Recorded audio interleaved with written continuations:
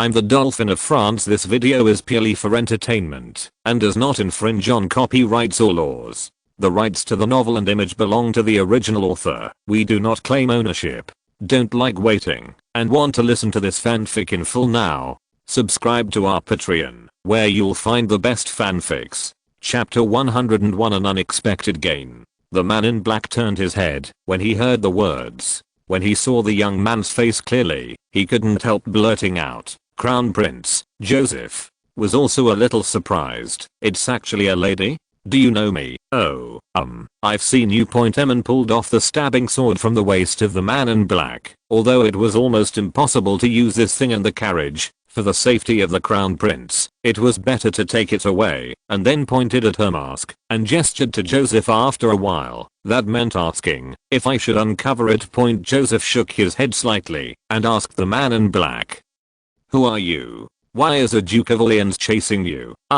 "You can call me Tulip," the woman in black said vaguely. "I just went to the royal palace to get something, and those guards were chasing me like crazy." Joseph frowned. "So, you are a thief, strictly speaking?" "Yes." The woman in black suddenly inhaled as she spoke, and then pressed her shoulders hard, her voice trembling a little. "But everything I do is for equality and justice only." Then did Joseph notice that there was blood seeping out from between her fingers. "Are you injured?" "A little injury." "It's okay." The woman in black shook her head. "Now, you can hand me over to that guy Philip. He should thank you." The Philip she was talking about was the Duke of Orleans. Joseph shook his head. "First, tell your real name. Second, what did you steal?" "Why should I tell you?" Joseph did not waste time with her and signaled to Eamon. "Eamon, please search to see what she stole." "Yes, your highness." "Miss, I'm sorry, don't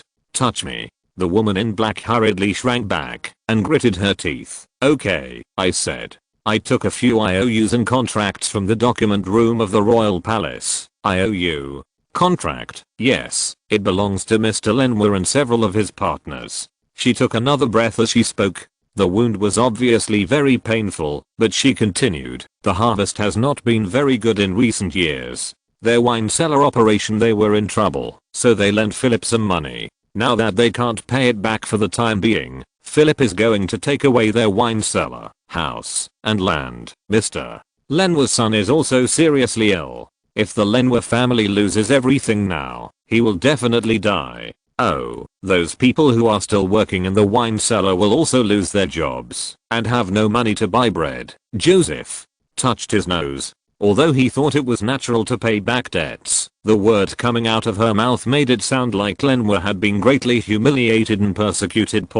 But he didn't have any problem with it causing trouble for the Duke of Orleans. "Okay, so you sneaked into the Duke of Orleans document room and just took a few IOUs? Didn't you grab some evidence of his dealings with foreign countries, corruption and illegal activities?" Joseph sighed regretfully, and the nickname Tulip is simply that of middle-aged boy. "No, tell me who you are, and I can consider letting you go." The woman in black was startled. "Really? Real?" The woman in black recalled the time when she saw the crown prince helping the homeless brothers and sisters outside the Angel shop in Paris, and forced a smile. "Sure enough, you are not so kind-hearted." "Well, okay, my name is Sorrel. Anna Sorrel Real." Eamon quickly retrieved his memory and said to the crown prince, "Your highness, she is the sister of Viscount Freidasis." Joseph is a bit funny. A nobleman from the Palace of Versailles, in order to do justice, wore night clothes and went to the royal palace to steal things at night. He heard the shouts of guards coming from far away and turned to wink at Eamon. The latter immediately opened the door and got out of the car. The carriage had just moved a few steps when it was stopped by two teams of heavily armed guards. Eamon immediately rushed forward and shouted, "What are you going to do?" "This is the car of His Royal Highness the Crown Prince." The captain of the guard of the royal palace recognized him and hurriedly bowed and saluted. "Count Eamon, we are arresting a thief." "I didn't see any thieves." "Okay, get out of the way." Eamon waved his hand. "Don't delay His Highness's schedule." When the guards saw that Cassoud had also come over with the crown prince's personal guards, they did not dare to say anything more and signaled their men to make way for the carriage.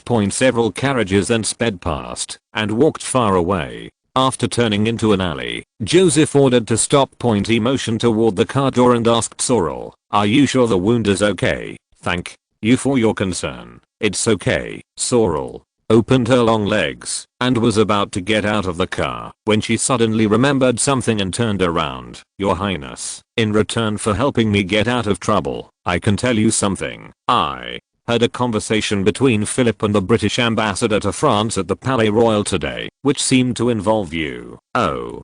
Joseph's eyes lit up, and he didn't expect an unexpected gain. Philip said he hoped that the British would allow Necker to serve as a financial advisor and participate in the negotiations you proposed. He also said that it would be best to exclude Archbishop Brian and let Vezin and Necker take the lead. However, the British did not seem to agree. Oh. Philip also mentioned that the 15 million livres his banks invested in the UK last time have been implemented, and now there are several banks that hope to invest another 10 million livres in British automatic looms. After she finished speaking, she turned around and got out of the car. Covering her wound, she turned back and curtsied to Joseph. "Thank you from the bottom of my heart again, Your Highness. In addition, please keep my confidentiality." Emin handed over her stabbing sword. The girl took it and pinned it to her side, nodded in thanks, then twisted her waist, swooped into the night like a black cat, and disappeared.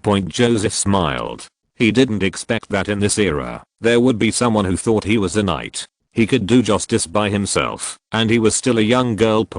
When the car started, he thought of Sorrel's words again, and a chill flashed in his eyes. These banks, taking French funds, went to help the British promote the Industrial Revolution, a total of 25 million livres, probably more than half of which was earned from the interest on the French government's debt. It seems that the financial circle needs to be reorganized. Not long after, the convoy arrived at the office of the Industrial Planning Bureau in Paris. Joseph quickly entered the small building and saw that it was still a little messy. After all, the moving started just yesterday.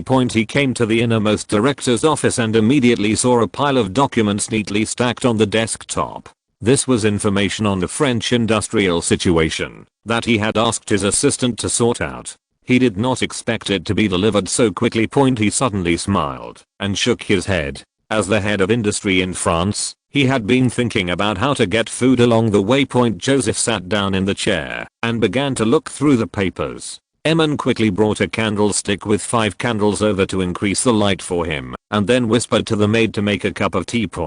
After reading about 10 pages, Joseph frowned.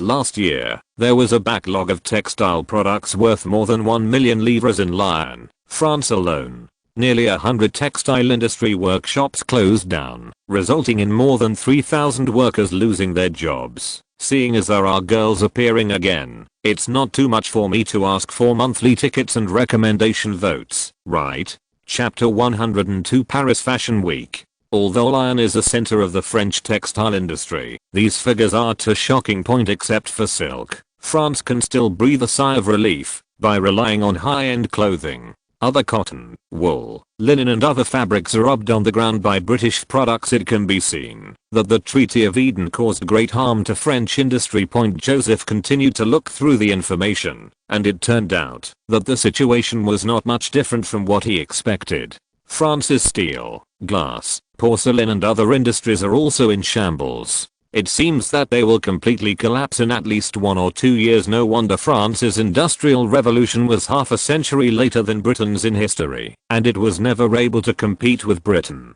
Although there were destructive factors in this, the Treaty of Eden definitely played an important role. He suddenly felt a lot of pressure again. He relied on some small means to win a 3-year tariff barrier for France, but after 3 years it would face an industrial decisive battle. At present, we have to solve the food problem and develop industry. We have to support all aspects by ourselves. How can we not be pressured? Moreover, food requires money, and developing industry requires even more money, but French banks have invested all their money in the UK. Joseph breathed a sigh of relief and looked out the window at the night. In the final analysis, it was still a matter of money. He felt a little irritable, so he simply got up and went out, ready to see the night view of Paris, and give his brain a rest. The cold wind outside blew on his face, which indeed made him feel much clearer. It's just that the sanitary conditions in Paris are far worse than those in Versailles. Even the wind carries a faint smell of fesses and urine. Fortunately, he doesn't like to spray a lot of perfume on his body, like other French nobles. Otherwise the strong fragrance mixed with the smell of cockroach would be a cruel torture for the nose. Joseph pulled at his collar. Emin caught up with him a few steps behind him, and put a scarlet thick woolen cloak on his shoulders. Oh, thank you very much, Joseph. Turned to thank him, and suddenly noticed the tall and cold wall on the left. He raised his eyes, and looked into the distance again, only to realize that the wall had no idea how long it was. It stretched out until it was submerged in the night, with no end in sight. Joseph moved more than 10 steps to the right, widened the angle, and then saw the tall spire of the building behind the wall. Where is that place? He pointed to the spire, and turned to ask Emin. Your Highness, that is the Tuileries Palace. Joseph blinked. No wonder this building was so exaggerated. It turned out to be the old palace. The Tuileries Palace was the palace of French King Henry III. However, under the threat of the Fronde, and considering the convenience of controlling the nobility, Louis XIV moved out from here, and built the Palace of Versailles. Therefore, the Tuileries Palace has been idle since the 17th century. Historically, after the outbreak of the massacre, Louis XVI was driven here again by the Paris citizens, and lived there for a while. He suddenly remembered a report he had seen 2 days ago on the Paris City Hall's application for funds for the autumn and winter fashion conference from the finance minister. Then he turned to look at the Tuileries Palace, and an idea gradually emerged from his mind. France, as the overlord of the fashion industry in Europe, has held 2 fashion conferences every year since Louis XIV, in spring, summer and autumn and winter in the entire European fashion circle. No one looks up to Paris. After each press conference, new fashion trends will be triggered across Europe. As far as Joseph knows, the current so-called fashion conference is simply to set up an exhibition hall where famous designers will take the stage to display their works.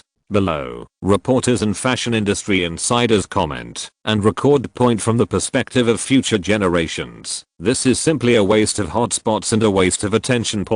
That is a wasted opportunity to make money. You know, the old royal palace in France can be used for other purposes. For example, the Louvre is currently a royal museum.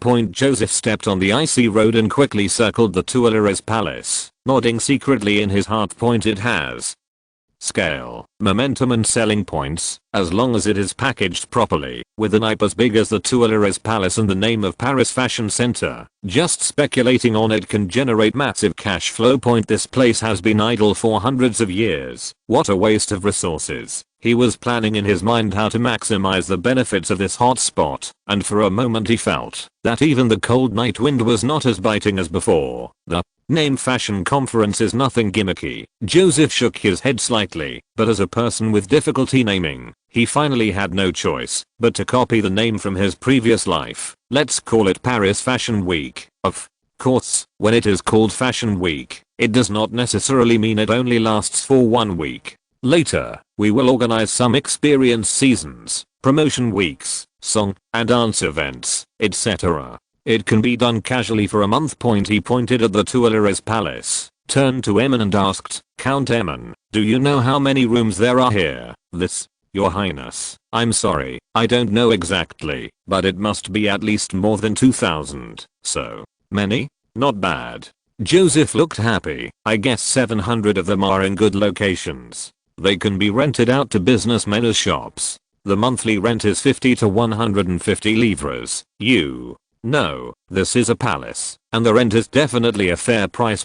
Joseph thought to himself, the remaining rooms can be rented out at a cheaper price, or used as hotel rooms, and you can rent them for 3 to 10 livres a day. The monthly rent for the hall is more expensive, about 1,000 livres. We will build some billboards in the square outside the palace and sell them to merchants. Well, we still need to find a spokesperson. When it comes to the fashion world, I have fashion trendsetters across Europe, synonymous with luxury and elegance. He Remember the last time angel water was sold well in the Palace of Versailles? Go and beg the queen. She should be able to agree to be the ambassador of the fashion week. When the time comes, newspapers will launch a wave of publicity and include the queen's portrait. Won't nobles from all over Europe flock to her? Well, let's talk about endorsements with some jewelry, shoes and hats merchants. Things like exclusively for the royal family, appointed by the queen, etc. The queen's endorsement fee alone is estimated to be able to recover hundreds of thousands of livres. As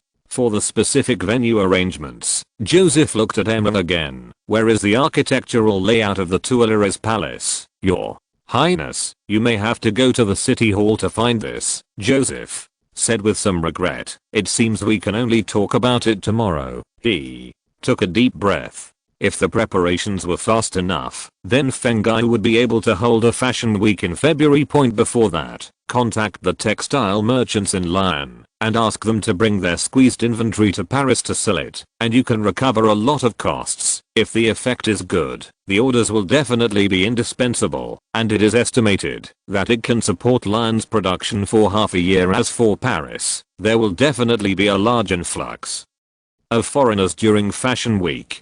The tourism income from food, clothing, housing, transportation, etc. is also a huge sum, which is simply killing two birds with one stone. Guys, can you guess what the male protagonist will do first to promote Paris Fashion Week? Chapter 103. Joseph returned to the office, and while his mind was still hot, he recalled the PPTs made by his previous mentor to fool Party A, and he picked up a pen and wrote on the paper, title, Paris Fashion Week Planning Book. Table of Contents, -1. Prospects and Feasibility 2. Business Methods 3. Detailed Project Planning 6. Profit Model. Early the next morning, Eamon had someone get the architectural layout of the Tuileries Palace from the City Hall. Joseph rubbed his sore eyes. He was busy until after 2 o'clock last night and only slept for less than 6 hours, unfolded a few drawings, and immediately began to divide the venue, as if he had found a treasure. The East Hall is opposite the palace gate and has several very spacious halls, so it is most suitable as the main venue. Choose a spacious room on the first floor of the South Palace as a dining and entertainment venue. We can send some royal chefs there. The first floor of the North Hall sells luxury goods such as jewelry. Well, we have to leave a good place for the Paris Angel. These, on the second floor, are all arranged into high-end hotels. Service and reception staff must be recruited and trained in advance. 2 middle-aged men knocked on the door and bowed to Joseph. Seeing that he was busy, they asked tentatively, Your Highness, do you need our help? They are the 2 assistant directors of the Industrial Planning Bureau newly appointed by Joseph. That is, the second and third leaders. One of them was a former speaker. The other person was a scholar, had business experience, and was familiar with French industry. He was recommended by Brian. Joseph nodded and handed his planning notebook to the tall man. Exactly, Viscount Varenne. Please help me take notes. Mr. Sylvain, please help me press the drawings. The tall man looked at the drawing and asked in surprise, Your Highness, this seems to be the Tuileries Palace. Yes, what are you doing? Save Lyon's textile industry, Joseph said, pointing to the square in the middle of the palace on the drawing. A large tea stage needs to be built here, with a length of at least 50 meters, with dense lighting, and a catwalk show every 3 hours. Verena stopped writing just after memorizing a few words and looked at the crown prince with a grimace. Your Highness, this tea stage and catwalk are. Tea stage refers to another. Few hours passed by in a blink of an eye. After arranging the venue, Joseph was revising the previous plan. Eamon looked at his watch, came over and said, Your Highness, the 3 people you want are almost here. Oh, let them come directly here. Joseph nodded, feeling like he was as busy as a machine running at full power. Not long after, 3 people of different heights, fatness, and thickness came to the office and saluted Joseph respectfully. Joseph nodded in return and then handed the Fashion Week planning plan to 2 assistants. Please sort this out as soon as possible and make 2 copies. Yes, Your Highness. The 2 bowed and left the office. Joseph turned to the 3 people who had just arrived, smiled and said, How long have you been serving the royal family? The Three of them looked at each other and said hurriedly, 15 years, Your Highness. 13 years, more than 20 years ago, they were originally responsible for running the royal industry. Joseph knew very well that if he purchased grain in his own name or the name of the government, it would soon attract the attention of profiteers, causing grain prices to skyrocket. Therefore, he needed someone to act as a white glove and purchase in small quantities and in batches. So he asked Emmon to select 3 people with rich business experience and loyalty. Joseph smiled at them and said, "Gentlemen, please sit down. I must first remind you that what you are going to do next must be strictly confidential. Do you understand?" Just as the 3 of them were about to sit down, they immediately stood up after hearing this. "Yes, Your Highness. Please believe in our loyalty." Joseph nodded. He believed in Emmon's way of looking at people. He asked the 3 of them to sit down again, and then ordered, "From now on, you will be the bosses of 6 cereal stores. Each person is responsible for 2 stores. Stores, shop assistants and the like are all chosen by you. You only have to do one thing after that, which is to buy as much food as possible." "Buying food?" an old man asked. "Your Highness, you said to buy as much as possible. How much do you need to buy?" Joseph said, "As long as the funds I give you are not used up, and it does not cause market price fluctuations, keep buying." The 3 of them looked at each other in surprise, and the old man said again, "Your Highness, don't you need to sell it? You can sell it a little bit so as not to arouse other people's suspicions." Although the 3 of them did not understand the reason, they still bowed and said, "Yes, Your Highness, we will definitely do it. You go prepare the store and warehouse first. The first fund is about 300,000 livres per person. Someone will give it to you in a few days." All 3 of them took a breath. Each of them paid 300,000 yuan, a total of 900,000 yuan. Why does the crown prince want to buy so much food? In fact, they didn't know that 900,000 livres was just the beginning. According to Joseph's plan, a total of tens of millions of livres in food would be purchased within half a year. I'll reiterate it again. Joseph looked around the 3 of them and said seriously, "Do not attract other people's attention as much as possible, and must not cause market fluctuations. What you have to do is extremely important. From now on, you will report to me on grain purchases every week." Case, "Yes, Your Highness." After carefully explaining the details of the grain purchase, the 3 of them said goodbye and left. Joseph came to the window, opened it, and stretched his aching back in the cool winter breeze. He immediately smelled the smell of smoke coming from the street.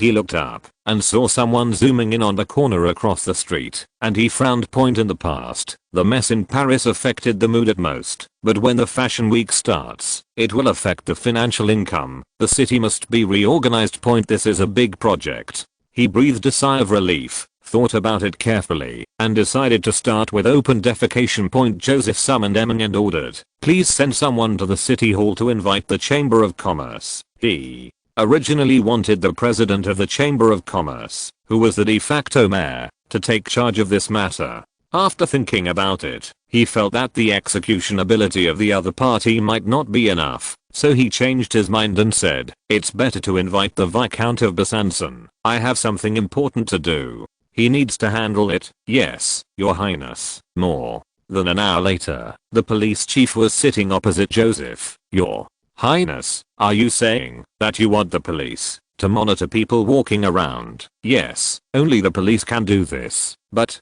where do you want those people to go?" "Well, conveniently, to be honest, even Besançon himself often solves problems on the street, so he feels it personally. Build public toilets." "Public toilet? What is it?" Joseph held his forehead. No wonder Paris was so dirty and smelly, so he explained, "It's a toilet built on the street.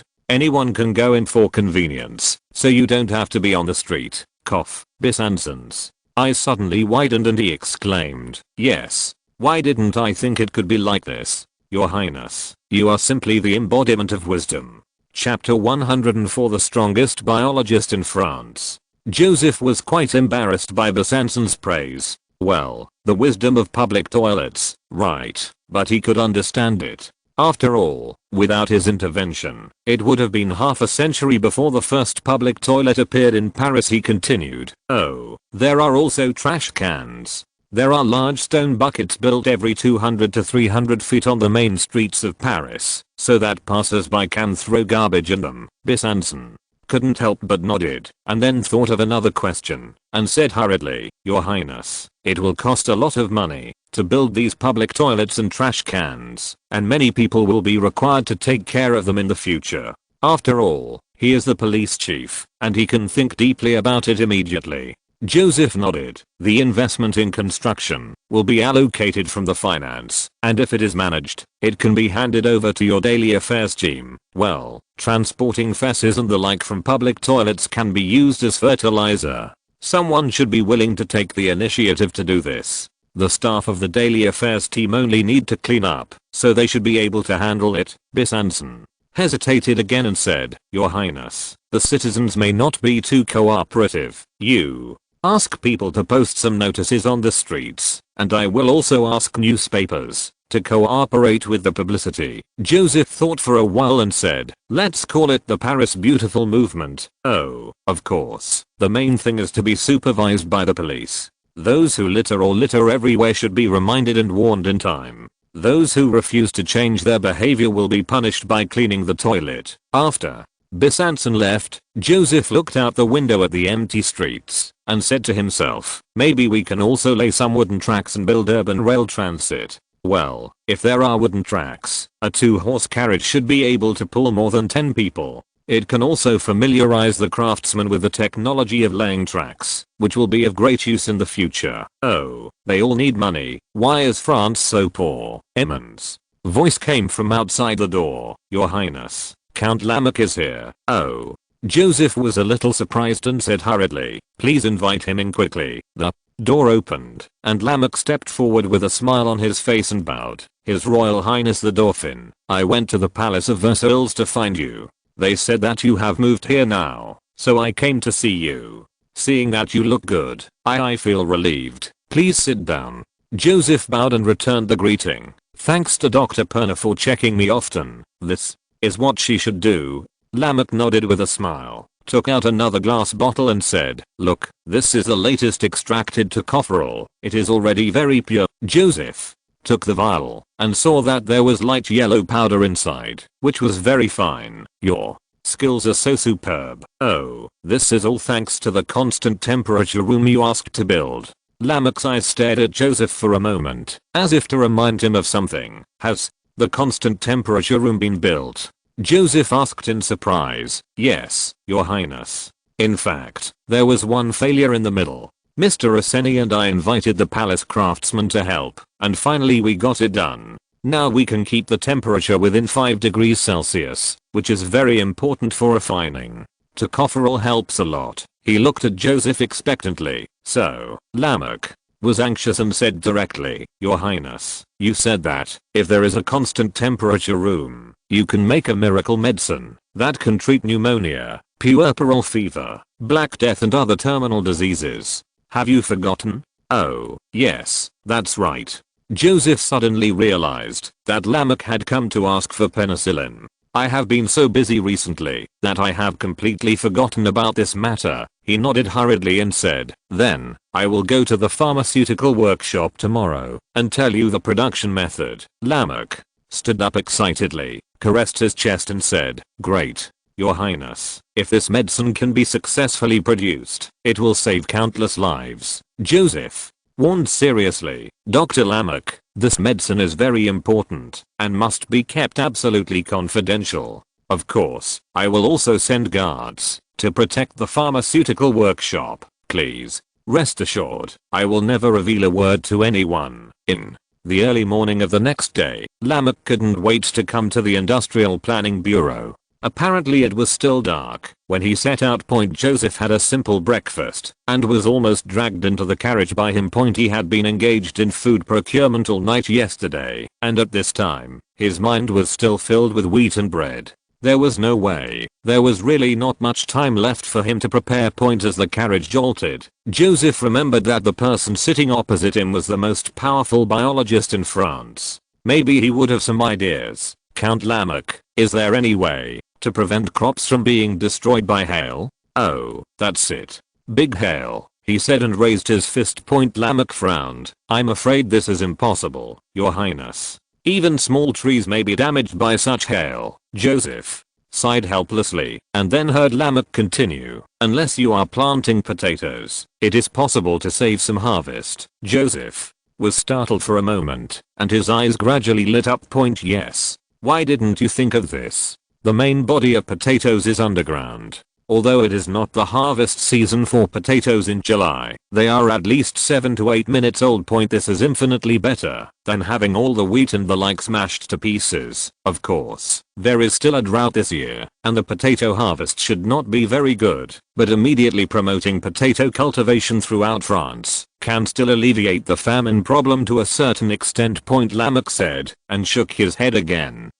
But the French don't eat this stuff. Joseph wondered. Why do you say that? I often see mashed potatoes and other foods at the Palace of Versailles. Lamech smiled and said, only nobles eat this, and only in Paris. Ah, don't you know? Lamech spread his hands. In the past, someone must have eaten potatoes with sprouts and got poisoned, so rumors began to spread among the people that potatoes were poisonous. Later, some people said that potatoes came from the devil under the ground. Because they grew underground, they gave it the name ghost apple. They thought it was an ominous thing, and eating it would bring bad luck. After the rumors spread too much, people even said that eating potatoes would cause stroke, lung disease, and leprosy. Oh, anyone who understands knows that it's all nonsense, but ordinary citizens believe it. When there was a famine in Naples, the people there would rather starve to death than eat potatoes. Joseph asked, then why don't the nobles care? Drive. Lamech said, this is all thanks to the great queen. Dr. Parmentier believed that potatoes are excellent food and recommended this plant to the royal family. Her Majesty the Queen liked potato flowers very much, so she stuck it on her chest and tried the taste of potatoes. As you know, the nobles in the Palace of Versailles love to imitate Her Majesty's behavior. Chapter 105 Medicine no longer exists. Lamech continued, I have seen people growing potatoes in the northeastern region, such as Metz, Lorraine and Bessin, and some villages and towns there also use potatoes as their staple food. As for other places, the Toulouse people, they don't even want to feed potatoes to pigs because they say it will contaminate the pork. Joseph was a little depressed and finally found a way to alleviate the famine, but the French would rather starve than eat this, and according to Lamech, the nobles have accepted potatoes very early, so why have they not been able to affect ordinary people? Large-scale publicity through newspapers and pamphlets, as well as free samples, may have some effect. He also remembered that Lamech had just mentioned that some people said that potatoes are the devil under the ground. In other words, superstition may be the main reason why people reject potatoes. In this case, the church needs to cooperate with the promotion. Later, Joseph asked Lamech about potato cultivation. As the two of them were talking, the carriage arrived at the door of the pharmaceutical workshop. Your Highness, it seems that you are very interested in potatoes. Lamech stopped talking. I can sort out this knowledge and copy it to you. Joseph looked at him with an impatient expression and could only nod his head. Thank you very much, Count Lamech. Then, let's start trial production of penicillin now. You mean penicillin? Is this the name of that magical drug? Lamech quickly took out a pen and paper and began to record. Yes. Joseph paused as he spoke and then told Lamech, even the name cannot be revealed. From now on, we will use type 1 antibiotics to refer to this drug. The words penicillin and penicillium are so similar that it is easy for people to connect the two. This strategic level drug must not leak any information. It was a royal guard who opened the door to the pharmaceutical workshop for Joseph and the others. Now they have taken over the security work here. Joseph frowned slightly when he saw the stiff uniforms on the guards and the muskets behind them, and ordered the guard captain Kesode to change these guards into civilian clothes so as not to attract the attention of foreign spies. When the car stopped in the open space in the middle of the workshop, Emma immediately opened the car door for the crown prince. Thank you. Joseph nodded to the attendant, got out of the car, looked around, and saw that this place was very different from before. First of all, the grounds are spotless. The workers' clothes and the tools in the workshop are very clean, and it doesn't look like the style of the 18th century. Under the shed on the right side should be a drying rack with various raw materials that need to be dried on it. Workers shuttled back and forth in the workshop, either carrying raw materials or loading prepared medicines onto carriages. Of course, more people are busy in front of various instruments, raising their hands from time to time to call out various data to the recorder on the side,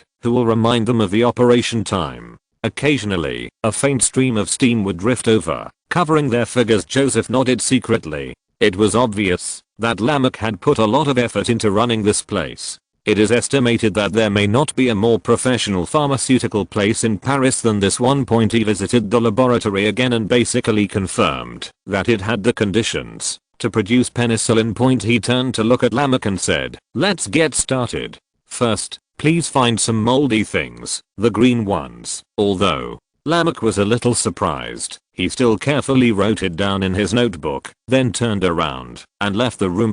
Perhaps it was because the hygiene of the workshop was so good that it took him more than half an hour to return with a few moldy dried corns and a moldy towel. Joseph lowered his voice and said, "Now let me tell you the most important point. This type 1 antibiotic is actually the secretion of penicillium and can be extracted from these mold spots." Lamech's eyes widened in surprise, but the crown prince had shocked him more than once. He didn't have any doubt at all, and just kept recording. Joseph recalled the documentary about penicillin he had seen before and said, "So first we need to cultivate more mold. You can use corn, rice, potatoes and other things to make a thin paste and put the mold on it. Then control the temperature to a certain level, and you have to do your own experiments to determine the specific temperature.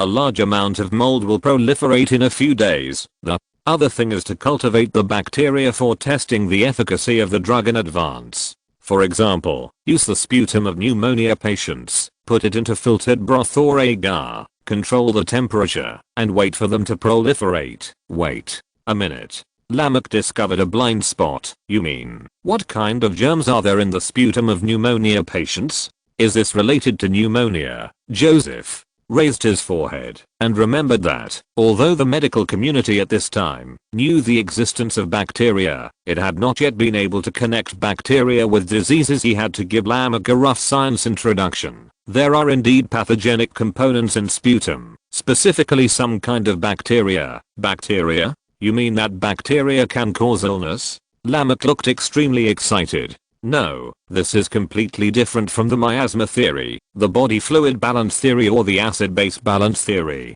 How do bacteria make people sick?" "What do you mean? How to determine this? Is there a mature theoretical system?" "Well, the theories about miasma and body fluids you mentioned are incorrect. And the answer you want is actually in the medicine you are about to develop."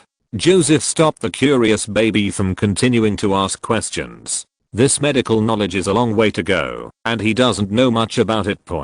So it would be better to wait for penicillin to be produced and let Lamech see with his own eyes that penicillin can purify sputum cultures, which are bacilli. Then he observed how penicillin cured pneumonia patients, and he would naturally understand the relationship between germs and diseases. Lamech's hands were trembling slightly. If what the crown prince said was true, then all the medical knowledge he had learned would be overturned.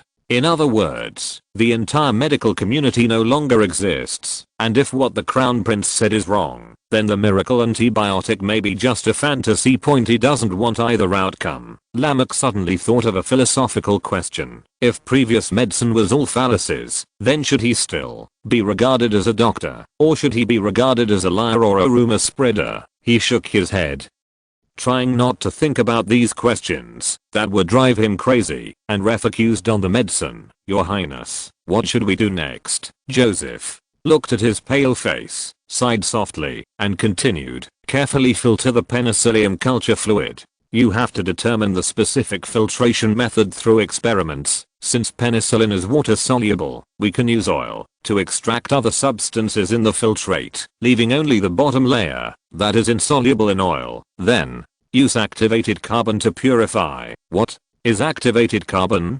Who would iron? A blind student appeared again. Oh, activated charcoal is just dry burning wood blocks in a metal vessel. I am begging for monthly votes and comments. The young author is grateful. Chapter 106 Drought is coming. Then clean the activated carbon with distilled water. Then the solution is made acidic to turn the penicillin molecules into their free state extract. With alcohol, neutralize with alkaline solution, separate the solution, and extract with acid again. The final filtered product is penicillin. Oh, it should be called a type 1 antibiotic. Joseph finished speaking in one breath, and finally said, the obtained medicine is added to the previously cultured bacteria. If you can see that the bacteria disappear, it means that the medicine is effective. If the bacteria are not affected, then modify the experimental conditions and start again. He knew very well that making penicillin was very difficult, and he only told Lamech the general theoretical basis. It's like telling Columbus in the 15th century, boy, there's a new world somewhere in the world, go for it. Columbus had to first get a boat and crew, then rush into the vast sea, try everything from east to west, north, and south.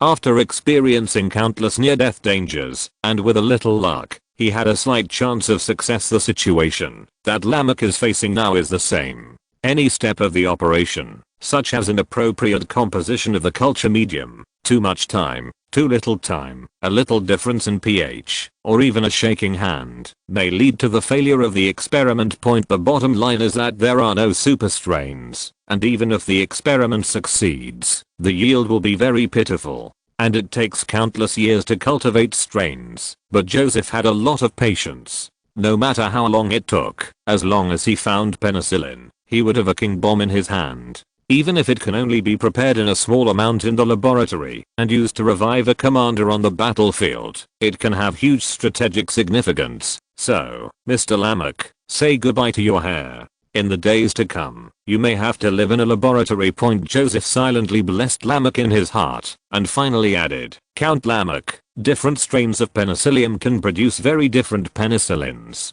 You need to test more samples to find the strain with the highest yield. Then you even have to take the initiative, promote mutation. He suddenly realized that he had said too much and said hurriedly, don't worry about what mutation is. By the way, I will leave you 30,000 livres first, all of which will be used for the experiment of type 1 antibiotics. I will allocate it to you after it is used up. Lamech suddenly realized something was wrong. It cost more than 30,000 livres to conduct this experiment. Of course, this thought only passed through his mind for a moment, and was completely overshadowed by his huge desire for penicillin. Afterwards, Joseph watched Lamech repeat the production process several times. By about 4 o'clock in the afternoon, he felt that he had said almost everything he needed to say, and was about to leave the workshop. Before he even walked out of the door, his mind was occupied with food matters again. The top priority is potatoes, and potato cultivation should be promoted across the country. This is very difficult. The French people hate potatoes, therefore, on the basis of good publicity, it is best to use administrative means to promote it, that is, to get the support of the Queen and Brian. And if you want them to support this, you have to give them some driving force. Joseph smiled slightly at the memory of the horrors of, say, the flower riots. So, who should they turn to help them remember? He thought for a moment, and suddenly slapped his forehead. Isn't the best candidate right next to him? He stopped in a hurry and said to Lamech, Count Lamech, I have something to ask you for help. It's an honor to serve you. Joseph said, can you write a report and give it to Archbishop Brian? The content is to predict that there will be a severe drought this year. For example, from the perspective of various plant abnormalities or special climate, it is recommended that the government prepare in advance. Lamech was already immune to the Crown Prince's various surprising actions. He just looked at him and said, have you also discovered that there will be a drought? Joseph was surprised. You also discovered it? Lamech nodded. Many signs prove this, but it shouldn't be as serious as you said. I will write a report to Archbishop Brian. No, you must write more seriously. Why? Joseph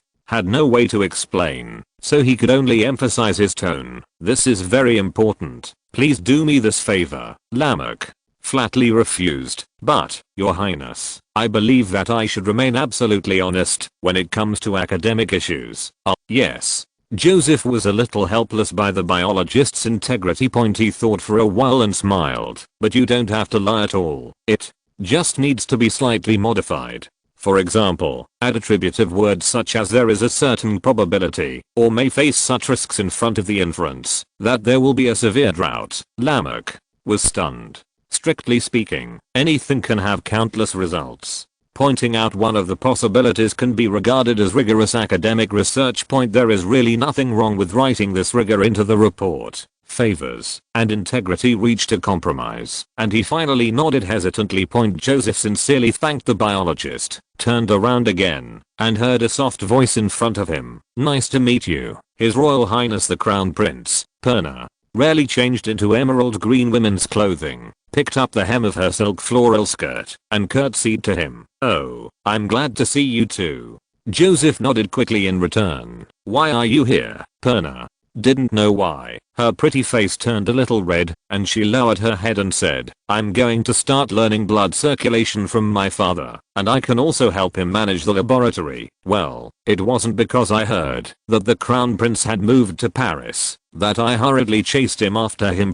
Joseph smiled and said, with your help, Mr. Lamarck's experimental progress will definitely be accelerated a lot. Perna secretly encouraged herself, raised her head and said, Your Highness, I heard that you are going to stay in Paris for a while. Perhaps I can continue to do routine health checkups for you. Oh, that's great. Thank you so much, Dr. Perna. The girl's face suddenly turned redder. 2 days later, Versailles Archbishop Brian looked at the Paris Fashion Week plan in his hand and seemed a little absent-minded while listening to the Crown Prince describe the bright future of the Fashion Week. The initial investment for Fashion Week only requires less than 600,000 livres, and the income is expected to reach more than 4 million livres.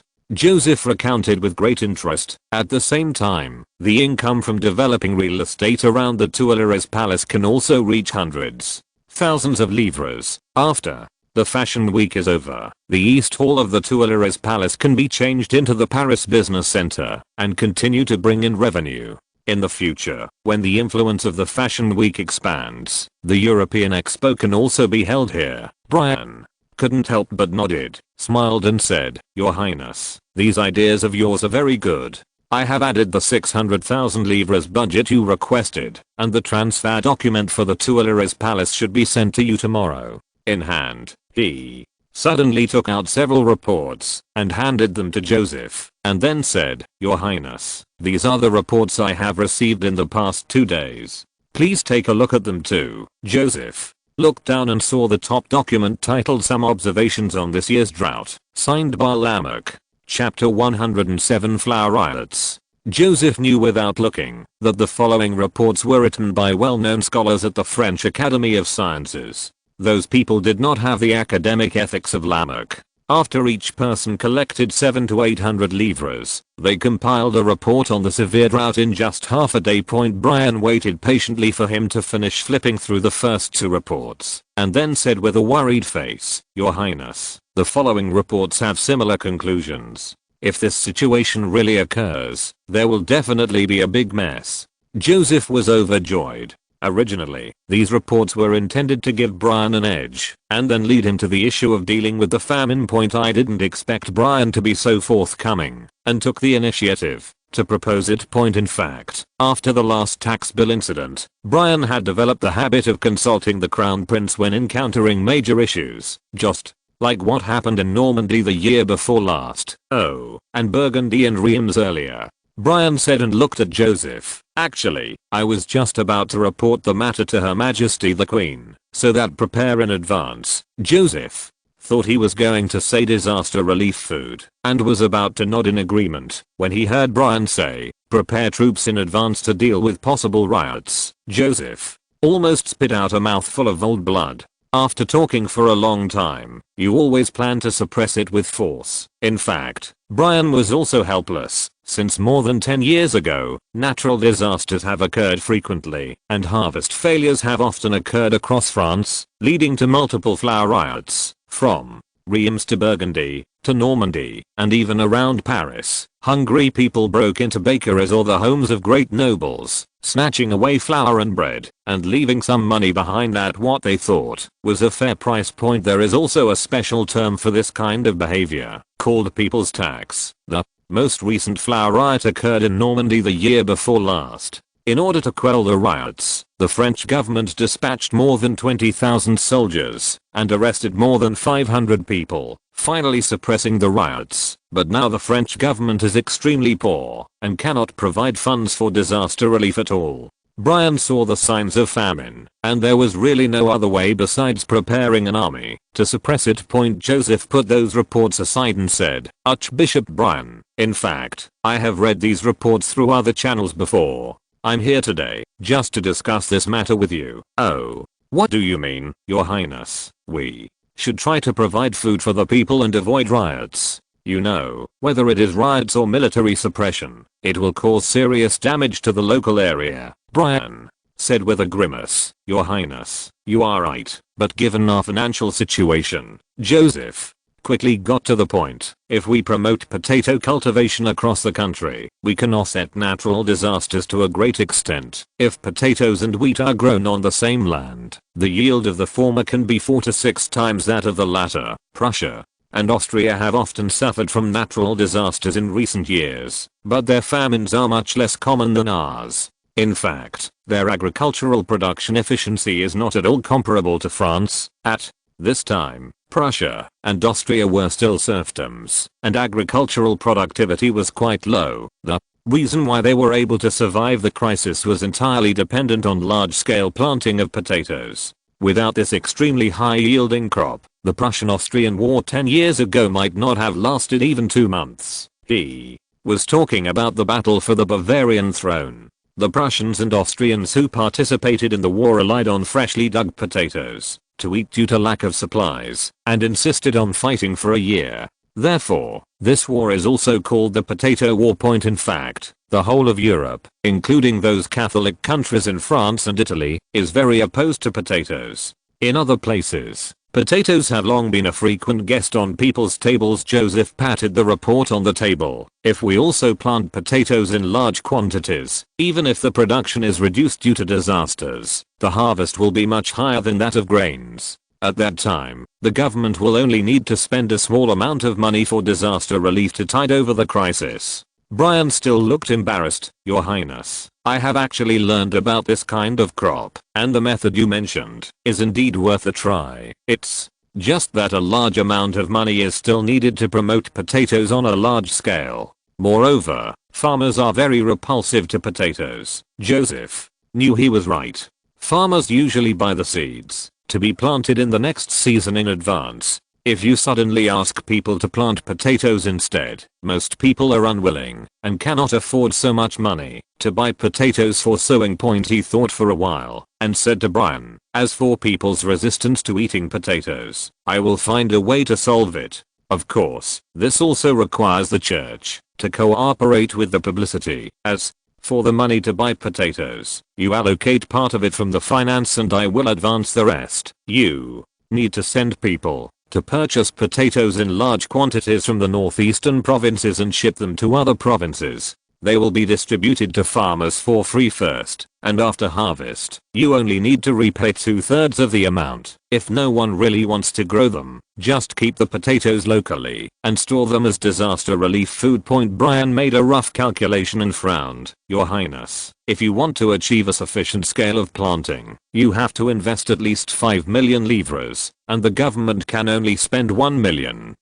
At most. Joseph nodded. Okay, within half a month, I will loan the government 4 million livres through the French Reserve Bank. Although he didn't have much cash on hand, he could mortgage the paper mill shares to Mirabeau and others for a loan, and then sell some shares of Paris Angels, and it would not be difficult to raise around 4 million. And in a few months, Paris Fashion Week will be able to bring in a lot of profits. That then discussed the details of potato promotion work, and Brian summoned his men and began to formulate a detailed potato promotion plan. This thing Sounds simple to say, but when it comes to the food production of the entire France, there are so many trivial matters that it cannot be implemented casually. Point for example, how many potatoes should be transported to each region? If some places are willing to grow them, or if there are not enough, how to allocate them? After the potatoes from the northeastern provinces are shipped out, how can they buy potatoes from Prussia or Austria to supplement their rations? How can the church follow the team transporting potatoes and persuade farmers to change their prejudices against potatoes? These require very detailed planning. Point seeing that there was nothing he could do to help, Joseph was about to get up and leave. Point Brian sent him outside the Palace of Versailles, still worried, and said, "Your Highness, do you really have a way to make those farmers willing to eat potatoes?" Joseph breathed a sigh of relief and nodded. "Don't worry, as long as we continue to publicize it, if 2 or 3 out of 10 people accept potatoes, it will play a big role in alleviating the famine." In fact, he had already ordered Danico to start printing a pamphlet about popular science potatoes yesterday, and he had already planned more publicity methods in his mind, and would start to promote them soon. Chapter 108 Famous Painting. Barnabé never thought that as the royal chef of His Royal Highness the Dauphin of France, he would one day cook for sans-culottes on the streets of Paris. However, this was the order of the Crown Prince, and 14 other palace chefs had the same fate as him. Barnabas fixed the peeled potatoes on a special fork, held the knife in his right hand, and cut them in a very dazzling way. Then he skewered the potatoes on the iron skewers and pulled them apart evenly. The potatoes suddenly turned into a curly whirlwind shape. He put the string of whirlwinds into the oil pan and fried them for a while. After taking them out, he sprinkled them with various condiments and then inserted them on a wooden board with holes on the side. The assistant next to him immediately raised his head and shouted to passers-by, "The most popular palace delicacy, whirlwind potato tart. The kind-hearted Crown Prince invites everyone to taste it for free." The cooking tent was surrounded by people, sniffing the aroma of the whirlwind potato tower, but no one came up to take the food. That is the devil under the ground. If you eat it, you will get lung disease or leprosy. After an unknown amount of time, a dirty little boy with sticky hair came over and stared at the potato skewers, swallowing hard. Finally, under the repeated urging of hunger, he grabbed the iron pick and took a big bite. Fragrant, the little tramp's eyes widened. This thing tasted better than the bread with brown sauce that the kind lady gave out at Christmas. He ignored the pity looks from everyone and ate 3 skewers in one go. Because he was worried about being blamed, he reluctantly turned around and left. Not long after, a few more dirty children came and divided up the rest of the tornado potato tarts. The onlookers shook their heads and sighed as they looked at them, as if these children would soon turn into corpses. Selling newspapers. At the street corner not far away, a newsboy waved the latest Paris business journal and shouted, "Read the newspaper. 2 sous a copy. The latest novel, adventurer travels across the Caribbean, wins wealth and beauty." Someone bought the newspaper, read the latest issue of Refining the Sphere first, then turned to the 3rd page, and was immediately attracted by the new novels. It was a story about an adventurer, nicknamed Popey, who drove a clipper ship named the Black Pearl to explore the Caribbean. The most attractive thing is that Mr. Popey has a unique physique. As long as he eats potatoes, he will immediately become infinitely powerful and successfully solve all his troubles. Palace of Versailles. Under Brian's personal supervision, the plan to promote potato cultivation was completed in less than 3 days. Joseph and Brian came to the Little Trianon Palace early in the morning with the planning book in hand. In the garden outside the Queen's palace, Queen Mary gave her son a warm hug and looked extremely happy. "Dear Joseph, I'm preparing to have someone go to Paris to call you back." She turned to Count de Berniac and said, "Please ask Madame Lebrun to come over and tell her that the Dauphin is here too. Oh, be sure to ask her to bring the painting." Joseph had heard this name and knew that this was a famous court painter. Many portraits of the king and queen were painted by her. He looked at the queen in confusion. "Mother, what did you ask Madame Lebrun to do?" The queen smiled and said, "Mrs. Lebrun has conceived a very good painting about you. It's called The Son of God. Oh, I believe you will like it after reading it." "Oh, okay." Joseph suddenly had an ominous premonition for some reason, but he immediately turned to the topic and said, "By the way, Mother, Archbishop Brian and I have something important to tell you." "Oh, what is it?" Brian hurriedly handed the plan to the Queen and said, "Your Majesty, according to the analysis of several scholars such as Count Lamech, there will be a drought this year, and it is likely to be more serious than before." Queen Mary suddenly looked worried. "Do you have any good solutions?" Brian hurriedly said, "His Royal Highness the Crown Prince had the idea to promote potatoes across the country and use the extremely high yield of this crop to reduce the possibility of famine." The Queen listened to his detailed plan to promote potatoes and nodded. "In Austria, people use potatoes to cope with famine." Joseph must have carefully studied the pros and cons of many countries' systems and flexibly use the beneficial parts. France, she took the pen from the maid beside her, signed the document, and murmured with raised corners of her mouth, "Sure enough, just like in Madame Lebrun's painting, my Joseph is extremely talented and must have been favored by the Lord." Joseph didn't expect things to go so smoothly. If he had known it would happen, he would have come to the Queen to sign it 3 days ago. There was no need to wait for the detailed plan to be made. There is only more than a month left before sowing wheat. Once farmers plant wheat, it is absolutely impossible to dig it out and plant potatoes instead. To transport potatoes from northeastern France to the southern provinces, 1 month is probably barely enough, so time is very tight. The Queen handed the document back to Brian and saw an elegant middle-aged woman walking over and saluting the Queen. Joseph and Brian one after another. Queen Mary smiled and nodded, and then ordered, "Mrs. Lebrun, show your painting to the Crown Prince quickly. I can't wait any longer." "Yes." Mrs. Lebrun immediately signaled to the assistant behind her. Several young people hurriedly and carefully moved the picture frame that was nearly a person tall and lifted off the dust-proof sheet covering it.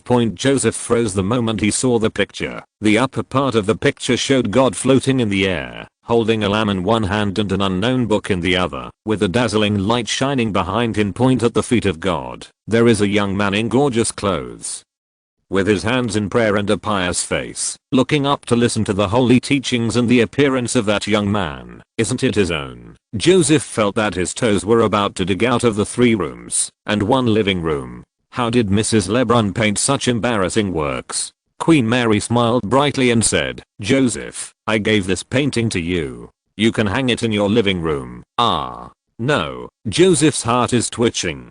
Seeing this thing every day will definitely give him embarrassment cancer. Madame Lebrun said, "Your Majesty, I'm afraid it will take a few days. Strictly speaking, this painting is not completed. I still need to complete some details." Joseph was slightly relieved when he heard this and said hurriedly, "You must improve it more and don't think about time." Brian looked at the painting on the side, nodded and commented, "Mrs. Lebrun, your painting skills are simply wonderful. I can already feel the holy aura of the Son of God from this painting. The Son of God will eventually be born from this. Praise to the world." Feeling the breath of holiness. When Joseph heard this, his heart suddenly moved. Yes, people of this era most like to use oil paintings to promote religion. In people's minds, the content in the oil paintings is almost what happened in reality. That's why the Queen cares so much and appreciates this painting so much. Perhaps this is the best way to break the French superstition on potatoes. An image appeared in his mind almost instantly. Joseph made the sign of the cross on his chest because he often had to do this action after traveling through time, and it was already a conditioned reflex. He thought to himself, "God, it seems that I need to trouble you to speak for me on this matter. If you're listening to this novel on a channel other than Fanfic World, it means they downloaded and uploaded it without effort. We cordially invite you to visit our channel, Mundo Fanfic Novelos. There you'll find the original version of this story and you can explore many other novels of various genres. We're waiting for you to immerse yourself in a world of incredible novels." Chapter 109, Getting Ready for a Blind Date. It just so happens that the Crown Prince is here. You can follow his example and carefully perfect the painting. Queen Mary smiled at the painter Madame Lebrun, then asked the maid to fetch a chair and pressed Joseph on it without any explanation. Seeing this, Brian cast a helpless look at Joseph, took the potato promotion plan signed by the Queen, and left. Mrs. Lebrun very professionally directed her assistants to set up the painting equipment, squinted at the sun, adjusted the angle, and began to modify the painting. The Son of God. Joseph's plan also required a painter, so he followed the Queen's request, made a praying gesture, and asked Madame Lebrun, "Excuse me, can you paint a painting of the Last Supper? Just like the one by Leonardo da Vinci." Mrs. Lebrun rubbed the oil paint on the painting with her fingers, and nodded without thinking. "Your Highness, of course it is possible. In fact, any student at the Paris Academy of Art has copied this painting hundreds of times." Joseph smiled and said, "Can you make some modifications to the picture? Oh, please restore the expression you had just now, Your Highness." Madame Lebrun frowned, but still nodded. "Of course you can. Do you want to make some changes to the clothing of a certain saint?" Joseph quickly put away his smile and looked up diagonally. No, actually, I want to add 2 potatoes to the food on the table. It's easy." Lebrun was suddenly stunned when he said half a sentence. "You mean the devil under the ground?" She showed a melancholy look. "Your Highness, I'm afraid this must be approved by the church. Otherwise I'm worried that it will cause some kind of blasphemy. You know, that will subject me to the church's judgment." Joseph tried to persuade her for a while, but Mrs. Lebrun never dared to agree, saying that no other painter would dare to paint such a controversial thing as potatoes. Joseph was helpless and couldn't help but sigh in his heart. It's really not that easy to ask God to speak for you. Queen Mary, who was sitting a little further away, saw her son frowning and covering the sun with a fan, and asked loudly, "My dear, what are you talking about? Potato?" The Queen showed a kind smile. "Don't always think about potatoes. Those matters will naturally be handled by Archbishop Brian. Oh, by the way, did you know? Next month, Princess Maria Amelia of the Sicilies is coming to Paris for a trip." Okay. Joseph was thinking about how to persuade the church, but he just thought the Queen was talking about common things, so he responded casually. But he forgot one thing. According to the practice among royal families, this kind of tour with clear direction usually means a blind date. Seeing that her son agreed, Queen Mary thought that he was satisfied with the princess. She couldn't help but feel a little anxious, and hurriedly added, "Also, your cousin, Maria Clementini of the Principality of Tuscany. I will also travel next month. What do you think?" At present, the Archduke of Austria, the Emperor of the Holy Roman Empire, Queen Mary's brother Joseph II has no children, and his wife has been dead for many years. So basically the daughter of his younger brother, the Grand Duke of Tuscany, the Grand Duchess Clementine, was one of the highest status girls in the Habsburg family.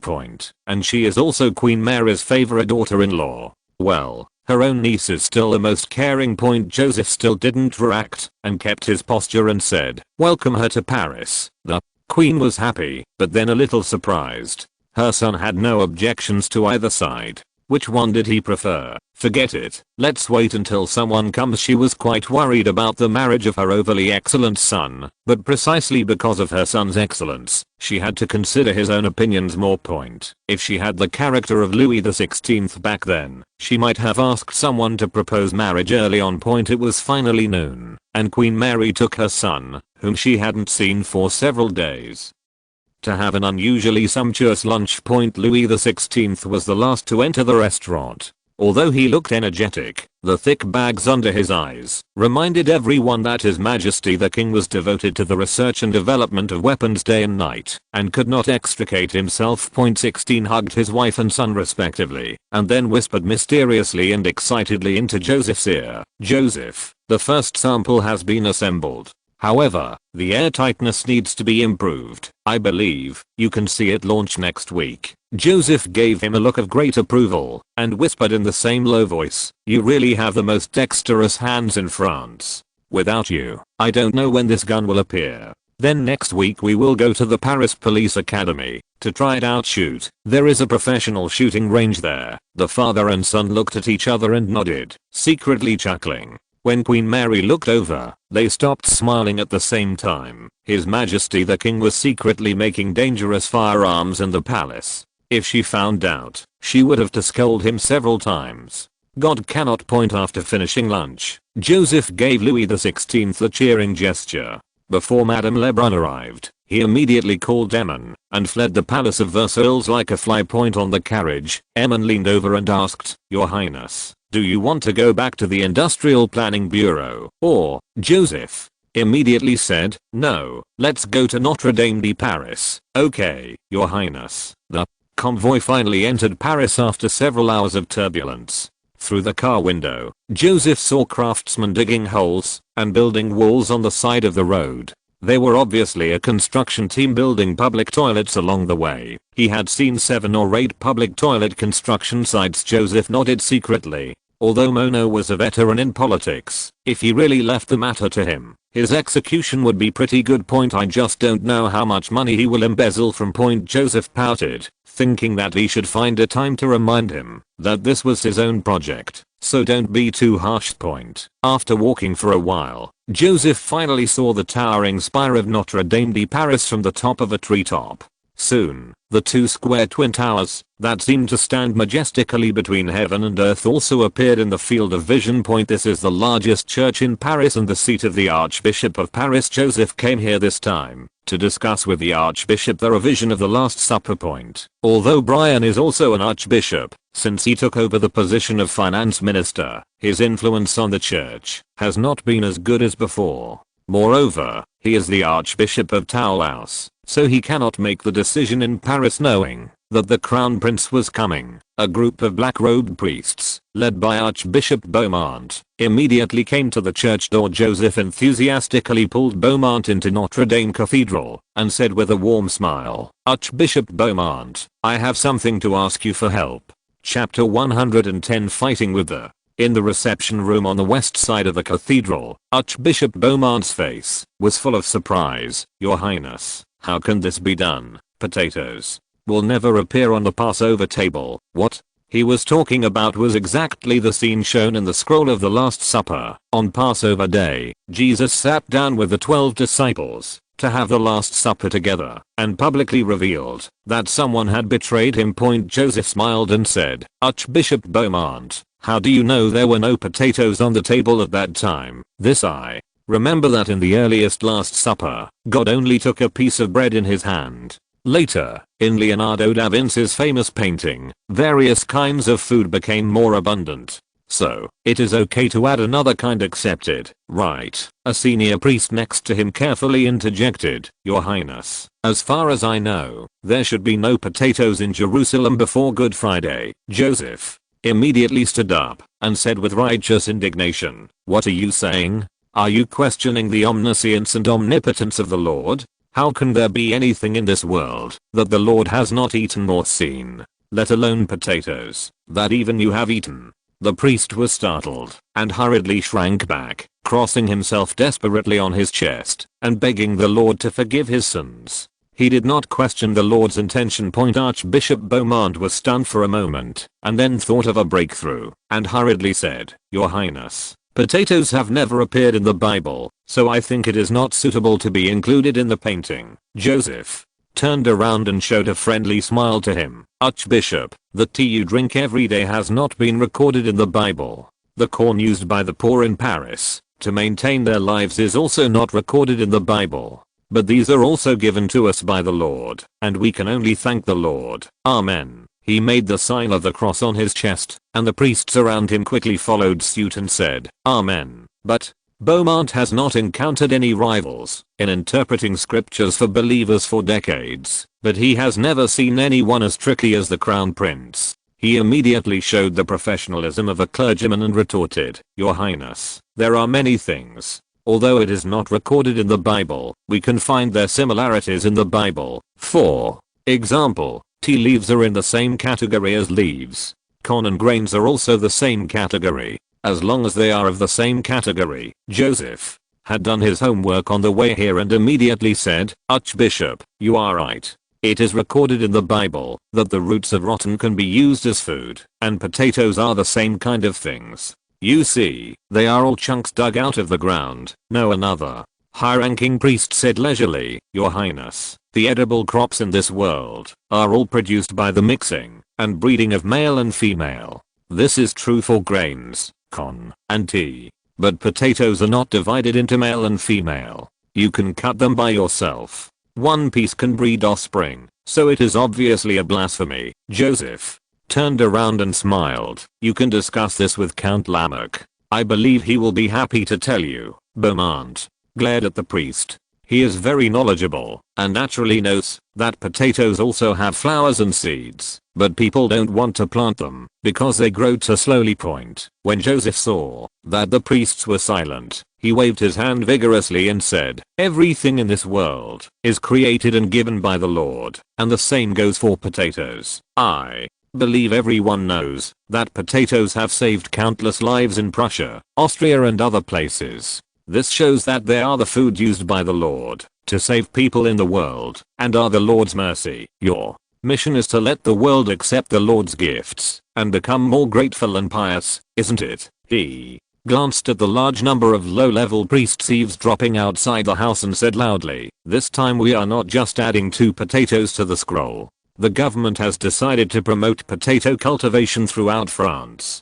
This requires the church to send people to assist and tell the farmers this is a gift from the Lord. All priests who assist in the promotion can receive monthly subsidy of 10 livres. In addition, if the people in your area are highly receptive to potatoes, your church will receive a reward of 300 livres. Seeing the joyful appearance of the priests outside the house, Beaumont hesitated for a long time and finally sighed and said to Joseph, Your Highness, the Crown Prince, maybe you are right. Potatoes can be added to the Last Supper. He shook his head silently in his heart. However, this will not have any effect. Even if the church agrees, those people will not let potatoes be grown on their land. Soon, a new version of the Last Supper appeared in oil painting shops in Paris. In the painting, there are 2 more potatoes on the plate in front of Jesus, and a small bowl of mashed potatoes in front of Peter. Major newspapers in Paris also began to publish this painting. Although it was black and white and the drawing board was not very finely carved, anyone could tell that the 2 bumpy balls were potatoes in front of the tornado potato tart stall of the royal chef Barnabas. The citizens were still very hesitant. Hundreds of years of habits cannot be changed easily.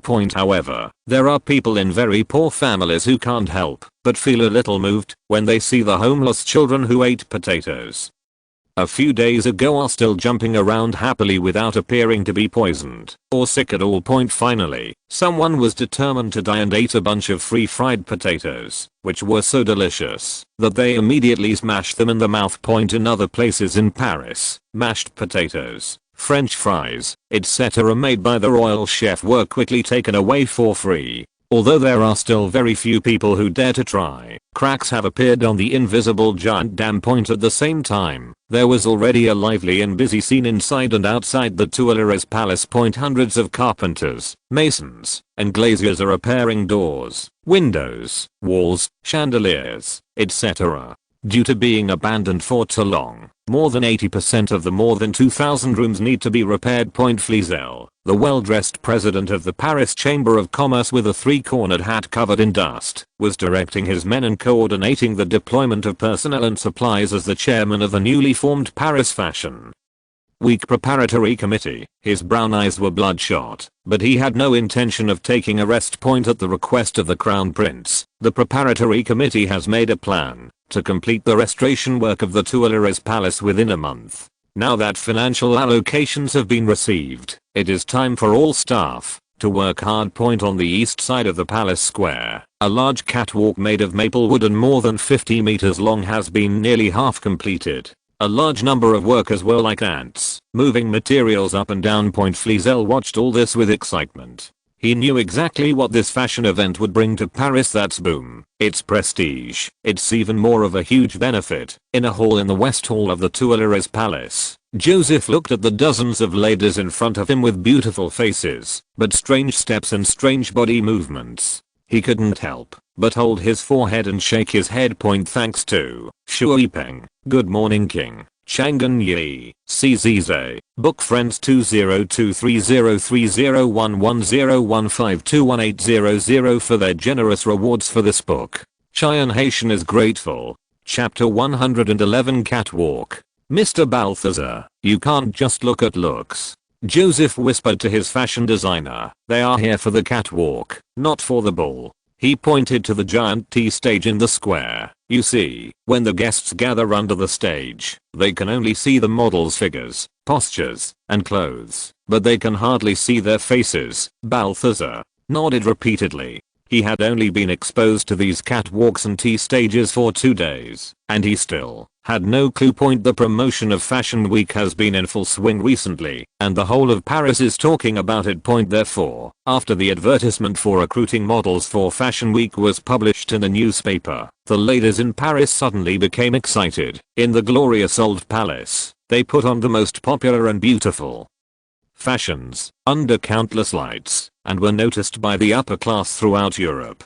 And there are high rewards to be received. Who cannot be tempted by this? Yes, there was no fashion model career in this era, so Joseph could only audition from the public. For a time, model and catwalk became the most popular words among Parisian women. Regardless of actors, singers, delinquent women, or even aristocratic ladies, as long as they have a little confidence in their figure and appearance, they all have the idea of signing up to try out at the Tuileries Palace. After several rounds of preliminary screening by Balthazar, the dozens of people in front of him were selected, and they were already considered the best among the candidates. Joseph helplessly looked at the models who acted stiffly or deliberately showed off their career lines. He couldn't help but sigh, stood up, clapped his hands vigorously to remind the models to pay attention, and then did what he least wanted to do, but had to do again. Demonstrate the catwalk. Look, we have to step here in the second step. His scalp was numb with embarrassment, but he could only persist. First lift your knees and throw your calves out, and then take the next step. Don't use too much force on your hands. Just let them hang down naturally. I don't want your hands to go limp.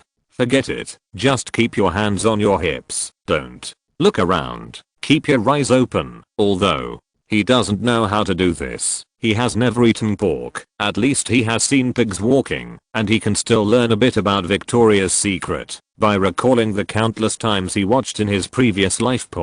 After he walked back and forth, the models immediately gave him warm applause. Joseph sat back on the chair with a dark face and said feebly, whoever learns it first will be promoted to coach, and his salary will be doubled. With the ability, the models immediately became serious. Several aristocratic ladies who had practiced dancing began to touch the door, and their movements gradually became more impressive. Joseph asked them to practice and experience it themselves, then turned to the male model group on the other side of the hall and raised his hand to signal, please take a walk and take a look. Dozens of handsome French boys immediately raised their long legs, and with the high heels on their feet, they walked in a enchanting catwalk, much more presentable than the ladies next to them. Stop.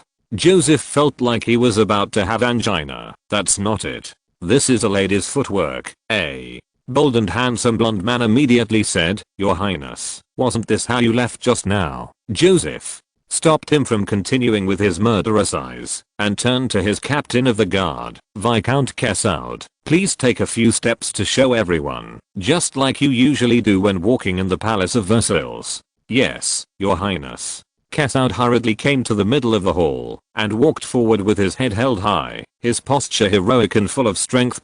Joseph looked at the male models. Please practice like this, under a construction shed in the Tuileries Square. The review supervisor of the Fashion Week organizing committee was looking intently at the West Hall. There were dozens of beauties there, dressed in beautiful dresses, walking past the wooden platform one after another, with eyes as bright as water, enchanting demeanor, and endless grace. He swallowed unconsciously, and asked the president of the Chamber of Commerce beside him, Viscount Flezel, what are you doing there? I heard that His Royal Highness the Crown Prince invented the way to display fashion, also called a catwalk. Flezel replied casually, but secretly sighed in his heart. I really don't know how the Crown Prince came up with such beauty at his age. Bah. What a brilliant idea. With just this kind of catwalk, this year's Fashion Week is sure to shock the whole of Europe. Brian, this despicable shameless bastard. Wilson slammed the letter in his hand on the table with a loud bang. I swear, one day, I will tear you into pieces with my own hands. His entourage heard the commotion and hurriedly opened the door and asked, My lord, are you okay? I'm fine. Get out, Wilson. turned around and roared, his face colder than the white snow outside the window. The letter was written by the Duke of Orleans, and judging from the date, it was sent the day after he left Paris. However, the postman obviously failed to catch up with him, and it was not until he took a break in Smolensk that he finally received the letter. The content of the letter was only a few sentences, telling him that the British-French trade negotiations had officially begun. The negotiators are Brian and Household Registration Minister Nicolas. Virgin gritted his teeth and remembered that he had asked Brian half a month ago when he planned to start trade negotiations. Brian told him that some financial data used in the negotiations were not ready and would have to wait for a long time. Subsequently, he was sent to Russia to convey the so-called France's concerns about the Russian-Turkish war. Unexpectedly, as soon as he left, trade negotiations between Britain and France began. What he couldn't accept the most was that the person who participated in the negotiations on his behalf turned out to be that good-for-nothing transparent Minister Nicolas. For a long time, he slumped weakly on the chair. This place is more than 2,000 kilometers away from Paris. Even if you rush back immediately, by the time you get to Paris, the treaty will definitely have been signed. What awaits him will be only the ridicule of the entire Paris political circle. The firewood in the fireplace crackled, and the fire was burning brightly, but Vilsin only felt a bone-chilling coldness. He knew that his political career was probably coming to an end. Villa Mirabeau, West Bank of Seine. Mirabeau didn't expect His Royal Highness the Crown Prince to come unexpectedly, so he seemed a little hurried when he came out. "Oh, it's nice to see you, Your Royal Highness the Crown Prince." He took half a step back with his right foot, put his right hand on his chest, and bowed respectfully. Joseph smiled and said, "I'm also very happy to see you, Count Mirabeau. In fact, I came today because I want to get your help with something." Mirabeau personally opened the door for him. "You know, Your Highness, I always look forward to serving you." Entering the reception room, Mirabeau asked Joseph to sit down and pointed at the black tea just brought by the maid with great enthusiasm. "Your Highness, you must try this. It has just been shipped from the Far East, and it is definitely not the cheap stuff from India. Comparable. Oh, by the way, what do you want me to do?" "Thank you for the tea. It tastes very good." Joseph held up the milky teacup and gestured to Mirabeau, then continued, "You may have heard that the government is promoting potatoes nationwide. Chapter 112, The Future of Industry. This requires the purchase of a large number of potatoes as seeds." Joseph rubbed the pattern on the teacup and looked at Mirabeau. "The current government finance can only provide 1 million livres, and a total of 5 million is needed. I don't have that much money at the moment, so I want to borrow some from you." Joseph knew that after Mirabeau invested in the paper mill, he might not have much money left, but he had a wide network of connections and had good friends with many capital aristocrats, so he could help contact them. "Oh, of course, don't worry, I can use the shares of the paper-making workshop or Paris Angel as collateral," Mirabeau said. "Your Highness, the only places in the country where you can buy potatoes are Alsace, Lorraine and a few other provinces. Do you mean to buy them from such a faraway place?" "It's such that," Mirabeau nodded. "First, Your Highness, I can help you find a way to make money. Since the tax bill incident, he and the Crown Prince have been tied up in interests, so they naturally have to contribute to His Highness." But then he frowned and said, "However, what I say next may make you unhappy, but I think I still have an obligation to remind you. Please, feel free to say so. There is only 1 month left before wheat sowing, and with the efficiency of those in the government, you should know that it will take them at least 3 weeks to buy a huge amount of potatoes worth millions of livres. The remaining time is basically not enough to transport and sow." Joseph was startled when he heard this, thinking that he was still careless and did not take into account the poor efficiency of the bureaucracy. He thought for a while and nodded. "Thank you for the reminder, Count Mirabeau. Maybe I have to go to Lorraine myself. With me watching, they will definitely move much faster. In addition, I also want to visit Nancy by the way, so that I can set up an industrial development zone there in the future." "You have done so much for France, Mirabeau.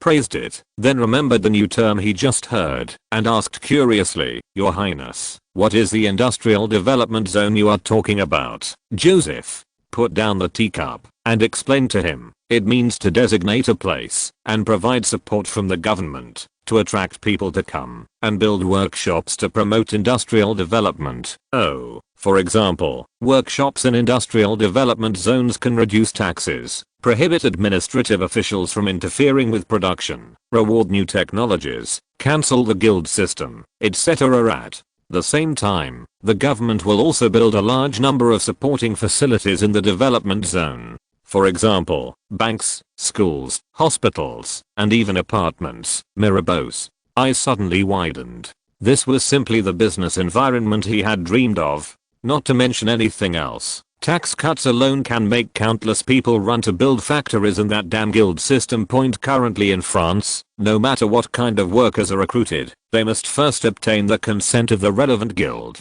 It was originally a very simple job that anyone could do, but a corresponding guild had to pop up to collect membership fees from the workers, and on the other hand, it threatened the workshops as for the exploitation and harassment by government officials. It also causes headaches for various workshops. If these adverse effects can be eliminated, the profit and efficiency of the workshop will be greatly improved.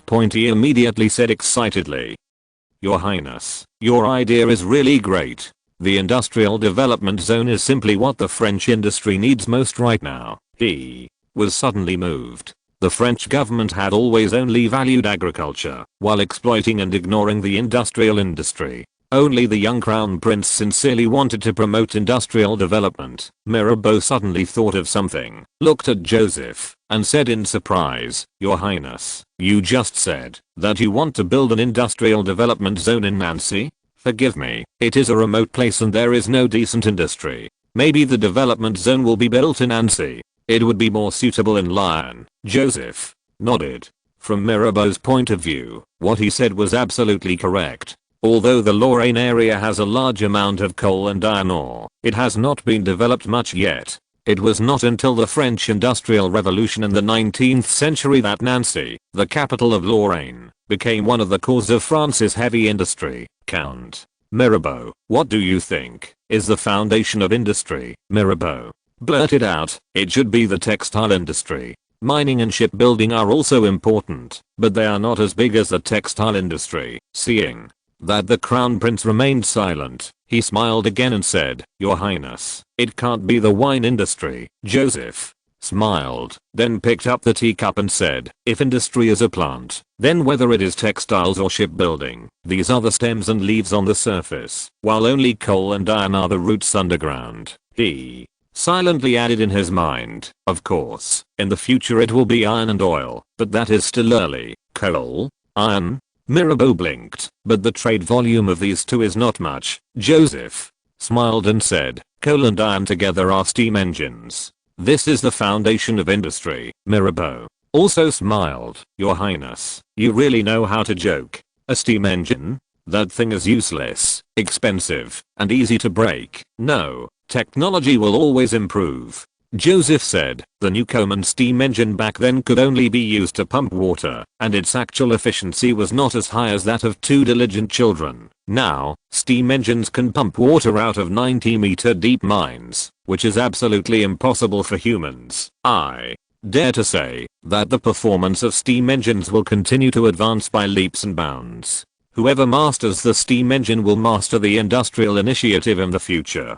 Mirabeau still seemed unconcerned.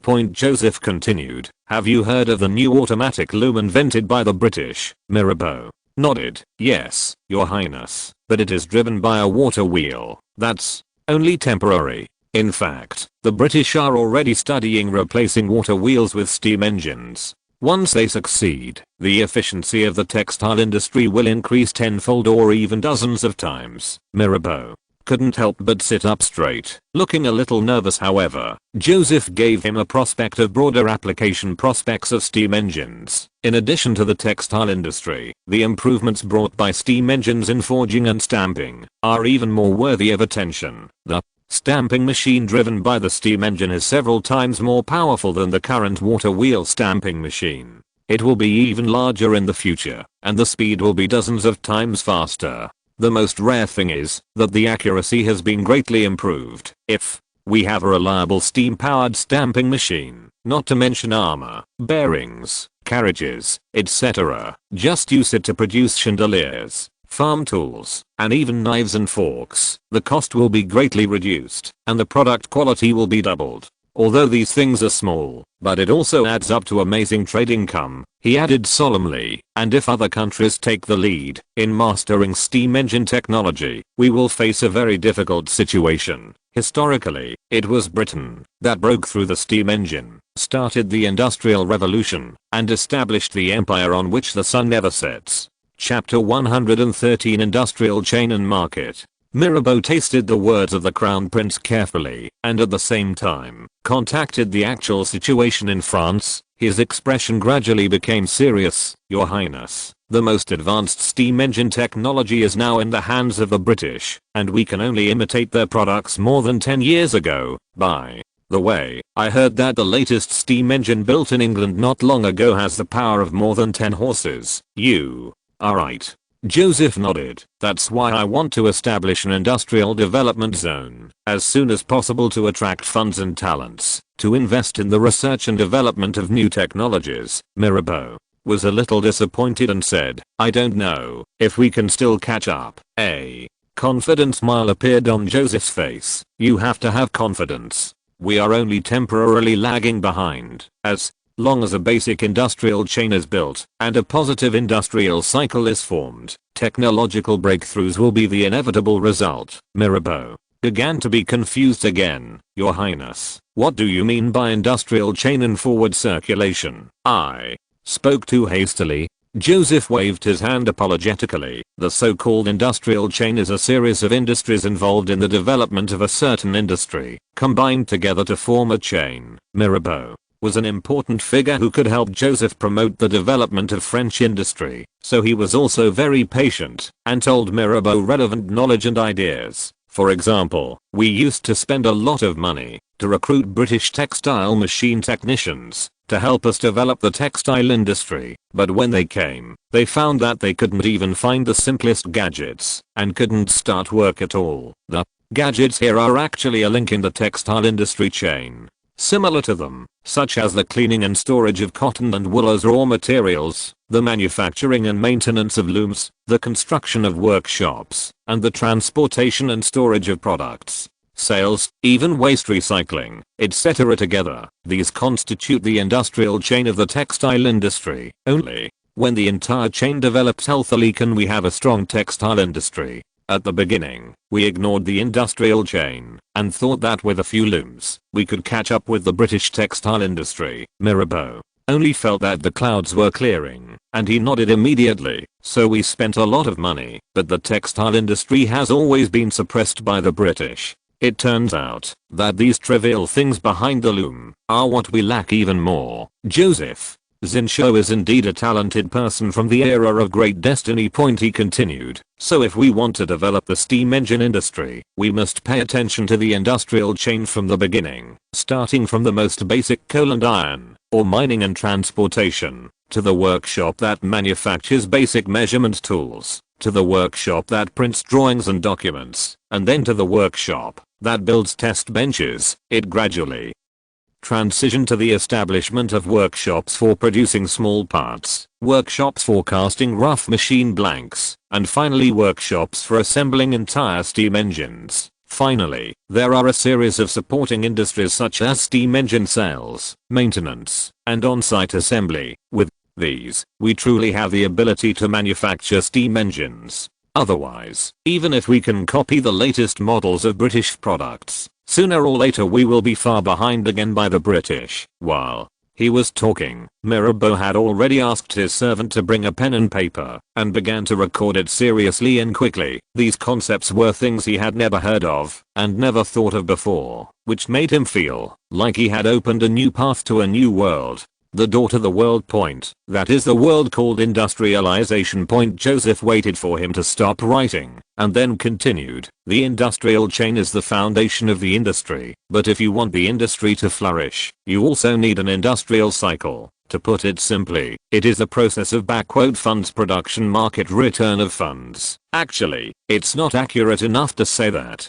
The real starting point of the industry should be the market, which generates the driving force for production, and then attracts capital investment. What he said is almost universally known to later generations, but it has only been more than 10 years since Adam Smith wrote The Wealth of Nations, and he only put forward the most basic concepts of capital operation, which is far from the refinement and practicality of later generations' concept. Joseph talked about these issues in detail and finally said, so, for industrial industries, the market is always the most important. As long as the market is big enough and profits are high enough, no matter how big other obstacles are, the corresponding industries will definitely develop. Mirabeau frowned and said, Your Highness, there are not many mines in France that require water pumping, and there are no automatic looms. The market for this steam engine seems to be very small. Joseph shook his head and said, there are many markets that we need to explore. For example, everyone is now using water-powered mills and water-powered press mills.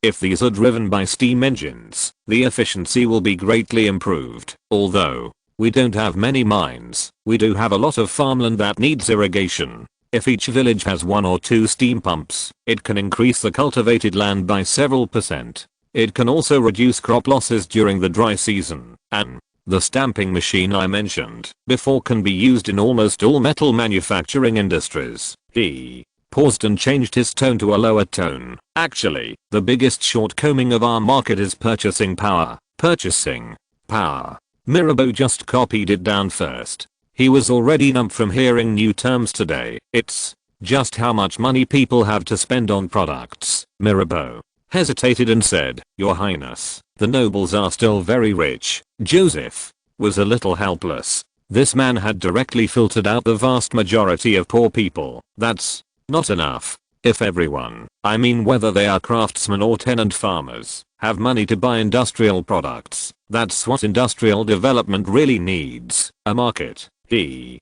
thought to himself. To achieve all this, a very difficult reform is needed, because this will definitely touch the interests of the old nobles. Mirabeau was stunned, and after a long while he nodded slowly but firmly. You are absolutely right. The two chatted until 5 o'clock in the afternoon. Joseph felt that the basic industrial concepts had been roughly discussed, so he was about to stand up and leave, but industrial development must be put on hold for the time being. Right now, I have to work on potatoes first. The only way is to let everyone. Only when you have a full stomach can you engage in industry. Mirabeau immediately said, Your Highness, are you talking about purchasing potatoes? I have a friend who deals in grains and has a lot of business in the northeastern provinces. I can ask him to help. I think if I guarantee it, he should be able to buy it for you on credit first, or even transport it directly to the place you specify. Joseph was overjoyed. That's great.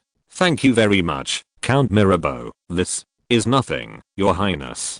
Mirabeau bowed and gestured. I hope I can contribute to the great cause you have planned. Noon. The next day. In the luxurious villa of Paris socialite Madame Mabel, a salon actually initiated by Mirabeau is being held.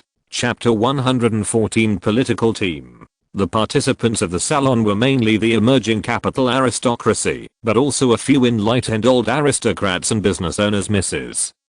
Abel enthusiastically ordered the servants to greet the guests, but her eyes were always looking at Mirabeau, who was giving a passionate speech. This time it was said to be a salon, but in fact it was almost Mirabeau's speech conference. The content of his speech was exactly the concepts of industrial development that Joseph told him yesterday. He spent the afternoon sorting it out last night and memorizing it all night, just to preach to everyone today.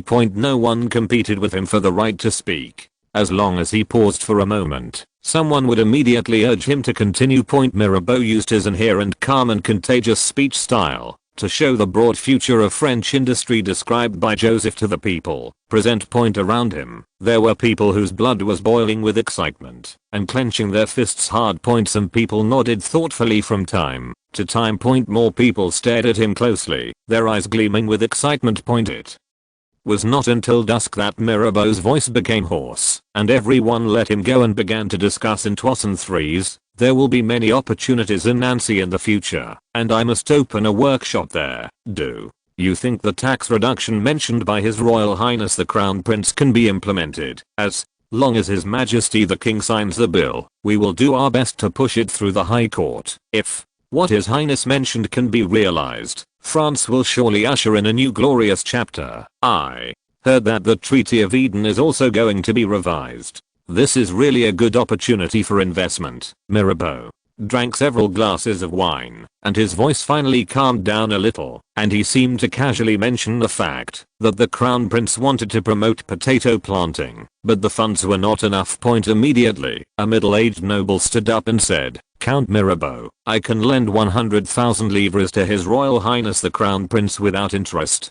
Please help me tell His Highness." Someone took the lead, and the responders gathered behind. "I have quite a lot of money recently, and I can borrow 200,000. I want to invest in Nancy, so I can only lend His Highness 100,000 livres. I'm here too." Although these people are all wealthy, more than 10 or 200,000 livres is not a small sum for them.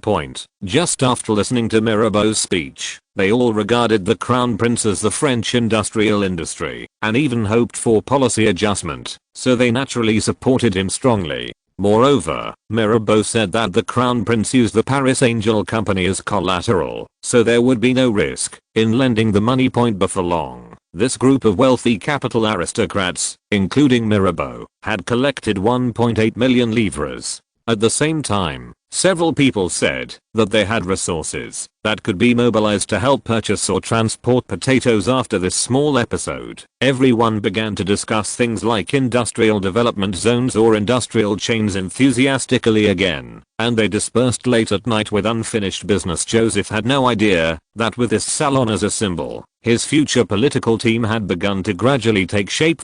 Paris Police Academy. On the east side of the dusty playground, two people stood on the viewing platform that was as tall as one person. One of them was wearing the blue uniform of the Paris police, and the other was wearing a white military uniform, but judging from their collar badges, they both had the rank of major. The man in a white military uniform is about 30 years old, with a high nose and a hint of melancholy in his light blue eyes. He looked at the group of police academy cadets who were training to run back and forth in the dust, and asked the officer beside him with some confusion, "Francois, is there any point in them running around like this?" The latter was Du Bois, who was recruited directly from the police academy by Joseph directly from the commendation ceremony after his meritorious service in the First World War in the Netherlands. Du Bois smiled and said, "Alexander, this is called a return run. It is a standard training subject in the police academy training course. It can improve the physical strength and reaction ability of soldiers." "Well, police officers," Alexander asked doubtfully, "is this useful? Shouldn't we practice more Q formation?" "Q training is just the most basic. Turnaround running can significantly improve the speed of police officers charging and turning." Du Bois pointed to the other end of the playground. "Oh, look over there. That's called a pull-up. Each police officers practice dozens of times a day to improve their arm strength. You know, they often have to hold their guns for hours on the battlefield, and this practice allows them to shoot steadily, and that." As he was talking, a group of police officers shouted slogans and ran in from the entrance of the playground in a neat queue, which immediately stirred up more dust. Du Bois immediately showed a proud expression and gestured towards the group of police officers. "Aha, did you know? That group of police officers just went through the most cruel training subject, a 1-mile armed cross-country run," Alexander said. "You mean they just ran a mile?" Du Bois nodded. "Yes, and it must be completed within 15 minutes. Alexander's eyes suddenly widened in shock. 1 league is 4 kilometers. Even the most elite soldiers cannot cover such a long distance in 15 minutes. However, Du Bois continued to stimulate him. "Each person only carries 18 pounds of weight." He looked dissatisfied. "His Royal Highness the Crown Prince's requirement is at least 25 pounds. But these guys, alas, are not yet at that level and need to strengthen their training." Alexander tried to look calm. You mean, these trainings were requested by His Royal Highness the Crown Prince? Yes, I mentioned it to you in my letter. His Highness has invented many novel military theories, and the same goes for training. To be honest, I didn't understand why we need to train like this at first. Du Bois showed a proud look again, but soon, I understood that the police officers trained according to His Highness's requirements have greatly improved both in terms of formation and stability. Soldiers of this era attached great importance to Q training, but mostly dealt with physical training hastily. But in fact, only with excellent physical fitness can we more easily perform the arrangement and conversion of various Qs. After military theory developed to modern times, no army dared to ignore physical training. Joseph naturally instilled the correct philosophy directly into his team. Alexander watched the police officers in blue uniforms carrying wooden guns on the playground and training in line formation. He couldn't help but wonder, Francois, aren't they police? Why are they practicing this? Are infantry lines going to be used against gangs in Paris? A strange smile appeared on Du Bois' face. Well, in fact, only the students with the worst grades here will be sent to be police officers. Oh, what about the others? Du Bois hurriedly changed the subject and hesitated. The police academy has regulations that the elite cadets are not allowed to be disclosed to anyone about their training according to officer standards. Chapter 115. It takes no effort at all. While the two were talking, they heard the slow drumbeat coming from the north side of the playground. The instructors in charge of training on the playground immediately called for a stop and began to gather the team. The group of police officers closest to the playground gate had already lined up and ran towards a grey building not far away. Du Bois patted Alexander on the shoulder and gestured to the grey building. It's time for lunch. Ah, what day of the week is it today? Wednesday. Oh, by the way, it's Wednesday. You're lucky. There's beef stew and butter pea soup today. In the spacious dining hall, Alexander looked around at the hundreds of trainees waiting for their meal and asked in a low voice in confusion, Francois, aren't we going to the officers' dining room? Du Bois said matter-of-factly, this is the officers' mess, and of course, it's also the cadets' mess. But Alexander subconsciously thought of the black bread and bacon that soldiers usually eat in the army where he served. Do you really want to eat it here? Du Bois knew why his old friend had such doubts. In the French army, officers and soldiers belong to two classes, and the police force is similar. Soldiers or police officers are equivalent to ordinary people, while officers and police officers are nobles. The living conditions of the two are very different, and they will never eat together, let alone eat the same food. He nodded and explained, yes, that's how it is here. I'm used to officers and police officers mixing together. Before he finished speaking, a police officer came over with a tray, bowed to him and Du Bois, and then placed two meals in front of them. Alexander was stunned. It was beef stew and butter pea soup, as well as white bread and half an egg. He hurriedly turned to look at the tables in other colleges, and saw the same food. He looked at Du Bois in surprise and whispered, the students here eat so well. Du Bois handed him the utensils, shook his head and said, only on Wednesdays can we eat beef stew, and on Fridays can we eat mutton or turkey. On other days, there is only pork or fish. Alexander's eyes widened and he found it difficult to accept that in the army he served in, the soldiers' food was bread, wine and a small piece of bacon. The plate of stew in front of the police here is enough for the soldiers to eat for 3 days. Moreover, this is freshly stewed, and it is hot and fragrant. It is definitely not comparable to cured meat. No wonder those police officers were able to run a mile in 15 minutes carrying 18 pounds of weight on their backs. This is all made of high quality food. He looked at Du Bois again and said, how much will this cost? From 5 to 7 sous per person per day. His Royal Highness the Crown Prince has said that we must not save money on food. So many. Alexander couldn't believe it. Is this still a police officer? His soldiers only have 3 sous a day. He suddenly found a question. Francois, why do you always mention the Dauphin? Because this police academy was established by His Highness. Du Bois chewed beef and said, the funds are directly allocated by His Highness. The training syllabus is also set by him. Oh, His Highness often comes to listen to classes or participate in training as he was speaking, he heard an instructor shouting at the door, "Everyone stand up, everyone." In the restaurant immediately stood up, and then the young man's friendly voice came, "Everyone, please sit down, don't let me affect your meal." Alexander turned his eyes and saw a young man wearing a Paris police uniform walking into the restaurant accompanied by several senior police academy officials. Du Bois lowered his voice and said, "Let me tell you, His Highness comes often. This is Royal Highness the Crown Prince. Yes, he usually only comes on Mondays and Thursdays, but he drops by sometimes." It wasn't until Joseph sat down at a table that the other officers followed him. Soon, several police officers proudly placed beef stew and other meals on the tables of Joseph, the Dean and others. Being able to deliver meals to His Royal Highness the Crown Prince is a supreme honor, and one must achieve excellence twice in a row in the drills. "Thank you very much." Joseph nodded to several police officers to thank him, and his eyes suddenly glanced at an unfamiliar face next to Du Bois. "Major Du Bois, who is this?" Du Bois and the other two hurriedly came over and raised their hats in salute.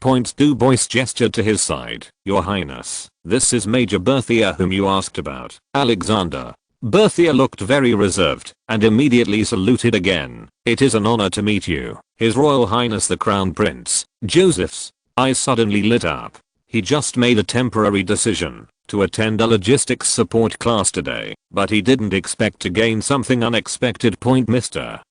Chief of General Staff, I finally see you in person. I must keep you this time. He smiled and nodded at Berthier. "Please take a seat. I have long heard of your outstanding performance in the Battle of Yorktown. Without your meticulous deployment, the British might have been able to hold on for a long time." Berthier sat up straight and said, "It was a really difficult battle, Your Highness. Fortunately, we won victory and glory in the end, so." Joseph started chatting with Berthier on the topic of the Battle of Yorktown. "Oh, Major Du Bois invited you to visit the police academy," Joseph said, giving Du Bois an approving look without any trace. "Oh, yes, Your Highness." Berthier was still a little nervous and babbled, "Actually, I have a cousin in Paris who is going to hold a wedding, so I came over, and Francois just said in the letter he served at the Paris Police Academy and said it was very special." Joseph waited for him to finish speaking and then asked like a normal person, "By the way, Major Berthier, are you serving in Soissons now?" "Yes, Your Highness." Du Bois came over and whispered, "Your Highness, Francois has been serving in the engineer battalion. In fact, he came to Paris this time just to find a way to be transferred back to Paris. However, I'm afraid he hasn't had enough conditions of." Joseph knew that the conditions he was talking about meant the cost of smoothing the relationship. He didn't expect that the dignified Chief of General Staff would be so miserable in the old military system. "But for me, it doesn't take much effort just to break through the iron shoes and find nowhere."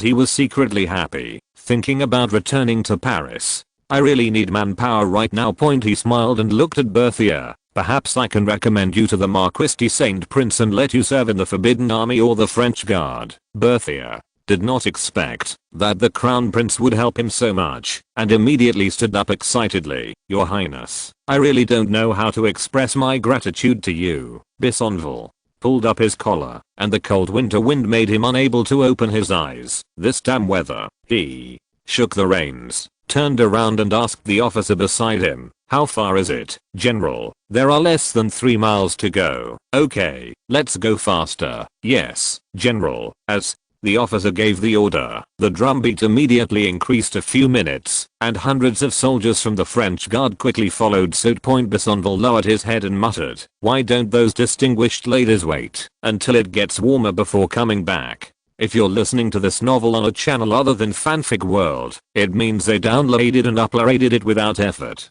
We cordially invite you to visit our channel, Mundo Fanfic Novelos. There you'll find the original version of this story and you can explore many other novels of various genres. We're waiting for you to immerse yourself in a world of incredible novels. Chapter 116, Brand New Tactics. Because Her Royal Highness the Princess of the Sicilies is coming to Paris for a trip, the French Guard, as the Paris garrison, will naturally be responsible for escorting her along the way. The commander of the French Guard, Besonville, became the busiest person. He had to hurry up before the princess arrived and make all the officers and soldiers remember every step of greeting, guarding and escorting her along the way. There must be no room for error in this kind of thing. Therefore, he had to keep an eye on the troops in person, follow the preset route when the princess came, and rehearse the entire process of welcoming the escort repeatedly, so that he could feel at ease. He suddenly felt a headache when he thought about the arrival of the Grand Duchess of Tuscany. The French guards lined up in 3 columns and walked quickly along the path outside Paris. Just when they were about to arrive at the scheduled meeting point, there was a sudden loud noise from the southwest, and the advancing queue suddenly felt like frightened rabbits stopped. Besonville frowned. He could hear that it was the sound of cannon. Why is there a cannon in this damn place? As if in response to his question, there was another roar in the distance. The soldiers of the French Guard had already picked up their guns in their hands and looked around to guard against possible attackers. Besonville gestured to the officer beside him. The latter immediately sent 2 hussars to conduct reconnaissance in the direction of the cannon fire. After more than 10 minutes, the cavalry returned, reined in their horses and shouted, "Report! The Paris Police Academy is conducting artillery training." Paris Police Academy, artillery training. Besonville couldn't connect the two for a long time and asked doubtfully, "Isn't the Paris Police Academy in the Saint Antoine district, General? They say this is their training ground." Besonville couldn't help but narrowed his eyes. As the commander of the Paris garrison, he didn't know that there was a training ground equipped with cannons in the southern suburbs of Paris. In fact, we can't blame him. With the level of information in this era, if we don't deliberately send people to conduct reconnaissance, sometimes 2 armies pass by each other more than 10 kilometers apart without discovering each other. There are no enemy troops around Paris, so the French guards naturally won't just do a reconnaissance tour. Therefore, the training base of the police academy has been put into use for a month and a half, and they did not find out until this time they happened to pass by here in order to familiarize themselves with the route. To welcome the princess, Besonville lowered his head and thought for a while, then told the officer beside him, "Send the order, rest where you are. Let's go over and take a look." In the training base of the Paris Police Academy. Berthier looked in shock as he watched nearly 200 police officers follow the beat of drums and skillfully formed an infantry line. Another messenger shouted, "Keep the line," and ran past the team on horseback. On the left side of the team were 2 4-pounders. Opposite them were more than 100 police officers with white cloth strips tied to their arms. The white team seemed to lack training. Only 2/3 of the people lined up in 2 thin lines, while the remaining 1/3 were sparsely scattered in front of the lines, constantly moving toward the opposite defense line. Approaching. Following the instinct of a soldier, Berthier shook his head and said to Du Bois, "If the white side doesn't organize its team, I'm afraid they will be defeated." The latter smiled and shook his head. "Alexander, there is no problem with their queue." "Queue?" Berthier frowned. "Where is the queue for white team?" This is obviously because the officer failed to restrain his soldiers. Suddenly, he felt something was wrong. Although the white team looked chaotic, the scattered police officers in front of the line always maintained the same pace, seeming to form a barrier in front of the infantry line. Immediately, Blue's cannon roared. Of course, this was just a drill and there was no reloading of projectiles. Several instructors nearby who were responsible for assessing casualties made a quick judgment, and one of them told his assistant 2 numbers. The latter immediately signaled for training, indicating that the shells passed through the scattered formations of white, causing only 2 deaths and 4 injuries. "They are dying. I think they need more training." Berthier couldn't help but shake his head. "Please, read on patiently," Du Bois reminded calmly. After Blue's cannon fired 2 more times, white changed point. The drumbeat suddenly accelerated, and the chaotic police officers at the front of the team roared, "Dash forward, break through the enemy formation, don't be afraid, come on." The chaotic team began to run, and the blue team immediately greeted them with a volley of flintlock rifles. However, since the white team was spread out, the shots only did limited damage to them. More than 3/4 of the white team police officers rushed to a place only 30 meters away from the blue team infantry line. Stop. As the officer of the white team gave the order, dozens of police officers stopped at the same time and raised their flintlock guns. Emission. A puff of smoke rose from the scattered queue. The close-range salvo instantly caused the blue team to lose 7 or 8 men. Just as the white team began to reload ammunition, the blue team fired back again. The white team, who had just rushed forward, was immediately sentenced to 3 deaths and 6 injuries. Just as the blue team infantry line was entangled with the opponents whose lines were not neatly aligned, the white team infantry line behind them had quietly arrived less than 50 meters away from them. The scattered white team police officers suddenly retreated and integrated into their own lines at an extremely fast speed. Immediately, the police officers on the white team line raised their guns, while the blue team on the opposite side was in chaos due to the previous exchange of fire. Emission. The neatly lined up white team fired a volley, causing the blue team to become increasingly chaotic. When the infantry lines shoot at each other, whoever has an orderly formation and a unified firing pace will have the upper hand. The blue team subsequently suffered more and more gaps in the team under constant fire from the opponent. Finally, when the casualties reached 1/3, it was judged to have failed by the instructor responsible for assessment. Berthier turned to stare at Du Bois, his face full of disbelief. Why did the white team with the messy queue win? Their number is even slightly smaller than the opposite. From the first day of military school, he was taught that the infantry line must be kept neat and orderly. If there is chaos, it is better to stop shooting than to form a team first. He was sure that the exercise just now was very formal and there was no favoritism at all. But why did the side with the messy queue win? Du Bois explained to him. This is called the skirmishing attack tactic. It was invented by His Royal Highness the Crown Prince. Skirmers? This is impossible. Berthier had a question mark on his face. The Austrians often use skirmishers, but they do it for the convenience of mountain operations. I have never heard that this can overwhelm the opponent's neat infantry lines. Joseph, who was sitting in front watching the exercise, felt a little ashamed and said to himself that this was a tactic created by Emperor Nap, so I just copied and pasted it. However, he still turned his head and smiled like a little fox. Major Berthier, if you want to know more about this tactic, you can come to the Paris Police Academy often. Oh, there are many other new tactics here. Maybe you will also be interested. As soon as Besenval saw the wall of the Paris Police Academy training base from a distance, he was stopped by several people in police uniforms. Police Academy training, no approaching. An officer urged his horse forward and said proudly, "This is the commander of the French Guard, General Besenval, who is in charge here. Let him come over." Chapter 117 Terrible Administrative Efficiency. In the police academy training ground, a police officer ran quickly and reported the situation outside to Joseph and others. "Baron Besenval?" Joseph couldn't help but frown slightly when he heard the name. Isn't this the commander of the French Guard? When the Paris people attacked the Bastille, this man not only did not stop it, but instead transferred all the troops to the Mars campus in the suburbs. If he just wanted to wait and see, he actually sent a team of artillery to help bombard the Bastille. Moreover, his troops often carry out supplies at the royal palace, and they can basically be confirmed to be the Orleans faction. Louis XVI used such people to guard Paris. It would be damned if he could control the situation. Joseph must replace this kind of person, but he currently wants to try his best to stabilize the military aristocracy, so he has not taken action yet. But this time people came to visit him, so there was no need to give him a good look. After a while, Friant came out from the training ground and saluted with his hat. "You are General Besenval, right? Nice to meet you. My name is Friant, the Dean of the Paris Police Academy. How can I help you?" Besenval sat upright on the horse, nodded briefly, and pointed at the training ground with his riding crop. "Why is there the sound of cannons here?" "Cannon sound?"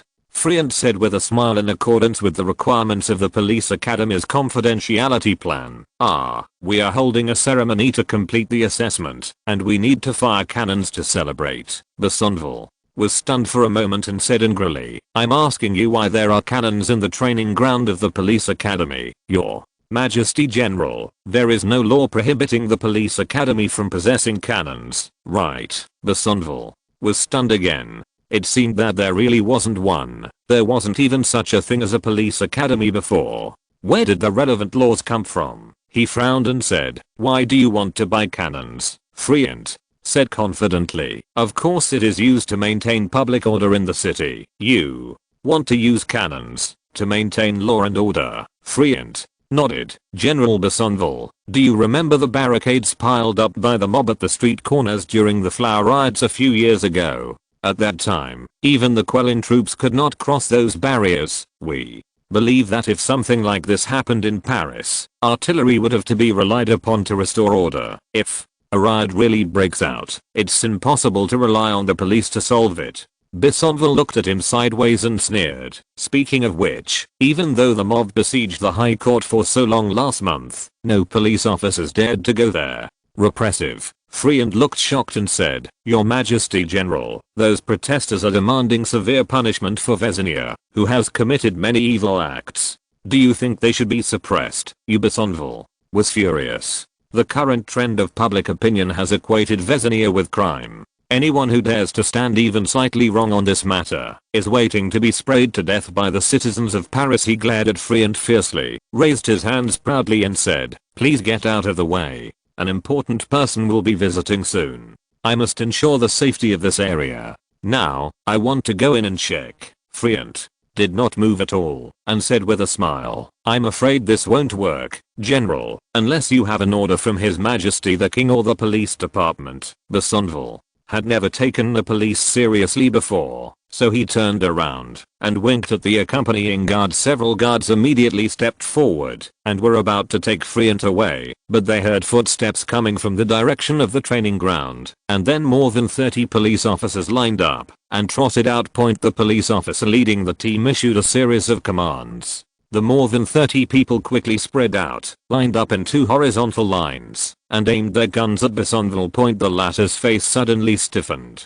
He thought that the police chief had to remain respectful when seeing him, but he didn't expect that a mere police academy official would dare to point a gun at him. You will regret your actions today. Besonville snorted coldly, pulled the reins of the horse, and left in despair. Joseph didn't pay much attention to this little episode. After all, the police academy was nominally owned by the city hall, and Besonville didn't dare to do anything to it. Northeastern France, Lorraine Department. Governor General Marquis Latter read the document in his hand, frowned and asked the assistant beside him, Charlie, isn't this the order I sent to Maurice the day before yesterday? Oh, sir, this is here. The assistant pointed out a row of small characters to him. Viscount Renifer thinks that this place may conflict with the recruitment decree from the year before last, so I want to confirm it with you. Latter frowned again. Is there a conflict? I think there shouldn't be. Latter nodded, picked up the pen to sign the document, and was about to hand it over to his assistant when an official quickly walked into the office, bowed and said, My lord, the document has just been sent from the Palace of Versailles. Content, it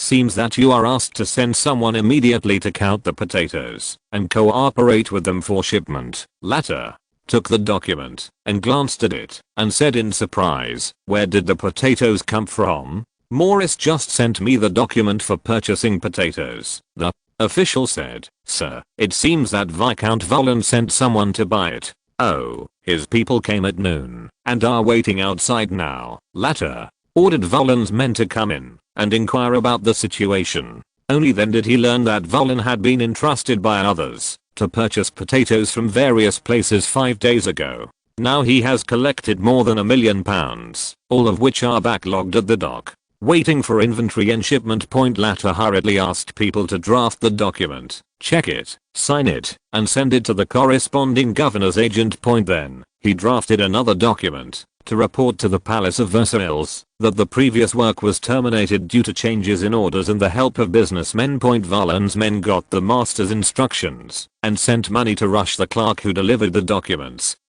and followed them all the way to the governor's agent. According to the standard administrative procedures in France at this time, the main responsibility of the governor general is to transfer and issue documents and deliver the instructions from the Palace of Versailles to the Governor General's agents in various places. The governor's agent has to confirm the document and send it back for re-signing if there is any problem. If there is no problem, the local official responsible for the matter will be identified, who will apply for funds and find someone to implement it. Of course, if the officials below feel that there is something wrong with the document, they will send it back for confirmation. According to the administrative efficiency of Lorraine province, we are only halfway through the first step, and it is estimated that it will take another 4 or 5 days to start the acquisition work. The businessman friends Mirabeau found had already collected more than £1 million of potatoes, and more were on their way to be transported by land.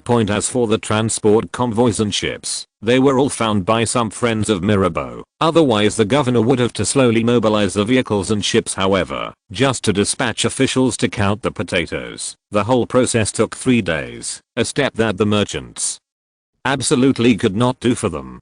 Without official signatures to confirm, they would not be able to get the money to buy potatoes. Another day has passed when millions of pounds of potatoes have been counted and shipped. At this time, there are only more than 20 days left before the usual spring sowing in France. It is almost certain that the southernmost provinces will definitely not be able to catch up with potato planting. The first batch of ships loaded with potatoes sailed along the Orne River to Bordeaux, a distance away. I have finished the novel Lady, Please Stop, a fantasy novel about sexual transformation, and it has an audio version. You are welcome to read it. Lady, Please Stop. Synopsis. Once the surgeon traveled through time, he came to a different world, where women were strong and men were weak, and there were more women than men. He became Zhu Yang, the young master of the Zhu family. Women with strong spiritual powers can move mountains and reclaim seas, reach for stars and block out the sun, and conquer the world with their strength. I, Zhu Yang, rely on soft power to conquer the world. Ahem. Rely on soft power. Chapter 118. The evil-minded old nobles. While the ships carrying potatoes harvested from Metz, Lorraine and other places began to head south, Joseph was looking through a thick stack of reports in the office of the director of the Paris Industrial Planning Bureau. An official in his 50s, with many smallpox scars on his face and wearing glasses, stood aside in awe. He was the Commissioner for Agricultural Finance, part of the Chancellor's office, and it was he who had just sent these documents. The content of the document is the number of manor owners and farmers who have just been counted in each province who are willing to grow potatoes, as well as the data on the planting area they proposed. Because Finance Minister Brian was currently conducting business negotiations with the British in Keene, these documents were sent to Joseph, the second in command in finance. In fact, such matters are usually the responsibility of the Secretary of the Interior, but Brian and Joseph had previously agreed that the promotion of potatoes was too important, and it was better not to let the old Fritimono get too involved. Before Joseph even saw half of it, his brows gradually wrinkled. Although during this period, in order to promote potatoes, he launched an intensive publicity campaign across the country and spent 40,000 to 50,000 livres on printing brochures. The church is also relatively cooperative. Churches in various places have begun to send people with new versions of the Last Supper to preach to the congregation in their parishes that potatoes are not the devil under the ground, but a gift from the Lord. However, judging from the willingness to plant in various places, the promotion effect is not optimistic. Except for Lille and Valenciennes in northern France, as well as those provinces close to the Rhine River, which have a relatively high acceptance of potatoes. Less than 2% of the total cultivated land in other places is willing to be planted with potatoes. Joseph continued to flip through the documents at the back, and found that the further south he went, the more serious his rejection of potatoes became. When it comes to Foix and Bayonne, close to Spain, almost no one wants to grow potatoes. This was very different from what he had imagined. If only 2% of the area is planted, it will do little to prevent drought and hail. He suddenly noticed a new question in the document, and hurriedly took a closer look at the types of people who would accept the switch to potato cultivation. He raised his head and asked the Agricultural Finance Commissioner beside him, Viscount Nation, why are there so few large estates willing to grow potatoes? Most of those who accepted the change of planting potatoes were self-cultivators, and a small number were annual tribute farmers. There are less than 20 manors across the country who have stated that they will use part of their farmland to grow potatoes. The owners of these manors are the Duchess of Villiers, Count Monard and others. Nasine hesitated for a moment, then leaned forward and said, "Your Highness, according to the news I heard, the manor owners are talking about asking for a reduction in land tax before they consider switching to potato cultivation." Joseph couldn't help but narrowed his eyes when he heard this. The so-called manor owner was a landed noble. I originally thought that the tax bill matter was over, but I didn't expect that these old nobles still refused to give up and wanted to bargain on the land tax. By boycotting government affairs, the land tax cannot be reduced. Once this gap is opened, not only will the nobles take advantage of it in the future and use various things to blackmail the government into reducing taxes, but it will also seriously weaken the authority of the royal family. Nasine added, "Your Highness, potatoes can be eaten directly and do not need to be ground into flour, so planting potatoes will also affect the mill's income." So, Joseph nodded silently. According to current French regulations, ordinary tenant farmers must take their grain to the mill for grinding and pay a certain mill tax. The owners of the mill were also the old nobles. The mill tax was also a good source of income for them. Given various factors, it is not surprising that they would vigorously boycott potatoes. Joseph's brows frowned more and more. He didn't expect that his potato plan would encounter so many obstacles before he even took the first step. These old aristocrats occupy massive amounts of land and tenant farmers. They only know that relying on feudal privileges to exploit tenant farmers is the biggest obstacle to industrialization. At the same time, they are also restricting government policies and interfering with national development. They are simply a huge disaster. If you want to completely solve various problems in France and develop industry smoothly, you must get rid of the vampire group of the old aristocracy. Joseph couldn't help but sigh. It was too early to think about this now. The food had to be eaten one bite at a time. The most pressing issue at the moment was how to deal with the famine and keep the country from chaos. However, relying solely on purchased food is far from being able to solve the problem. Potato cultivation must be truly spread across the country. But how can we break through the old aristocratic circle at the site? Nation reminded him carefully, "Your Highness, the first batch of potatoes shipped to Bordeaux has already departed. Do you think, with the current planting intention, would it be better to reduce the number of potatoes in the next few batches?" When Joseph heard the word Bordeaux, his heart suddenly moved. When it comes to the most important thing for people in the Bordeaux region, it is undoubtedly winemaking. This is not only the pillar industry of Bordeaux, but also an important export commodity for France as a whole, which can bring huge income every year. At present, pasteurization technology has not been invented yet, and the winemaking industry loses a quarter or more of wine due to lactic acid bacteria contamination every year. Even if the wine is successfully brewed, many still have a light sour taste, which seriously reduces the quality of the wine. If you come up with a solution to the sourness of the wine industry, all the vineyards in Bordeaux will definitely go crazy for it. At this time, if you put forward some conditions, such as planting some potatoes, I believe they will not refuse. Spring planting is imminent and there is no room for delay. Thinking of this, Joseph immediately stood up and said to Eming, "Please help me prepare and leave for Bordeaux as quickly as possible." Bordeaux? Eming was startled for a moment, then hurriedly bowed and said, "Yes, Your Highness." Joseph looked at Nation again. "Write a letter to the northeastern provinces and let them continue to transport potatoes to the south without reducing the amount." While Eming was preparing to travel, Joseph went to the Palace of Versailles again, found the new Minister of Justice, Baron Breteuil, and entrusted him to recommend Berthier to the Minister of War. The reason why he asked Breteuil to transfer his hand was to try not to make people aware of Berthier's connection with the royal family, and to prevent the possibility of Berthier being ostracized by the military nobles. Early the next morning, a convoy of 7 or 8 carriages, escorted by more than 60 guards cavalry led by Quesord, set off from Paris and headed towards the south of France. On the Crown Prince's carriage, Perna was taking notes seriously and asking questions from time to time. Joseph, who was sitting opposite, was telling her about the working principle of red blood cells. Although he had only scratched the surface from popular science, videos. At the end of the 18th century, that was the most cutting-edge medical knowledge point. Well, yes, when Dr. Perner learned that the Crown Prince was going to Bordeaux, he immediately said that the cold weather was very bad for lung diseases, and that he needed to be checked at any time, so he volunteered to go south with the Crown Prince. Joseph felt a little sorry that the blood circulation course had affected her, so he casually chatted with her about common sense in this area. But this is a pain for Dr. Lamech. When he goes back, his daughter will definitely tell him with a straight face, "A lot of the things you said about blood circulation are wrong, thanks."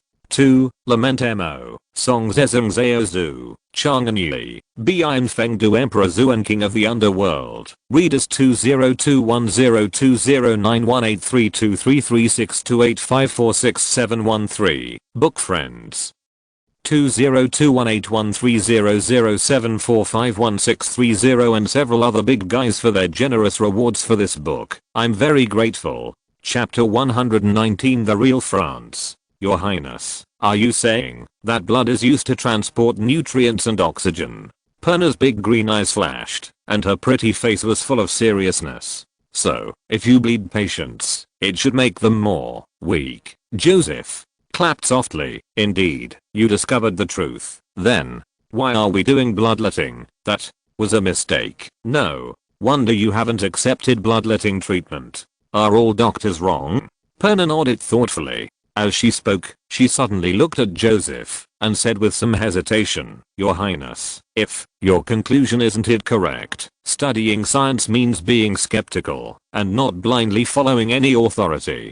Joseph nodded in approval of the female doctor and then said, Actually, if you want to know what is right and what is wrong, it is very simple. Just do a double-blind experiment. Double-blind experiment? What is that? Joseph said. To put it simply, we find some patients with the same disease and similar physical fitness, divide them into two groups, and cannot see each other. Then, one group of patients will be treated with bloodletting, and the other group will not be treated with bloodletting. Which group of patients recovers first will tell whether bloodletting is effective. Perner copied these contents into her notebook and nodded in surprise. This is indeed a very feasible test method. Holy Virgin Mary, no one thought of doing this in the past hundreds of years. In case of bloodletting, therapy really only has side effects. Her eyes immediately lit up. Your Highness, maybe we can also use this double-blind experiment to test whether a certain drug is effective or whether certain factors will affect the condition. Joseph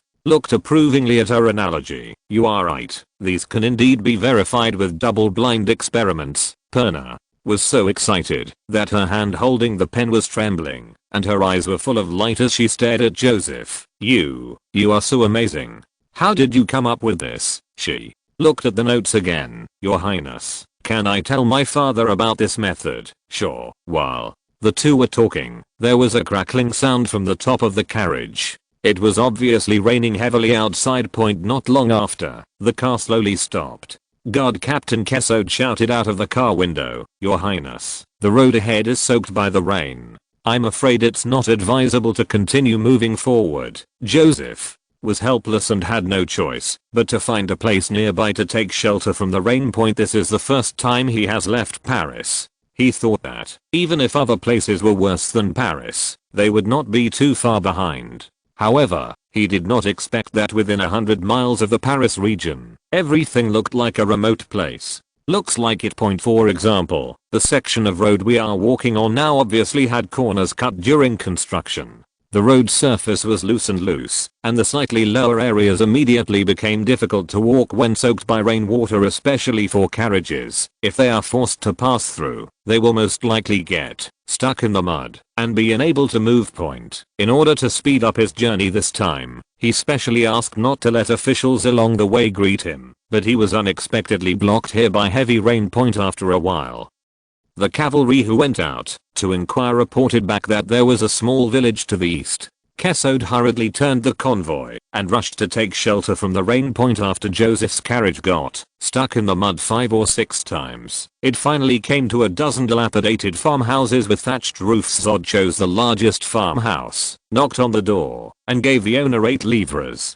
The latter was immediately surprised and thanked him profusely. When Joseph entered the house, he was greeted by a musty smell. The room was not spacious, with newspapers taped on the walls, and the only furniture was a wooden cabinet and a crooked wooden table. Fortunately, it was able to provide shelter from the wind and rain. Because the accommodation fee given by Kesod was too much, the peasant woman felt that she must entertain the distinguished guests well, so she took out the best food at home, and asked her children to borrow a lot of things from the neighbors, and finally made a summer meal. The food was carefully brought out from the inner room. "Oh, no, we brought food," Kesod stepped forward to stop the peasant woman, and Joseph saw the nervous and disappointed expression on her face. Not wanting to offend her kindness, he ordered the captain of the guard to let her bring the food. Ammon dutifully tasted the white bread, bacon, roast chicken and vegetable soup on the table, and then nodded to the crown prince to indicate that he could eat it. Joseph took a few bites. The taste was very bland, but it was not difficult to swallow. Quesold and Ammon also ate some, but Perna was the least picky about food and almost ate all her portion. She also went to the back room to praise the hostess's cooking skills. Sitting there was quite boring, so Joseph started chatting with the man of the house. "Do you know that the government allows potatoes to be grown?" The farmer bowed and nodded very restrainedly. "I know, sir. Father Marmon told me about it and said it was a gift from the Lord. So, are you going to plant some?" The farmer shook his head. "Why not plant it? You only need to repay 2/3 after harvesting. It's very cost effective." The farmer held it in for about 10 seconds before whispering. Viscount Colbert said, "It's best not to plant that thing." Kesod hurriedly leaned into Joseph's ear and said, "Your Highness, I just inquired that Colbert is the landowner here. Everyone around here is his tenant farmer." Joseph nodded and asked the farmer, "But isn't it up to the farmer to decide what to plant?" The farmer said dully, "But Viscount Colbert wouldn't let me." Joseph sighed. In recent years, tribute farmers, the largest category of tenant farmers, said they could farm the land freely and only needed to pay rent, but in fact they still had great influence on the feudal owners who owned the land. Attachment.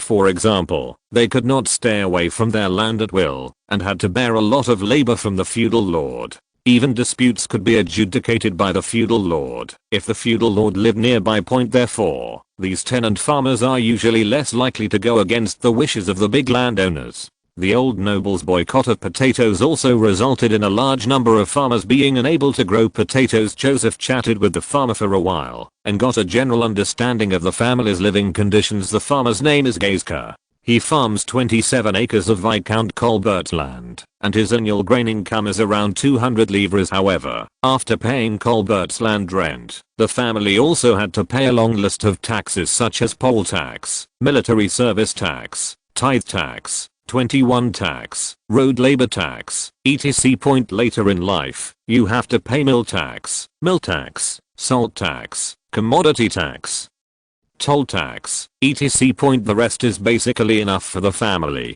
to eat black bread every day. As for the balance, Gaiska said that droughts have occurred frequently in the past few years, resulting in poor harvests. The family has no balance for a long time, and now it owes nearly 50 livres to others. Because Gaiska is relatively strong, his family is relatively well off in this village. According to him, 1/5 of the people in the village cannot afford to eat every meal. Joseph lamented in his heart that there are more than 20 million sharecroppers like Gaiska in France. Once they encounter a serious natural disaster, they have almost no ability to withstand. At that time, in order to prevent themselves and their families from starving to death, they will definitely join the riots without hesitation. He heaved a sigh of relief. Whether it was France's huge debt or the livelihood of the bottom farmers, in order to solve these problems, many difficult changes must be made, such as promoting industrial development, adjusting land distribution, and weakening the influence of the great nobility and the church. Feudal privileges, he was thinking in his mind, and walked to the window. From the corner of his eye, he caught a glimpse of Mrs. Gaiska inside, carefully putting away the leftover food that he and others had just eaten. She poured the remaining half bowl of vegetable soup that Ammon had eaten into the pot, then added water and a few vegetable leaves, turning it into a large pot of soup. Another piece of bacon the size of a walnut was carefully cut into almost transparent slices and sandwiched between brown bread. 2 8 or 9-year-old children watched eagerly as their mother was busy wiping the corners of their mouths from time to time, as if they were seeing the most delicious delicacies in the world. Joseph was a little sad. In Paris, he saw all the powerful people fighting for power, the noble ladies' extravagance, and the nobles' dances and salons day and night. But today at Gaizka's house, we saw what France really looks like. Poverty, dilapidation, old-fashioned, crumbling. At this moment, there was a knock on the door behind him. Gaizka hurriedly opened the door and let a small man in a long grey coat into the room. He said respectfully, "Mr. Barbeau, why are you here?" The man named Barbeau nodded and dealt with him, then went straight to Emma and bowed humbly. "Sir, I'm the consul here. You can just call me Barbeau. I don't know if you are trying to hit me. Where did it come from?" The name Arkan sounds fancy, but he is actually the official responsible for managing the lower level parishes, that is, villages. Equivalent to the village chief. As Barbeau was talking, the parish priest also heard that a big shot came to the village with many attendants, and he rushed to Gaizka's house. "Master, is there anything I can do for you?" Barbeau regarded Emin as the core of these people and asked with a smile on his face. Emin saw from the door open behind the priest that the rain outside had stopped and pointed in the direction of the previously damaged road. "Mr. Barbeau, the road outside the village has been damaged by the rain. Could you please let me go? Will people be able to repair it there?" "Oh, sure, of course." Barbeau nodded repeatedly, then turned to the priest and said, "Father Marmont, please entertain the distinguished guests, and I will lead people to repair the road." He took 2 steps and then turned back to gesture to Gaizka. "Did you hear that? The road is going to be built, so come with us." "Oh, yes, Mr. Barber," Gaizka responded and went to get the coat hanging on the wall.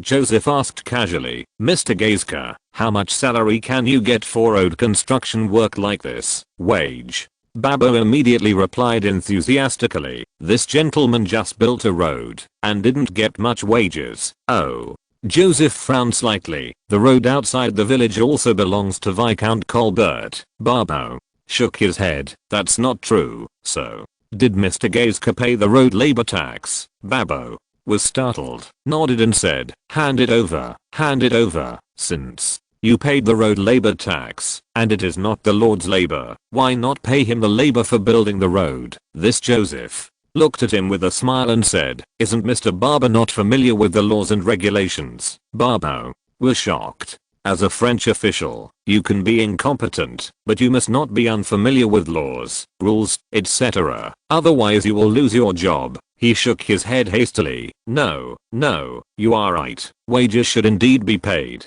Ah, do you think 2 sous per person is okay? You just follow the rules. Oh, yes, follow the rules. Gaizka bowed gratefully to Joseph and followed the consul out in a hurry. 3 hours later, Joseph's convoy drove back toward Bordeaux along the road, paved with branches and gravel. Gaizka and his wife watched on the roadside as the escorting cavalry disappeared, and then they returned home. Mrs.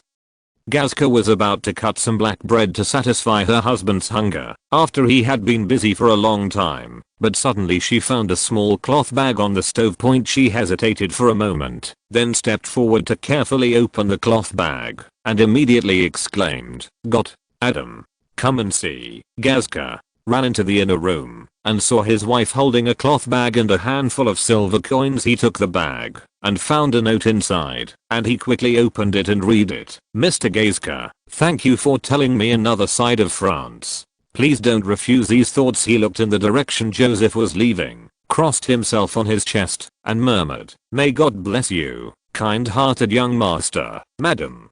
Gaizka quietly counted the silver coins and found a total of 50 livres. She excitedly pulled her husband and jumped up and down with tears in her eyes. "Adam, we can repay our debt." "You." "No, they borrowed a debt with an interest rate as high as 15%. If they can't pay it back quickly, given their family's situation, they may never be able to pay it off in the future. 8 days later on the avenue north of the Bordeaux Exchange Palace, a large number of people gathered on both sides of the road, eagerly waiting for His Royal Highness the Crown Prince to drive by. Soon, several carriages with elegant shapes and luxurious workmanship came from a distance, and people immediately burst into shouts and waved their arms vigorously. In a car in the middle, the governor of Bordeaux, Count Moncelet, said respectfully to Joseph, "Your Highness, most of them arrived last night. If you really need it, you can indeed hold a meeting at any time. However, the banquet is already prepared. Or you can first." Joseph smiled and nodded. "Thank you for your hard work, Count Moncelet." He looked at his pocket watch and saw that it was now 1:30 in the afternoon, so he said, "Then let's start at 3 o'clock. As you wish, Your Highness." The carriage drove through the crowd, and Joseph waved to the citizens who welcomed him from time to time. The person arranged by Emin was on a carriage at the back, throwing change, candies, etc. into the crowd as usual. The heart of Bordeaux, the Place de la Bourse, has been taken over by the guards led by Quessord. Joseph did not even go to the villa prepared for him by Moncelet to rest. Instead, he went straight to the Exchange Palace to prepare for the 3 o'clock meeting. The potatoes would be arriving soon, and he didn't want to delay for a minute point. Thanks to Cheyenne Wu and the arbitration agency for their generous rewards for this book. The young author is grateful. Moi. Chapter 120. Changing from passive to active. Bordeaux is the most important exporter of French wine, and the wine trade is the soul of the city. The Place Royale, adjacent to the Garonne River, the core transportation channel of Bordeaux, was once the palace of Louis XV. However, the king no longer visits here, so the huge square and the palace next to it have been turned into wine merchants and cellar owners their trading place. So people prefer to call this place Exchange Square. Here, huge quantities of wine are traded every day and then sent to various parts of Europe and even as far away as the Americas. At this time, 50 or 60 nobles or their agents gathered in the main conference hall of the magnificent palace in front of the Exchange Square. These great nobles all have the same identity, that is, they are great plantation owners. They own the vast majority of great plantations in the Bordeaux region, and also operate winner-making workshops, controlling nearly 60% of France's winner-making industry. 3 days ago, they received an invitation from the Governor General, Count Moncelet. In the invitation, the governor mentioned that the real convener of this gathering was His Royal Highness the Crown Prince. For the sake of these two heavyweights, all the invitees left early and gathered at the Exchange Square. 3 p.m. A burst of melodious music came from outside the main conference hall of the Exchange Palace. The planters all turned their heads to look in the direction of the gate and saw Governor Moncelet respectfully following behind a young man wearing a dark blue coat. Entered the conference hall. Everyone knew that it must be His Royal Highness the Crown Prince, so they all stood up and bowed their heads respectfully towards the young man. After the governor solemnly introduced the Crown Prince and made a brief opening remarks, Joseph, who was sitting in the front of the conference hall, raised his hand to signal to the planters and said loudly, "Thank you for coming to this meeting." He first followed the usual routine and talked about Bordeaux's long history and rich products and other clichés, and then got down to the topic. "The main reason why I want you to come here today is to talk about potato cultivation." Immediately, there were whispers from the audience. "Let me tell you, it must have something to do with those broken potatoes. We were urged to plant this thing more than half a month ago.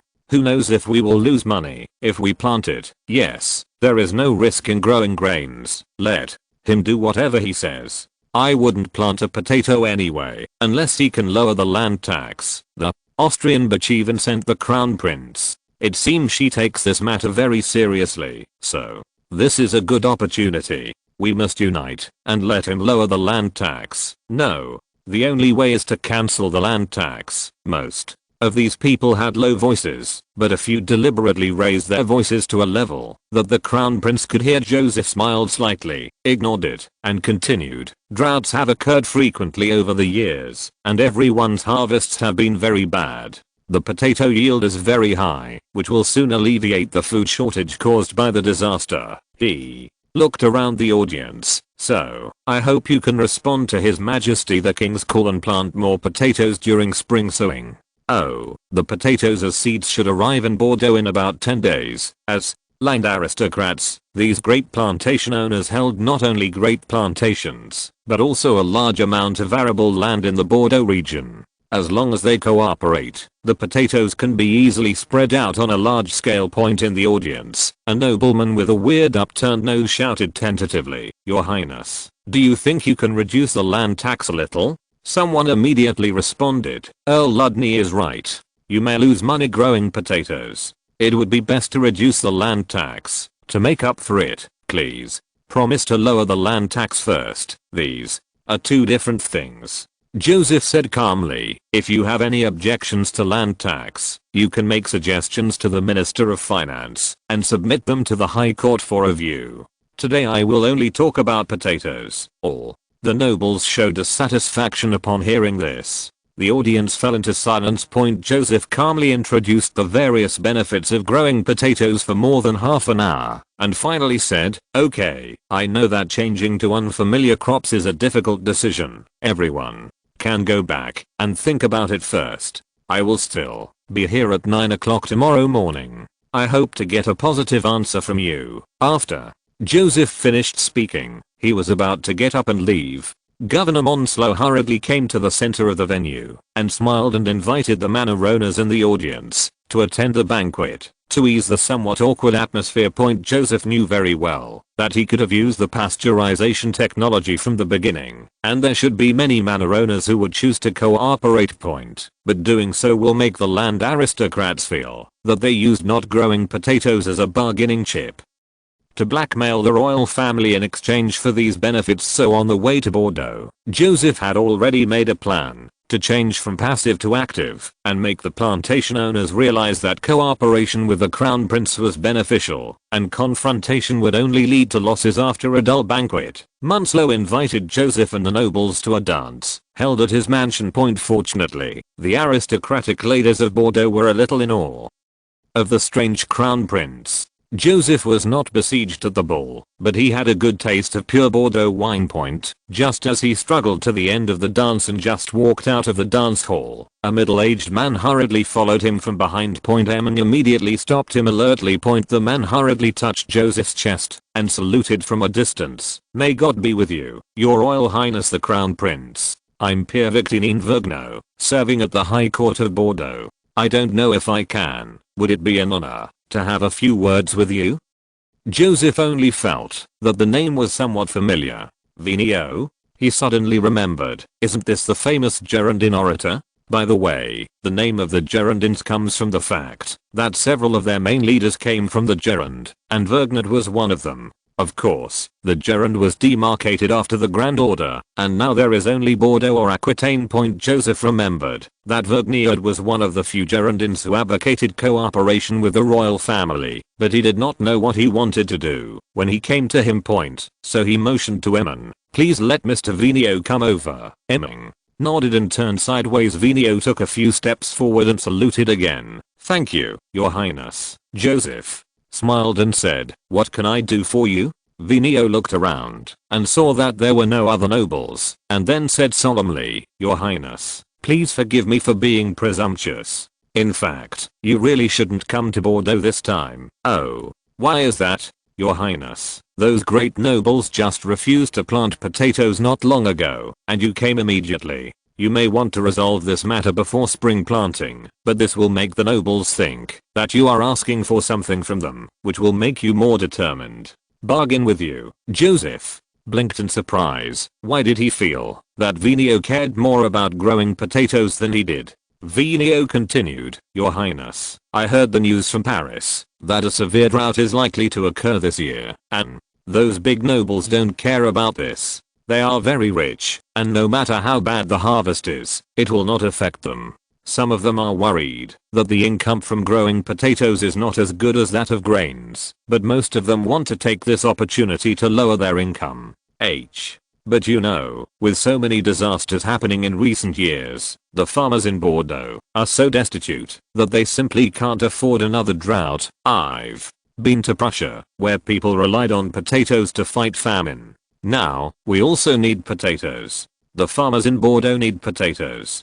Joseph was a little moved. He didn't expect that this lawyer was so concerned about the suffering of the people at the bottom and was willing to work to improve their lives. He nodded and said, "Yes, I'm here to persuade you to sow potatoes." Vigneault looked very anxious. "Your Highness, the planters have formed an alliance. Oh, I also run a small grape plantation myself. They have also approached me. They said that, if the land tax is not reduced, just never grow potatoes. Are you here to persuade me to lower taxes?" "No, Your Highness, the land tax cannot be reduced," Vigneault said. "The nobles must shoulder their obligations to the country."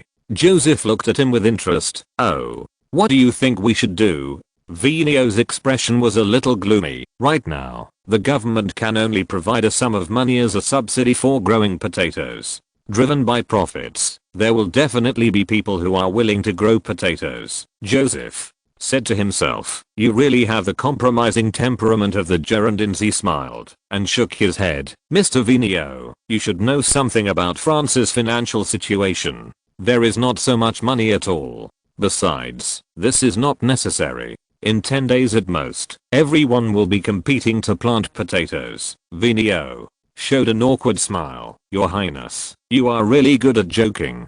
Unless you lower the land tax, they will never." Joseph immediately said, "Why don't we make a bet?" "Bet. If within 10 days, more than half of the plantation owners do not volunteer to plant potatoes, I will use a sum of money as a potato subsidy as you said." Vigneault asked, "What about the other way around?" "Then you have to do one thing for me." Joseph knew that Vigneault was a good speaker and had good ability to do things. If he caught this strong man, he would save a lot of trouble. Vigneault only hesitated for half a second, then stretched out his hand. "Okay, Your Highness, it will be as you say." Joseph high-fived him and left.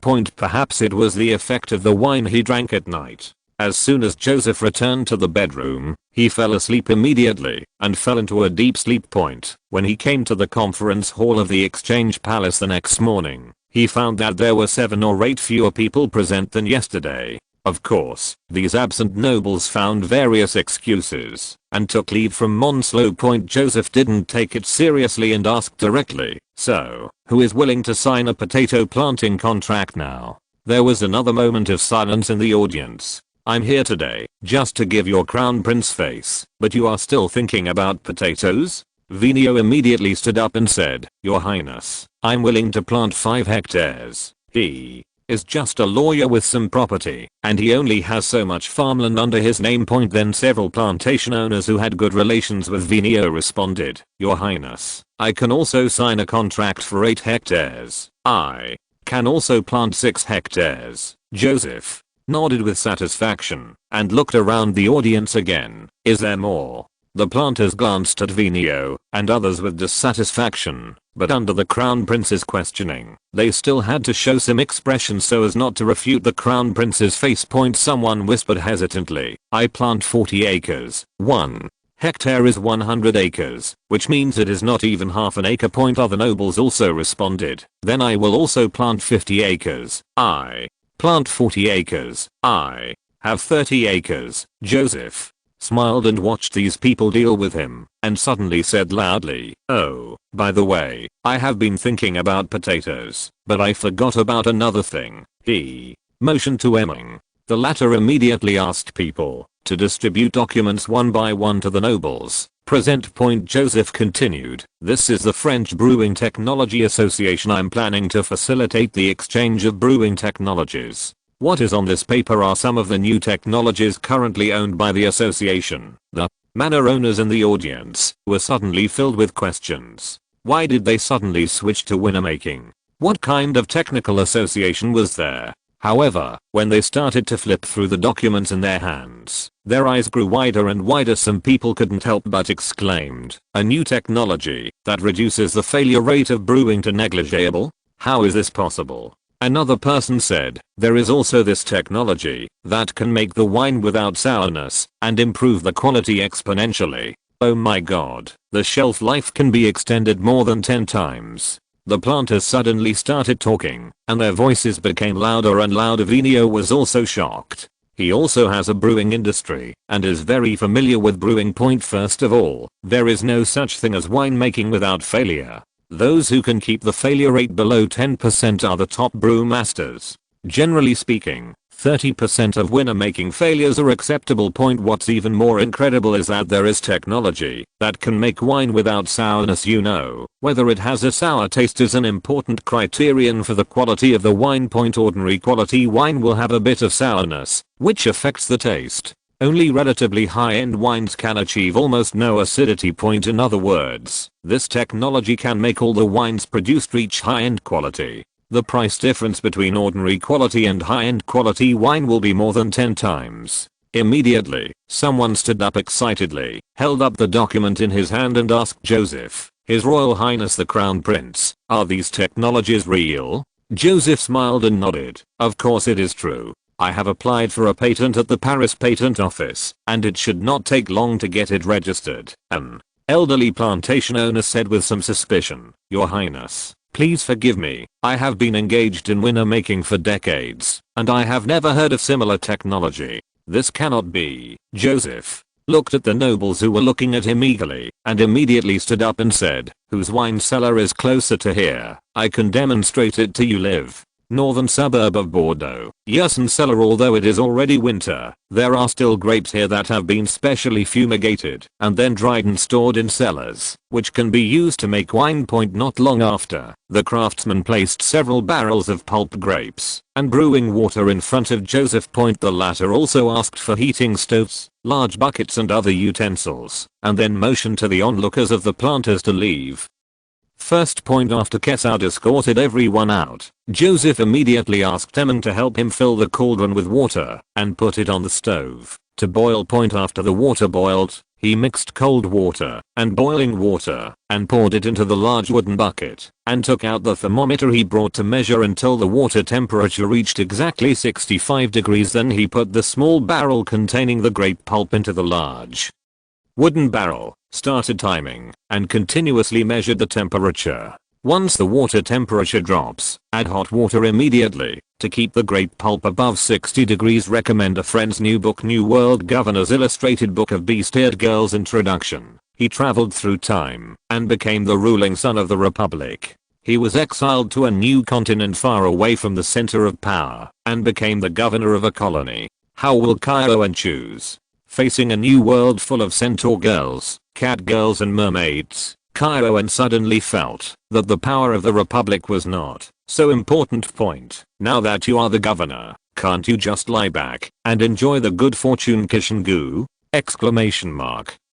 Just put on the shelves, large quantity. Welcome to Taste. Chapter 121. You must be loyal to His Majesty the King. After processing the grape pulp, Joseph put the brewing water into another large wooden barrel, keeping the same. After half an hour, Joseph took out the grape pulp that had been soaked in the hot bath, covered it, and began to soak a bucket of grape pulp. In this way, he and Emin worked hard for 3 or 4 hours, and finally processed all the brewing raw materials. Joseph wiped his sweat and asked Emin to invite in the planters who were waiting eagerly outside. More than 30 nobles poured into the brewing room, but when they saw the situation here, they immediately looked at each other. Water is still water, and grape pulp is still grape pulp. The old plantation owner looked at Joseph and said carefully, "Your Highness, it seems that you haven't started brewing yet." Joseph nodded. "Then let your brewing technician start." The old noble looked surprised. "You mean, let my people brew it?"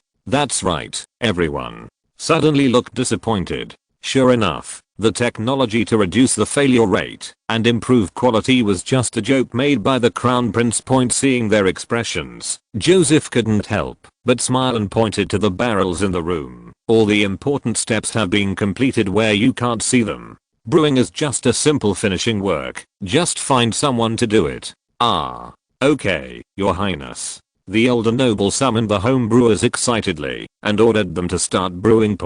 When Joseph saw the brewers getting busy, he only told them to reduce their contact with raw materials and use high temperature vessels, and then left. A group of nobles sent the Crown Prince to the avenue outside the Yersin wine cellar. After the latter's car door was closed, they put away their salutes and raised their heads to discuss. Viscount Jules, do you think the technologies mentioned by His Royal Highness the Crown Prince are true? Normally, His Highness wouldn't come all the way to Bordeaux to joke with us, right?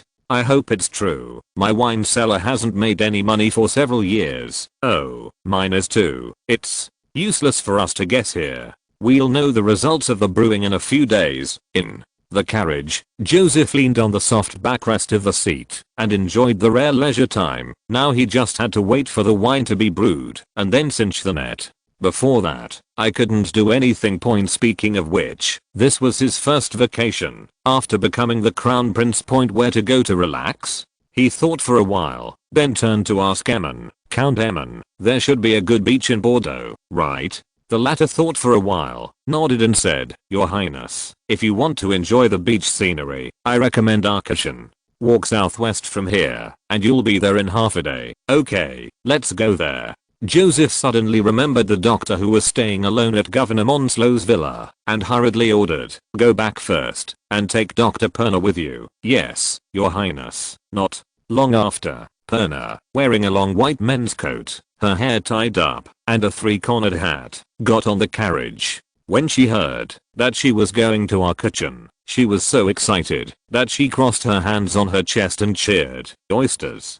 God, I love oysters the most. Thank you, Your Highness the Crown Prince. Thank you so much.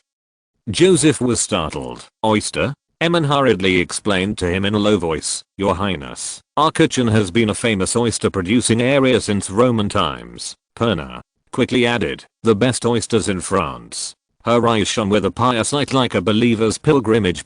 Joseph chuckled, but he didn't expect that our doctor lady was still a foodie. The carriage started, and after another half day of jolting, it finally arrived at the town of Arcachon. Joseph stood on the beach, feeling the cool sea breeze blowing on his face. This is a temperate maritime climate. Even in winter, the sea breeze is not too cold. Looking at the large sand dunes in the distance, that looked like oil paintings and the golden beach stretching to the sky on the other side, he felt that his heart resonated with nature and was filled with tranquility and serenity. Perna smelled the faint fishy smell of the sea breeze and smiled at Joseph. Your Highness, the climate here is very beneficial to your pneumonia. Maybe you should stay here for a while. Joseph sighed softly. Yeah, if I could. I really want to live here and never leave. Perna smiled and continued, it's just that moving the Palace of Versailles to Bordeaux is not an easy task. After chatting for a while, the doctor looked around. Ammon smiled and leaned into her ear and said, I have contacted the best oyster merchant, and he will be there soon. Perna's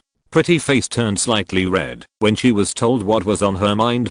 Soon, on the flat beach, the guards used curtains to circle a piece of land. A middle-aged man wearing a black coat with rough and hard skin directed several servants to unload the barrels from the car. Ammon ordered his servants to bring in several exquisite wooden tables, put tablecloths on them, and set out tableaux, snacks and wine. Then he turned to the oyster merchant guarding the barrel and motioned, Please start. The middle-aged man immediately fished out an oyster that was bigger than his palm from the barrel with calloused hands. He took out his knife and expertly pried and scratched it, and then took out the milky white oyster meat from the hard shell, put it on the plate in front of Joseph, then cut a lemon, squeezed out the juice, and ripped it on the oyster, and gestured to the latter to taste it. Eat it raw. Joseph was a little embarrassed. Brother, these oysters just fished out of the sea are fresh, but what if something goes wrong after eating them? Do you know about mud bubble worms? What other viruses are coming? He saw that Perna on the table next to her had picked up a fork with gleaming eyes and hurriedly stopped her, coughing dryly and saying, Well, you are in luck today.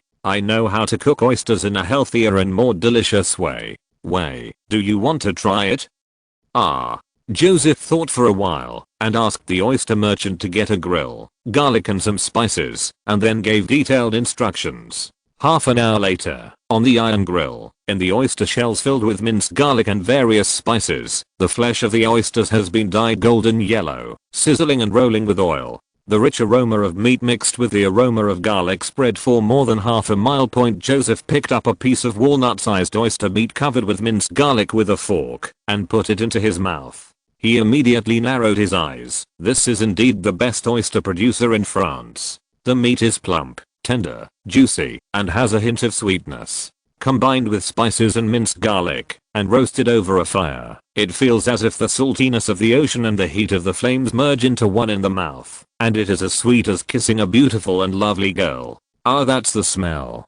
Perna beside her forgot everything, completely ignoring the lady's reserve, and stuffed roasted oysters with garlic into her mouth. Even though it was so hot that she shed tears, she still refused to stop. Point in this way, Joseph spent the first day of his vacation in the company of sunshine, beach and grilled oysters. What he didn't expect was that soon after, a dish called Dauphin oyster would become popular throughout Bordeaux.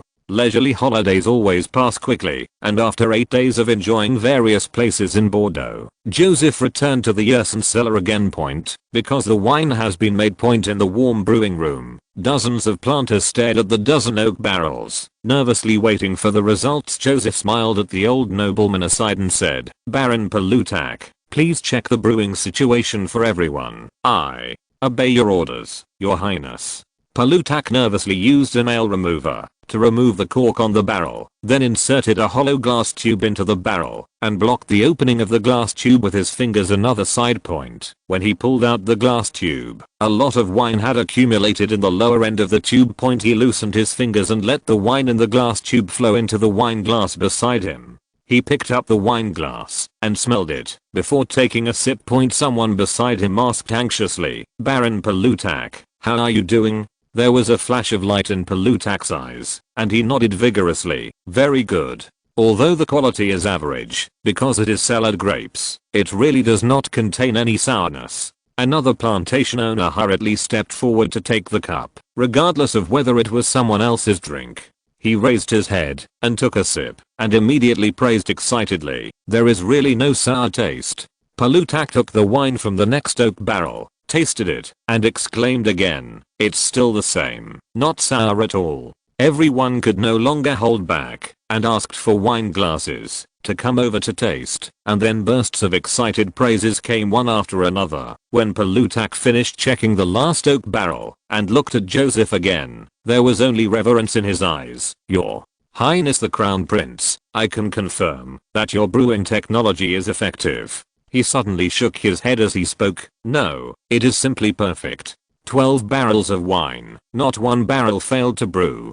Palutak is very aware of the caliber of his own brewers, something that was never possible before. Point in the past, if 12 barrels of wine were brewed, as long as no more than 2 barrels were made into vinegar, he would definitely reward the brewer. But this time, with the help of the Crown Prince's magical brewing technology, not a single barrel of wine was spoiled.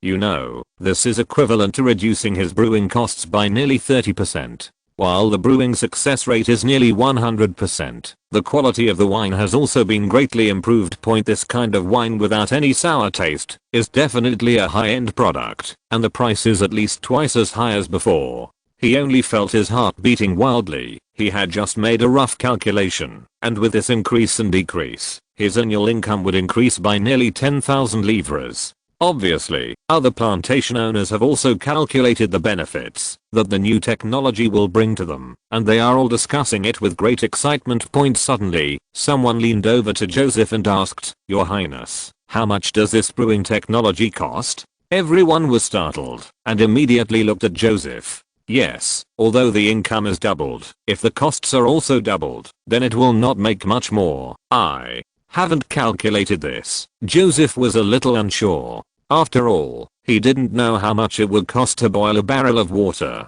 But the increased cost of a barrel of wine should not exceed 1 sou. Everyone's eyes suddenly lit up. Point, a barrel of wine is only 1 sou? Workers in the wine cellar usually take a few sips secretly, and the losses are more than this. Some people couldn't help but raise the corners of their mouths and said proudly, "Let's see how the Venetians will compete with us in the future." Another person even laughed heartily. "Not just Venice. With His Royal Highness the Crown Prince's brewing technology, Spanish wine is no match for Bordeaux. Bordeaux wine will take over the entire European market."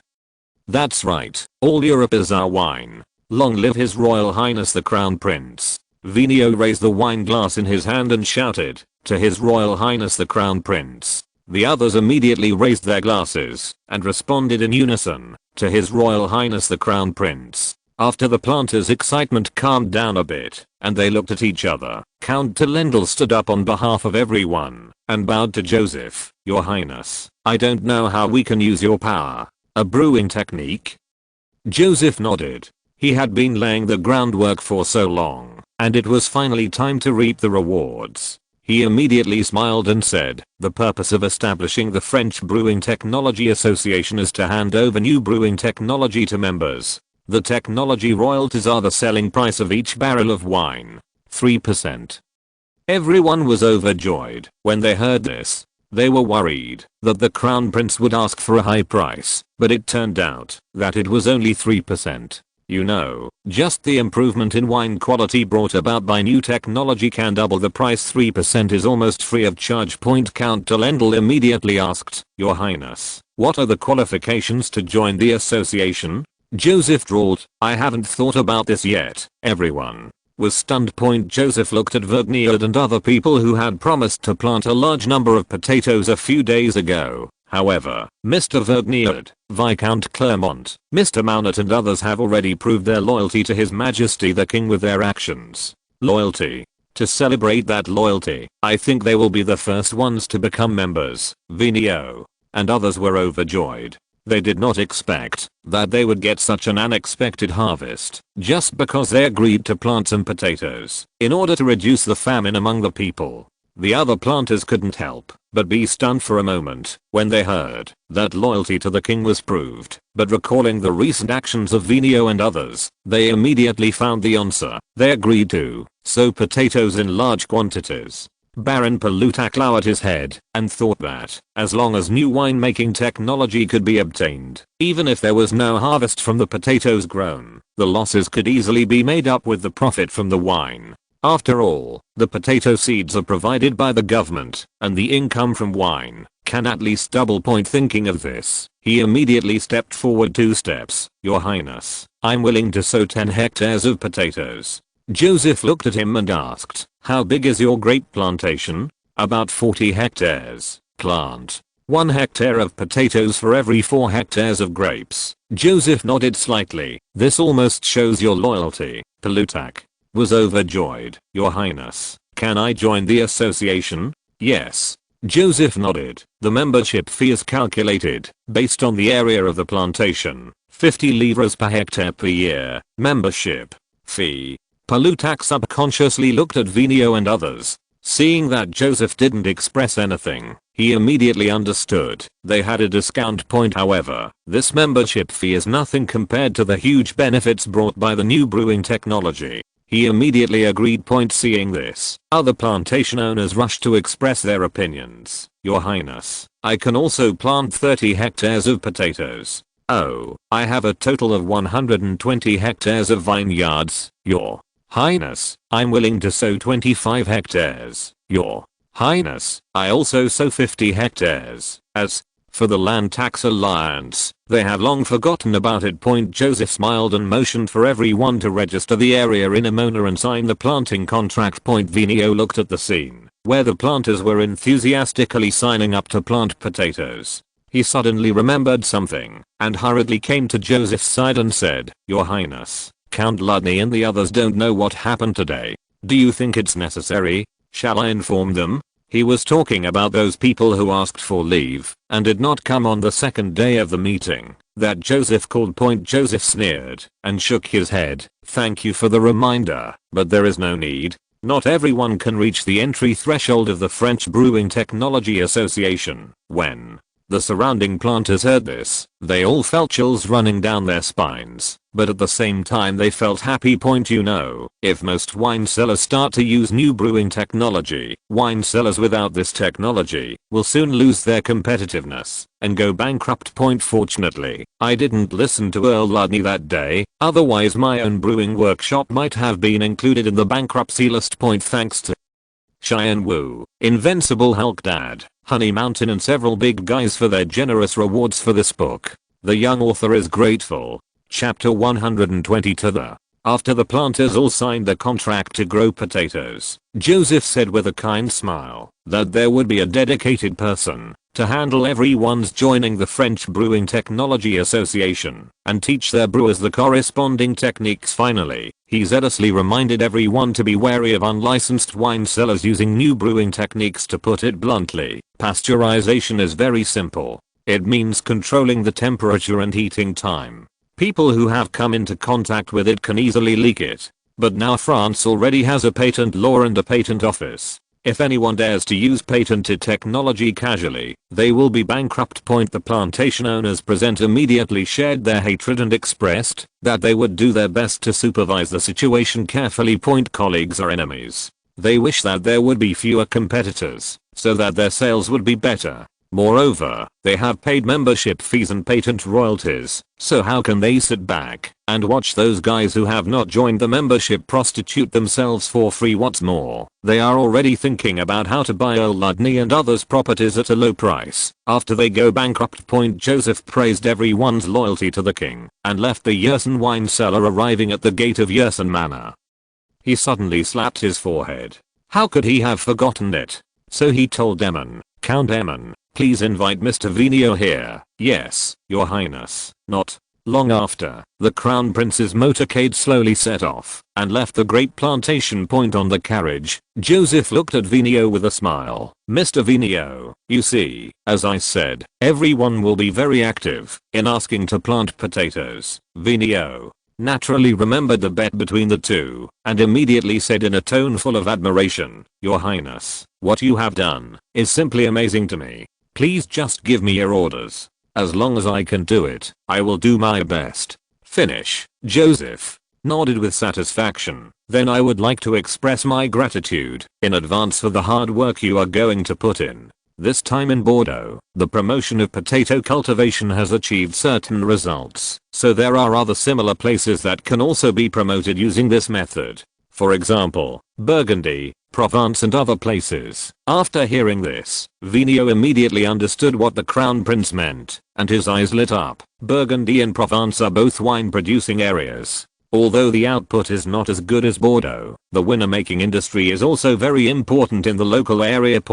As long as new winemaking technology is used as bait and Bordeaux script is followed, I believe there will be many planters willing to grow potatoes. Joseph added, by the way, Brittany and Normandy can also promote potatoes in this way. Vigneau was very confused. Your Highness, wine is not produced in these places. Joseph smiled slightly, but they have a beer industry. My brewing technology is not only effective for wine, but can be used for beer and spirits. Vigneau's eyes widened and he said, this technology is simply incredible. It can even be used to preserve milk. Joseph added casually, looked at Vigneau and smiled. I hope you can go to these places for me and use brewing technology to promote potato cultivation. Of course, I will have the corresponding manpower. Ration you. Vigneau had excellent oratory skills and was very interested in growing potatoes. He was just the right person to do these things. With him running back and forth, Joseph can save a lot of energy. Vigneau immediately stroked his chest and bowed. Your Highness, it's a great honor to serve you.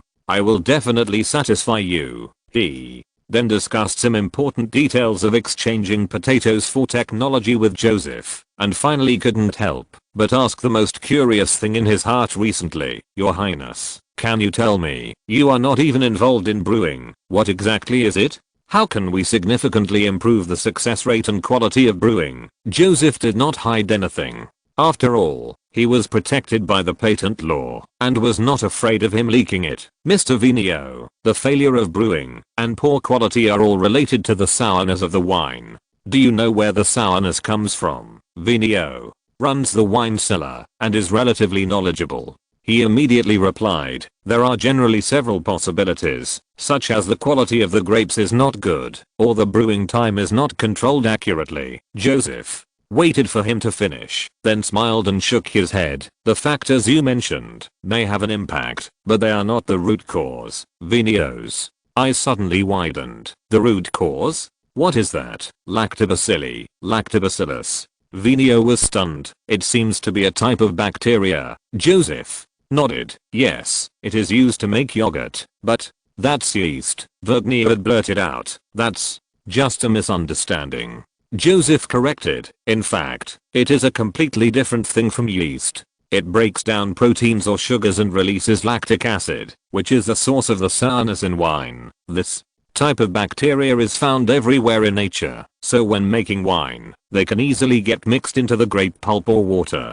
causing the wine to become sour. Fortunately, they are very fragile. They only need to stay in an environment of 60 degrees for half an hour to completely die. Vinio said thoughtfully, according to you, all the problems can be solved by just heating the brewing raw materials to 60 degrees and keeping it for half an hour. Indeed. So, Vernio's face was full of disbelief. It's so simple. Science is like this. Putting aside the process of exploration, the conclusions are often not complicated. Joseph smiled and nodded. Early the next morning, when Joseph was packing his luggage and preparing to return to Paris, Governor Monselet and Vergniaud suddenly came to his room. Joseph was a little surprised. There were still 2 hours before his scheduled departure time. Why did these two people come to see him off so early? After saluting, Monselet seemed quite embarrassed. Your Highness, please forgive me first, but after discussing with Mr. Vinio, I think it is better to tell you about this matter. What's the matter? Please tell me. Well, Viscount Jubbet, Viscount Vienne and Baron Chapelier hope to get an opportunity to serve His Majesty the King. I mean, they want to grow some potatoes. Seeing that the Crown Prince had no impression of these two names, Vinio was busy reminding him, Your Highness, they did not attend the meeting the next day. Monselet continued, Your Highness, they expressed their willingness to sow potatoes in half of the plantation area. Joseph frowned. Vinio hurriedly advised, Your Highness, they know they are wrong, and I pray for your forgiveness. Joseph knew that these three people also spent a lot of money. Just asking the governor to be a lobbyist would cost a lot of money. It's really not a toast but a penalty. In that case, let them produce more blood. It would also be good to grow more potatoes, so, he said with a cold face, tell them to sow potatoes on 2/3 of the plantation area and double the membership fee. That's it. Monselet looked relieved and hurriedly bowed and saluted. Yes, Your Highness, they will definitely thank you for your kindness and generosity. As for those nobles who have not received the news or are still hesitating, they have lost their last chance to join the Brewing Technology Association. A bleak future awaits them. A few days later, the Dauphin's motorcade entered Paris. Joseph looked through the car window and saw that many public toilets had been built on both sides of the street, and citizens were coming in and out there. Occasionally, you can see dung trucks filled with farmyard manure and being dragged out of the city by horses. There are many no open defecation notices posted on the street, and the police are also staring at passers-by. Whenever someone appears to want to be solved anywhere, they will immediately rush over with a whistle and give a scolding. The effect is also very significant. The feces on the streets has been reduced by 70% to 80%, but there are still fish that slip through the net and will be dealt with everywhere, leaving traces. This is not surprising. Getting people to develop the habit of paying attention to public health cannot be achieved overnight. At this time, Paris was considered quite clean and tidy among major European cities. Joseph took a deep breath and felt that the air in the city was much fresher. He no longer felt like he had to go to the toilet at any time before.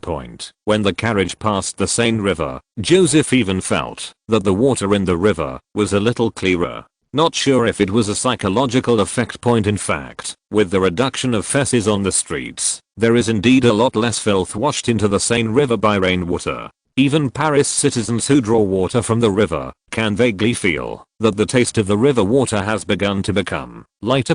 This has also prompted them to pay more attention to the problem of open defecation, and many citizens have begun to report people who deal with it on the street to the police. When the car passed a relatively deserted public toilet, Joseph ordered to stop, then got out of the car and entered the public toilet with great interest to experience it. Inside is a large pit toilet, divided into 4 squatting positions by wooden boards, and handrails are thoughtfully installed on the wooden boards. Facing the squatting pit is a long row of urinal stalls, which overall looks pretty decent. Joseph poured some water and came out of the public toilet with satisfaction. After walking a few steps, he suddenly felt that something was wrong. He turned around and looked around. It seemed like everything he should have was there. Suddenly, he realized something, and his face turned dark. This public toilet only has one door, that is to say, there is only a men's toilet? He recalled the public toilets along the way, and asked Eamon to inquire, and finally confirmed that they were indeed only men's toilets. After Eamon figured out why the crown prince was dissatisfied, he tried to explain, "Your Highness, they may think that ladies rarely solve problems in the street." Joseph sighed. It was really disturbing. He couldn't have warned him even more. The motorcade restarted, and as it gradually approached the city center, various promotional posters about Fashion Week began to appear on both sides of the street, and road signs with arrows and written in multiple languages were added at the intersections. According to Joseph's arrangement, Fashion Week advertisements began to be placed across Europe more than a month ago, and more than 100,000 livres were spent on advertising fees alone. However, the effect is also significant. Nowadays, the focus of discussion among aristocrats from various countries is Paris Fashion Week. Even the high-end hotel in the Tuileries Palace has been booked more than 70%. It is conceivable that when the Fashion Week officially opens, a large number of foreign tourists will flock to Paris and spend a lot of gold coins, creating an event that will go down in history. In the south of Paris, in a villa near the suburbs, a cocktail party was being held. Most of the attendees were military officers. Their small circle doesn't like salons very much, so drinking parties have become their most common way of socializing. In an inconspicuous corner of the reception, a major officer with black teeth shook the wine glass in his hand and said solemnly, "Aurore, tell me about the activities of those despicable police officers." The tall and thin lieutenant next to him immediately nodded respectfully and said in a low voice, "I sent people to watch the police training ground for more than 10 days and found that they conduct artillery training every 3 days." Several officers around him immediately showed contempt. A bunch of stinky police officers also brought artillery. Well, they're lucky they didn't fire the shell into their camp. Yes, artillery is not something people like them can operate. Or continue to introduce the situation of the police academy. On the day of artillery training, they will practice once in the morning and once in the afternoon, with intervals. After he finished speaking, Heir's major asked again, "Have you investigated the situation in the surrounding villages?" Aurore nodded, took out a piece of paper, and pointed to the rectangle in the middle. "This is the dam training ground, and the circles next to it represent the farmhouses." Major Hag looked at it for a moment, then tapped a circle on the north side with his finger. "How far is it from the police training ground?" "Half a league." "It's a little far away." "Where is this place?" "A little more than a third of a league." "Okay, that's it. There happens to be a dense forest next to it." Major Blacktooth sneered. "Sicilian, take your people to be on guard." He pointed to the north side of the training ground in the picture and said, "It's right here. Aurore, you are responsible for transporting the cannon and transporting the cannon away. After you get it, if something unexpected happens, hide in this dense forest first." According to your information, the police last trained at around 4 p.m. You only need to delay for a while before it gets dark, and then you can return to the military camp calmly. "Yes, Major." Hag looked at the little blonde man sitting opposite. "Kemmers, take your people to shoot. You only have one chance to fire, and it must hit the farmhouse, and then quickly retreat into Paris." "Okay, don't worry, Aurore. When is their next training?" "The day after tomorrow, sir." "Okay. Tomorrow you go to familiarize yourself with the terrain, and then take action the day after tomorrow." Major Hag raised his glass and said fiercely, "Cheers. Those despicable policemen dare to insult the general and the French guards. This time, we must leave room for them. It'll take a deep memory. These people were officers of the French Guard. The last time the commander of the French Guard, Besonville, was forced back by police officers with guns outside the training ground of the police academy, he regarded it as a great shame and a great insult. He put the entire debt on the head of the dean of the police academy and the Paris police chief. Of course, as a senior military officer, Besonville knew that he would have to use political tactics to move these two men, but the people under him just wanted to say this immediately. If you're listening to this novel on a channel other than Fanfic World, it means they downloaded and uploaded it without effort. We cordially invite you to visit our channel, Mundo Fanfic Novelos. There you'll find the original version of this story and you can explore many other novels of various genres. We're waiting for you to immerse yourself in a world of incredible novels. Chapter 123. All the talents in the world are under my control. As soon as Joseph's carriage stopped in front of the office building of the Industrial Planning Bureau, he saw a figure with disheveled hair suddenly jumping out of the street and walking quickly towards him. "Don't come near." Two guards immediately stepped forward and stopped the man.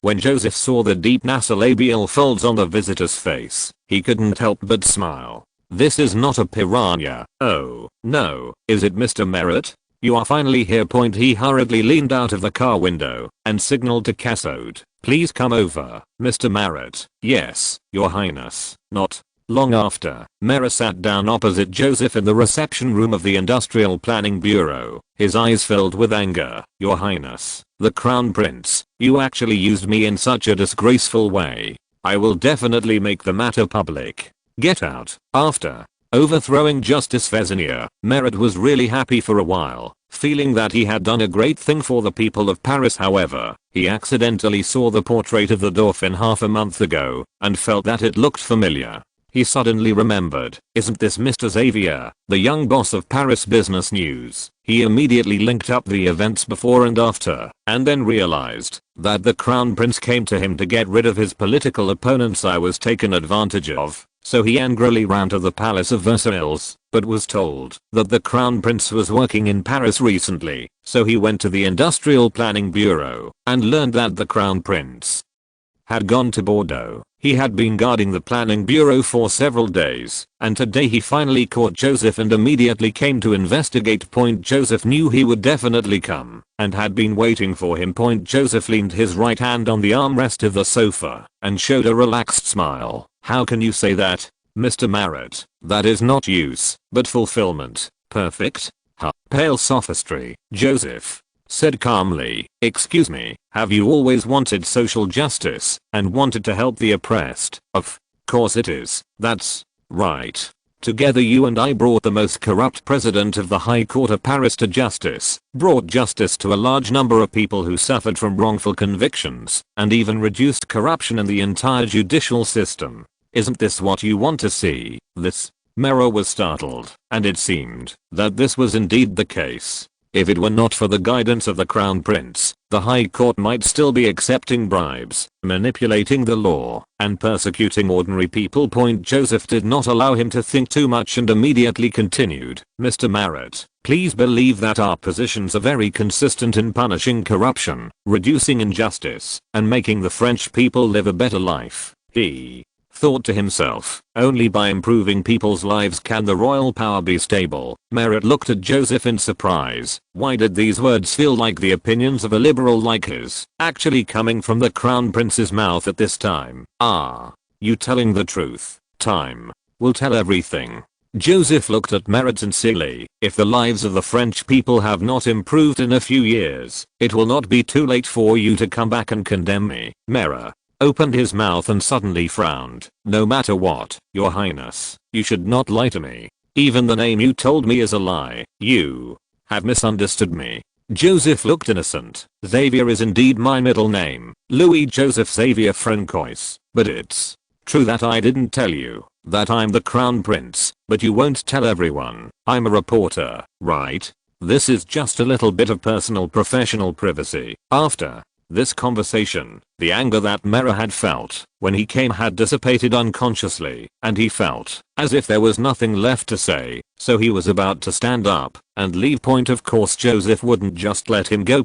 He has been planning an anti-corruption bureau for some time. Official corruption is a major problem that seriously harms France. It is difficult for people to rely on their own conscience, to refuse the temptation of various interests, not to mention those old-style officials. Even the police system that has just completed the reform will inevitably end up becoming the same as the old police if there is no one to supervise it. Although the reform of official administration can cure the root cause It is also very necessary to set up a regulatory agency, which can at least make officials restrain themselves. Joseph has not promoted the establishment of an anti-corruption bureau, largely because he cannot find the right people to investigate corruption. Using the existing officials would mean letting them supervise themselves, which would eventually lead to collusion and cover-up. And training people from scratch is too time-consuming. So he thought of Marat, Desmoulins and others. They have a keen sense of smell and rich experience in investigation and evidence collection. The most important thing is that they should be the least likely group of people in France to collude with officials. Moreover, using these Jacobins to form the Anti-Corruption Bureau has two benefits. First, these people have no time to spare. If you don't find something for them to do, they will find it on their own, which may trigger the start button of their destiny at certain critical moments. So it is better to include them in the royal power system and let them get busy. Second, with his previous experience in dealing with Versailles, Joseph found that, if Marat and others used them well, they would definitely be piranhas who could tear apart their political opponents. They should be able to contribute in the process of rectifying the government and weakening the old aristocracy. Joseph signaled Marat not to leave in a hurry and said solemnly, "Mr. Marat, do you want this country to be more just and equal, and do you want to help more ordinary people?" Marat sat back on the sofa and nodded slowly. "This is my lifelong ideal, Your Highness. Now, there is an opportunity for you to better realize your ideal. I'm ready to set up a..." Joseph originally wanted to say Anti-Corruption Bureau, but suddenly felt that fairness and justice should be more to Marat's appetite, so he changed his words. "Establish a police bureau's impartial investigation division to investigate officials, police corruption, malfeasance and other issues are in order to safeguard the legitimate rights and interests of the people. This department is temporarily affiliated with the police department, but is not under the jurisdiction of the police system and reports directly to me. I look forward to having you as a member of the investigation division." Marat was stunned for a moment, then suddenly stood up again and said coldly, "You want me to be a thug for the royal family?" Joseph said in his heart that you are worthy of being a Jacobin, and you are so unfavorable to the royal family. He smiled, shook his head and said, "What you said is biased. The people you want to investigate are not farmers or craftsmen, but high-ranking officials, rich and powerful nobles. Even if you are a thug, you are a thug of the people, not the royal family. The people's thugs?" Marat repeated these words softly, his eyes gradually becoming hot. Joseph immediately struck, "While the iron was hot, I can even assign prosecutors to the Impartial Investigation Office. Once you find out there is something wrong with the officials, you can directly prosecute them." Joseph was not worried that Marat would catch his political ally and bite him. Although in this era, there are basically no officials who are not corrupt, Marat is only an investigator of the Impartial Investigation Division, and at most he can be the captain. He has himself, the director and other management above him, which can ensure that the direction of the attack is controllable. Marat clasped his hands and pondered for a long time, and finally raised his head and said, "Your Highness, I think I really can't find a reason to refuse. I agree to join the Impartial Investigation Agency, but we have something to say first. If I think this agency is different from what you said, if it doesn't match, I will quit at any time. That is your right." Joseph nodded. "I believe that we will not disappoint each other. Oh, by the way, as for the prosecutor of the Impartial Investigation Department, what do you think of the young lawyer who defended the victim in the Versailles case last time?" Marat recalled for a moment and said, "You mean the lawyer named Dandang?" "It's him. He is an upright and brave man." Marat nodded. "It's just that he is not a prosecutor of the High Court, Your Highness." Joseph smiled and said, "He will be soon. Also, your friend, Mr. Desmoulins, if he can also join the Impartial Investigation Department, he will definitely scare more corrupt officials." "Yes, Your Highness, I think so too. I will try to convince him." From the window on the second floor of the Industrial Planning Bureau, Joseph looked at Marat's leaving figure and couldn't help but sigh. "With one less Robespierre, we can form a Jacobin team. Let them fight against corruption, and they can be considered human beings." Use it to its best advantage. England Point on the south bank of the Rex River in Birmingham, in a light grey 2-story villa. A man's somewhat dissatisfied voice came out. Mr. Dupont, I think I have made it very clear that I have no interest in your proposal. Mr. Watt, maybe you can make some conditions. The door of the villa opened, and Dupont walked out first, turning sideways and saying, I can consider any request. A man in his 50s with a high nose, broad face, and piercing eyes followed him out of the door and gestured to the carriage not far away. Thank you for the invitation, but I value my friends more. They're all in Birmingham, and there's the Moon Club, which you don't have in France. I think it's time for you to get in the car. Dupont looked anxious and helpless. This time, in order to facilitate his actions, His Royal Highness the Crown Prince specifically asked Archbishop Bourrienne to place the final signing place for the Anglo-French trade negotiations in Birmingham. However, he has come to see Watt 3 times in the past few days, but he has been unable to persuade this old stubborn. Today, Britain and France have officially completed the signing of the new Treaty of Eden. He will return to France tomorrow at most. How can he not be in a hurry? Dupont nodded, suddenly turned around, and took out his last resort. Mr. Watt, actually, I'm here to invite you on behalf of someone. At this moment, a middle-aged man wearing a black short coat, with droopy eyes and a simple appearance walked over from the path on the east side of the Villa Point. When he heard Dupont's next words, he immediately stopped, and hid behind the pillars. He is a distinguished member of the royal family. I dare to swear that his status is definitely beyond your imagination. Dupont stared at Watt and said, he really appreciates your talent and wants to help you create more brilliant technical achievements. So Watt smiled and shook his head. Look, I don't lack anything. Money, villa, company, family. I really have no intention of leaving Birmingham. Dupont had no choice but to stop persuading him frustration and return to the carriage. Although he didn't know why His Royal Highness the Crown Prince valued this British craftsman so much, his mission to bring him back to France was a complete failure. The middle-aged man hiding behind the porch came out, looked thoughtfully in the direction Dupont left, then knocked on the door of Watt's house, and handed some company documents to the latter. Just as Watt went upstairs to sign, the middle-aged man stopped there. Watt's maid and asked in a low voice, Mrs. Edwin, do you know the gentleman who came before? Well, the one with the big nose. What did he say to Mr. Watt? I don't remember. Mrs. Edwin turned to leave. The middle-aged man hurriedly took out his wallet, took out a £1 note, and handed it to her. I'm just curious about that person.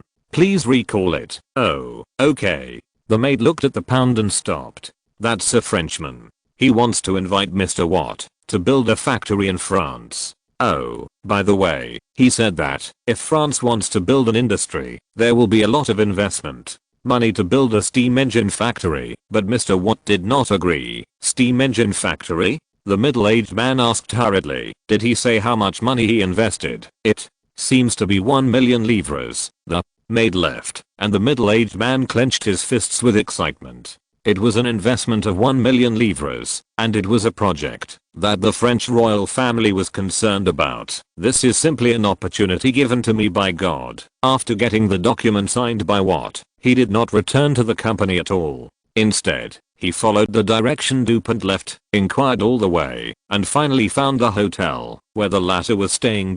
Joseph looked at the patent certificate for preparation method of salicin that had just been delivered to him and nodded with satisfaction. The French Patent Office copied everything from the organizational structure to the operating model of the United Kingdom, allowing it to be quickly established. In order to recruit patent examiners as quickly as possible, Joseph even moved Mr. Lagrange out and asked him to invite a large number of experts. Only then did he have the first patent certificate in France. Of course, Joseph also made many adjustments to the British model.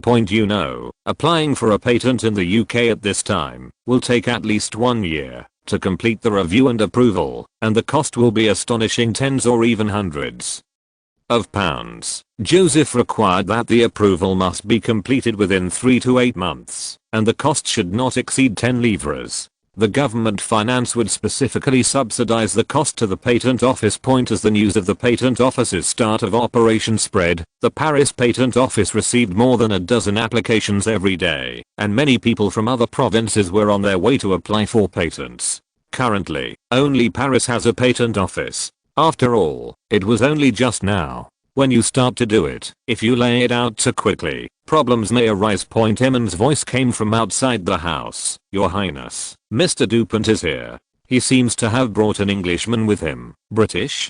Joseph was delighted. Could it be what? He stood up immediately. Please invite them to the reception room quickly. Not long after, Dauphin and a middle-aged man with a simple appearance walked into the reception room. They touched their chests and saluted. Long time no see, Your Highness, the Crown Prince. May God bless you. It is an honor to meet you, Your Majesty. The Crown Prince, Dauphin, looked awkwardly and gestured to the man next to him, and introduced to Joseph. Your Highness, this is Mr. William Murdoch. He is an excellent steam engine technician. Well, that's what he said. If book lovers feel that this book is not enough, they can first read the author's completed old book. Please stop, madam. Chapter 124. Genius Inventor. William Murdoch.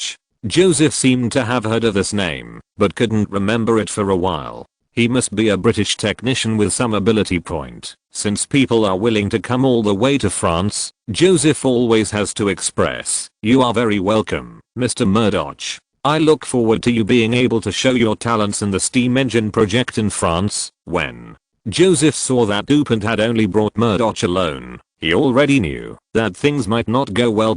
He asked the two of them to sit down and looked at Dauphin anxiously. What did Mr. Watt say? A look of shame appeared on the latter's face, and he spoke with some difficulty. Your Highness, I'm sorry that I couldn't fulfill your great trust. Mr. Watt rejected my invitation. Although Joseph was mentally prepared, he still frowned when he heard this. He is not satisfied with our conditions? No, Your Highness. In fact, he doesn't care about the conditions at all. Dauphin briefly talked about Watt's situation, and Joseph couldn't help but sigh. Mr. Dauphin, you have done your best. There is no need to blame yourself. I will think of other ways. Although Joseph acted very calmly, he actually began to feel worried in his heart. He knew very well that if France wanted to establish a steam engine industry chain in the shortest time, what was absolutely a crucial link. Joseph was not arrogant enough to think that he could handle the entire industry on his own. Although he has many advanced steam engine technical principles in his mind, it is still far away from turning into a truly operational machine. After all, he has never actually built such a thing. Not to mention the difficulty of implementing the principle into a real machine. Even if he had the drawings of a new steam engine, he would not be able to build it at all. From the material selection of the boiler to the specific process of casting. From how to grind the piston wall to the ratio of reserved tolerances. From the cross-sectional shape of the crank to the consistency of the lubricant at the joint.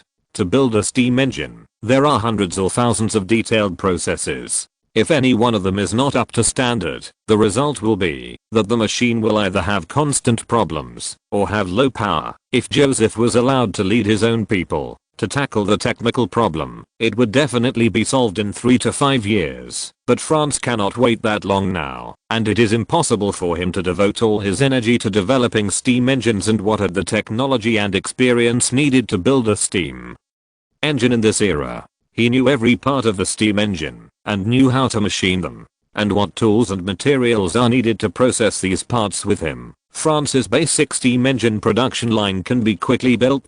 However, what seems destined to have no connection with France, so all technical processes can only rely on France's own technicians to slowly explore. No one knows how long this process will take. Joseph shook his head secretly and was thinking about which technicians in France were worth training. He saw Murdoch on the side carefully moving his butt forward and said nervously, "Well, His Royal Highness the Crown Prince, I heard Mr. Dauphin say that you plan to establish a factory that makes steam engines?" "Indeed, I thought maybe I could help." "Oh, are you familiar with building steam engines?" Murdoch straightened his chest and showed a confident look. "Your Highness, if you think Mr. Watt can do the job, then I can definitely do it. Let's put it this way, I basically know what he knows. At the same time, I also have my own patent. Joseph looked at the middle-aged man in front of him in surprise. Are you telling the truth? Dauphin stood aside and said, Your Highness, I have confirmed that Mr. Murdoch does own a patent for a swing-type steam engine and a steam gun in the UK. It was precisely because Murdoch had these two patents that Dauphin decided to bring him to see the Crown Prince. Your Highness, perhaps you have heard of the planetary crank gear device of steam engines. Murdoch's tone was obviously full of resentment. Actually, this technology was invented by me. It's just because I work in Mr. Watt's company. According to the original work agreement, the patent was in his name. Planetary gear. Joseph couldn't help but narrowed his eyes when he heard the words and seemed to be a little impressed. Murdoch thought he didn't believe it, and his voice was a little higher. Your Highness, if you need, I can describe the conception process of this technology in detail. Oh, by the way, I also invented a brand new high-pressure steam engine technology. He said, a little discouraged. It's just that Mr. Watt is worried that the power of the high-pressure steam engine will be too high, which will affect the company's original product sales, and he does not allow me to publish this technology, so I have not been able to apply for a patent. Joseph repeatedly recited planetary gears and high-pressure steam engines, and suddenly remembered something and blurted out, Mr. Murdoch, do you have another invention for gaslighting? Gaslight? Murdoch looked very surprised. I have a plan to use coal to generate gas, but it is not perfect yet. Do you know Mr. Cumnock? I only mentioned this to him. Joseph naturally didn't know Cumnock, but he had been able to confirm Murdoch's identity, the famous Scottish inventor who held many patents on steam engines, especially high-pressure steam engines, but later generations only remembered him as a gas lamp. The inventor of more than 10 years later, the gas street lamp illuminated the whole of London and became a symbol of British civilization. Seeing that the Crown Prince seemed to be interested in him, Murdoch hurriedly continued, Your Highness, you may not believe it, but in fact, most of the patents owned by Mr. Watt have my contribution, and some are even completely invented by me. I am very familiar with steam engine technology. In fact, I have always wanted to open a steam engine factory, but I had no funds. Until I heard Mr. Dauphin said that you were planning to invest in the steam engine industry, so I came immediately. Your Highness, if you allow me to help you build a factory, I swear, I will do no worse than Mr. Watt. Murdoch had worked in Watt's company for more than 10 years, and had been robbed of many patents, but his salary was not very high. He had long been filled with resentment, but in order to make a living, he could only compromise. Historically, it was not until he invented the technology of making gas from carbonized coal more than a year later, and made money from the gas lamp patent, that he finally got rid of Watt. But Joseph's steam engine development plan made him see another option. Joseph did not expect that he would gain something in the same way as he lost. He missed Watt, but gained Murdoch. This talented man's skills are definitely no worse than Watt's. He can also help him light up the gaslight technology tree. He is also much younger and more energetic than Watt. He immediately stood up, smiled and nodded to Murdoch. Congratulations, Mr. Murdoch. You are now the general manager of the Royal French Machinery Company. I wish us a happy cooperation. Murdoch was stunned for a moment, and then he was ecstatic. He thought he would have to spend some effort to convince the French Crown Prince, but he didn't expect that he got what he wanted so smoothly, and he was directly the general manager. He touched his chest excitedly and bowed deeply. Thank you for your trust, His Highness the Crown Prince. I will definitely not let you down. Well, I'm also looking forward to your outstanding performance. Murdoch suddenly thought of something again, rubbed his hands nervously and said, Your Highness, I hope to get a patent for the technology I invented. On the way here, he heard that France had passed the patent law, and having patents expropriated by others had always been a worry for him. The patent belongs to you. Joseph nodded immediately, but you have to grant the company the exclusive right to use it. Of course, that's no problem, Your Highness. Murdoch added, also, you know, I will contribute all my skills to the company. Maybe I can get 10% of the company's shares, in which case I will be very grateful to you. If Joseph immediately shook his head. How can this be done? Murdoch looked panicked. According to the investment amount of 1 million livres, 10% is 100,000, which is indeed too much. He was about to say, is that 5% okay? When he heard the crown prince say, based on your value, you should get at least 20% of the shares. But these are stock options. 20%? Murdoch was startled. He was stunned for a moment before asking again, what is the option? It will give you 4% of the shares every year for 5 years. If you resign during this period, the previous shares will be invalid.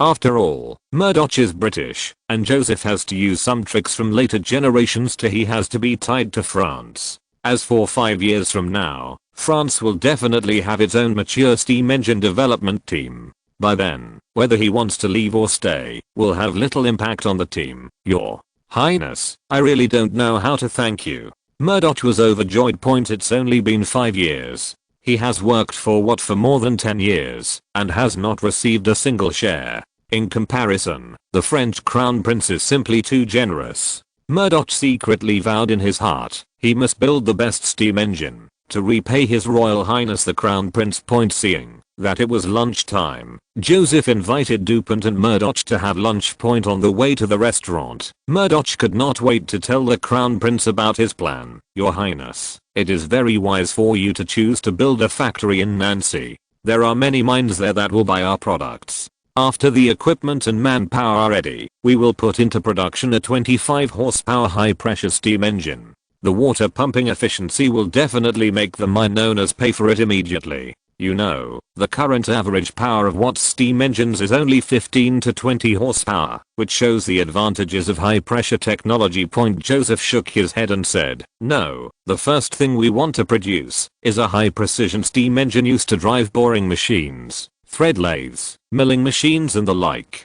The main goal is to improve the efficiency and accuracy of these processing equipment. Power is not the most important, but, Murdoch reminded, Your Highness, the equipment you mentioned is not profitable. This initial investment, Joseph smiled slightly. You don't have to worry, I will fully guarantee the funds. His purpose of developing steam engines was to promote the industrialization of France, and various machine tools were the mother machines of industry. At this time, these processing equipment had already appeared in Europe, but they were all driven by manpower or hydraulic power, resulting in low power and poor accuracy. If steam engine driving is used instead, the processing speed and accuracy will be greatly improved. For example, processing equipment such as automatic boring machines and milling machines can be widely used in the arsenal he planned. Compared with manual production of weapons and equipment, both accuracy and production efficiency will be improved by leaps and bounds,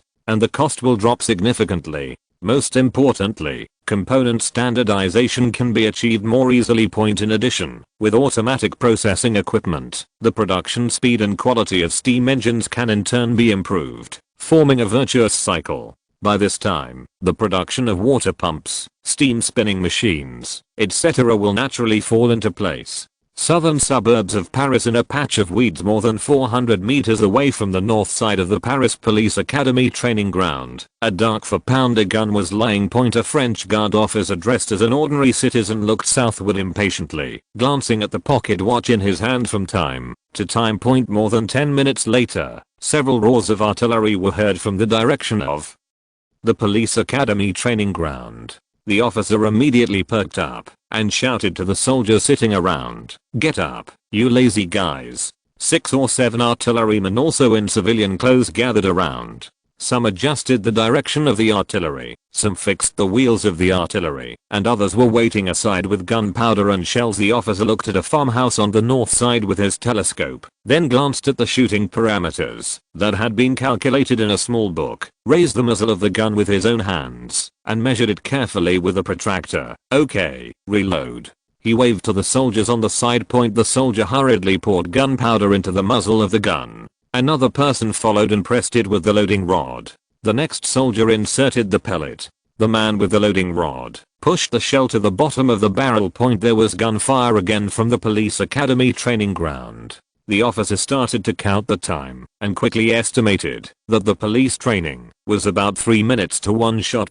He motioned to his ignition hand. The young man holding the fire stick hurriedly walked over, glanced in the direction of the farmhouse, and then looked at the officer with a somewhat struggling expression. "Sir, there seems to be only one farmer over there. Do we really want to fire at that?" "Shut up." The officer glared at him. "You just need to follow the order." "Yes, sir." Seeing that it had been exactly 3 minutes since the last time he heard the sound of cannons, the officer immediately shouted to the fireman, "Fire." The soldier had already developed the habit of obeying orders unconditionally and hurriedly pressed the ignition stick on the fire door. The cannon suddenly let out a roar. The billowing smoke instantly enveloped the surrounding area. A 4-pound iron ball roared into the farmhouse in the distance, bringing out a sky full of broken wood and hay clippings. Half of the simple farmhouse suddenly collapsed. Almost at the same time, a loud noise was heard from the direction of the police academy training ground. The officer of the French guard used his binoculars to confirm that he had hit the farmhouse. With a sneer on his lips, he turned around and ordered his men to put the cannon on their horses and quickly retreat to the northwest. Another group of soldiers who had been waiting there hurriedly removed the gun barrel and loaded it into the carriage. The carriage then fled to the city of Paris, while the gun carriage was hidden in the dense forest next to it. At the training ground of the Paris Police Academy, Berthier was talking to Dubois about the new tactic of artillery clustering. Although his transfer to the French Guards Engineer Battalion has been decided, the transfer order has not yet been issued. During this period, he almost come to the training ground every day. Indeed, as the Crown Prince said at the time, there were many new tactics here, which he never tired of. After another artillery firing training, Dubois frowned and turned to look at his assistant. "If I remember correctly, this afternoon is a 3-gun training." "Yes, sir, 2 4-pounders and an 8-pounder, but there were 4 cannon shots just now," Berthier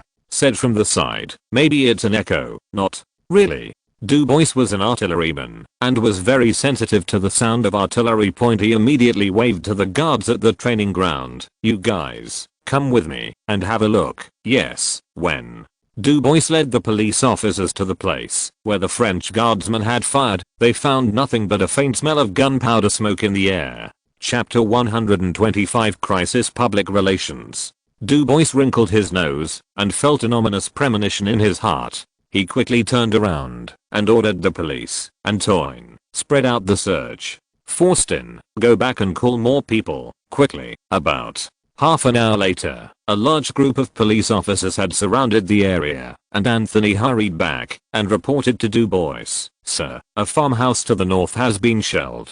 An old man and his wife are dead. Houses and stables were also destroyed. Shell attack." Dubois suddenly frowned deeply. After a while, other searchers also returned one after another, but nothing of value was found. At this time, the sky had darkened, and it was difficult to see clearly from more than 10 steps away. In addition, the French guards had been prepared, so that the police officers all returned without success early the next morning. In a small room on the 2nd floor of the Industrial Planning Bureau, Murdoch was looking excitedly and anxiously at the notes and drawings in front of him. It could be seen from the bloodshot eyes that he had not slept all night. In fact, what the Crown Prince told him was so amazing and so tempting that he had no idea of going to sleep.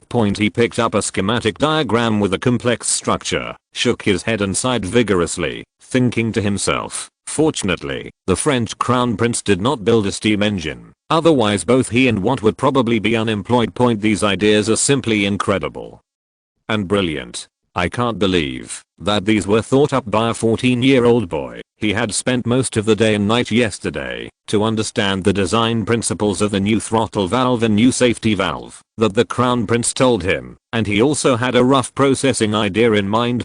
However, there are still many things he hasn't figured out, and the most scary one is the principle of this 3-expansion steam engine. The heat energy utilization rate is frighteningly high, but at the same time it is also frighteningly complicated. What's worse is that the Crown Prince only gave him the principles and ideas, but asked him to complete the specific mechanical design. He didn't dare to think about the words 3 increase type now, otherwise his brain would immediately throb and hurt. It was obvious that it was overwhelmed. After a long time, Murdoch finally gave up, sorted out the information, and walked towards the Crown Prince's office. "Actually, you don't have to be so impatient." Joseph smiled and comforted the haggard inventor. "In the short term, you only need to build the existing steam engine. These new technologies can be slowly figured out in 5 or 8 years. Even if it takes 10 years to do it, it will still be too late." Just kidding. If Murdoch could really realize all the technologies he mentioned yesterday, France's industry would not be able to take off directly. But everything has an objective law of development. Without the accumulation of low-level technology, high-level technology will always be a castle in the air, just like a 3-expansion steam engine, which has extremely high requirements for finishing and materials. Even if Murdoch suddenly bursts with inspiration, completes the specific design, and then rubs it out by hand, the boiler will definitely explode during operation. Because the materials and processing levels are far from meeting the requirements. The reason why Joseph wanted to tell Murdoch about these high technologies was firstly to give him an idea of the technical direction, and secondly to use this to attract him and make him more practical to work in France. "Thank you for your understanding, Your Highness." Murdoch looked a little sluggish. Whether it was because he was tired or because he was hit, he always felt that, although he was relatively dull in dealing with interpersonal relationships, he was definitely a super genius in the field of steam engines. Thinking that others had told him the principles and design ideas, but he still couldn't make it point, he sighed and said, "Your Highness, actually, I want to recommend someone to you to help me study the technologies you proposed." "Oh? Who are you talking about?" "My neighbor and former colleague, Mr. John Sandal, is a very talented technician," Murdoch said. "Perhaps you have not heard of his name, because his invention of the boiler pressure gauge was used by Mr. Watt. It is considered an important business secret, and has not been made public, and Mr. Sandal's current living situation is not very good. I believe that, as long as you offer a suitable salary, I can let him come to France with a letter." Joseph was a little ashamed. If he continued at this pace, he would have to dig out Watt's corner. However, this is all because Mr. Watt himself often deducts employees' skills, which gives me an opportunity to take advantage of them. "Thank you for your selfless recommendation." Joseph thanked him sincerely, and then reported a number, 120 livres. "Do you think this is appropriate as Mr. Sandal's monthly salary?" Murdoch really wanted to say inappropriate, because it was too high. In fact, giving him only half of this salary would allow Sandal to board the passenger ship bound for France at all costs. To be honest, from a personal point of view, he really doesn't want Sandal to come, as it will bring competitive pressure to him. However, after reading the technical information provided by the Crown Prince, he also knew that he had to find a helper, otherwise he might not be able to digest all the technology on his own in more than 10 years. Murdoch stroked his chest and saluted. "Your Highness, you are still so generous. I will write a letter to Mr. Sandal right now." As he said that, he remembered something again. "By the way, Your Highness, I saw that rail facilities are being built in the center of Paris." Britain had rail transit decades ago, but it was used for transportation in mining areas, and had never appeared in cities. "That's right. Paris is about to hold a fashion week, and rail carriages will be needed to transport guests. This is really a great idea," Murdoch praised, and then continued. "It's just that, to put it bluntly, your track construction workers are not professional enough. Although they have come up with the good idea of using gravel to pad the foundation. But whether it's the fixation of the sleepers or the precision of the track installation, it's all more well, you understand." Joseph said in his heart that I told them to lay gravel. These people's skills are indeed average. He hurriedly asked, "What suggestions do you have for construction?" Murdoch waved his hands repeatedly. "Your Highness, I'm not good at laying tracks, but I know some experts in this field. A lot of tracks have been laid in the mining area of Birmingham, but in recent years there have been relatively few new coal mines, which has led to their income. The situation is very bad." Joseph's eyes lit up. "Mr. Murdoch, have you ever been a headhunter? In just over 10 minutes, I was able to recruit so many talents. The importance of track laying technicians is self-evident. Railway tracks are the technology tree that must be lit to develop trains." He nodded without hesitation. "Then please extend an invitation to them. There will be a lot of track laying work in France in the next few years. They must be satisfied with the remuneration. As soon as he finished speaking, Eamon walked in quickly and whispered in his ear, "Your Highness, Baron Friant is here. It seems there is something urgent." Murdoch resigned with a wink. Friant, the Dean of the Police Academy, entered the office, closed the door behind his back, bowed quickly to Joseph, and said anxiously, "Your Highness, something happened. The farmhouse was hit by a cannonball and someone died." Joseph frowned. "Is it caused by our training?" "Probably not." Friant lowered his head and said, "According to your instructions, the charges during artillery training are halved. The farmhouse is 1,800 steps away from the training ground. Even if the gunner's aim is wrong, the shells will still be fired. It's impossible to fly that far." "Do you know who did it?" "This is still unclear. Major Du Bois found traces of gunpowder residue and blackened weeds on the north side of the training ground. It is likely that someone fired at the farmhouse there, but he did not catch any suspicious people." Friant took a deep breath. "Your Highness, the most troublesome thing now is that the farmer insisted that his house was hit by a cannon from the training ground. I don't know who spread the word about this. Now a large number of reporters are interviewing the family, and there are protesters blocking the outside of the training ground." Joseph felt that this matter was not simple, so he signaled to Eamon, "Please prepare your car. I'm going to the training ground to have a look. Oh, send someone to notify Mr. Fouch and ask him to come too." "Yes, Your Highness." Not long after, on the carriage driving to the training ground, Joseph asked Friant, "Theoretically, is it possible for the cannon at the training ground to hit the farmhouse?" "Your Highness, if it is loaded with gunpowder and there is a favorable wind, the 4-pounder can barely hit 1,800 steps." Joseph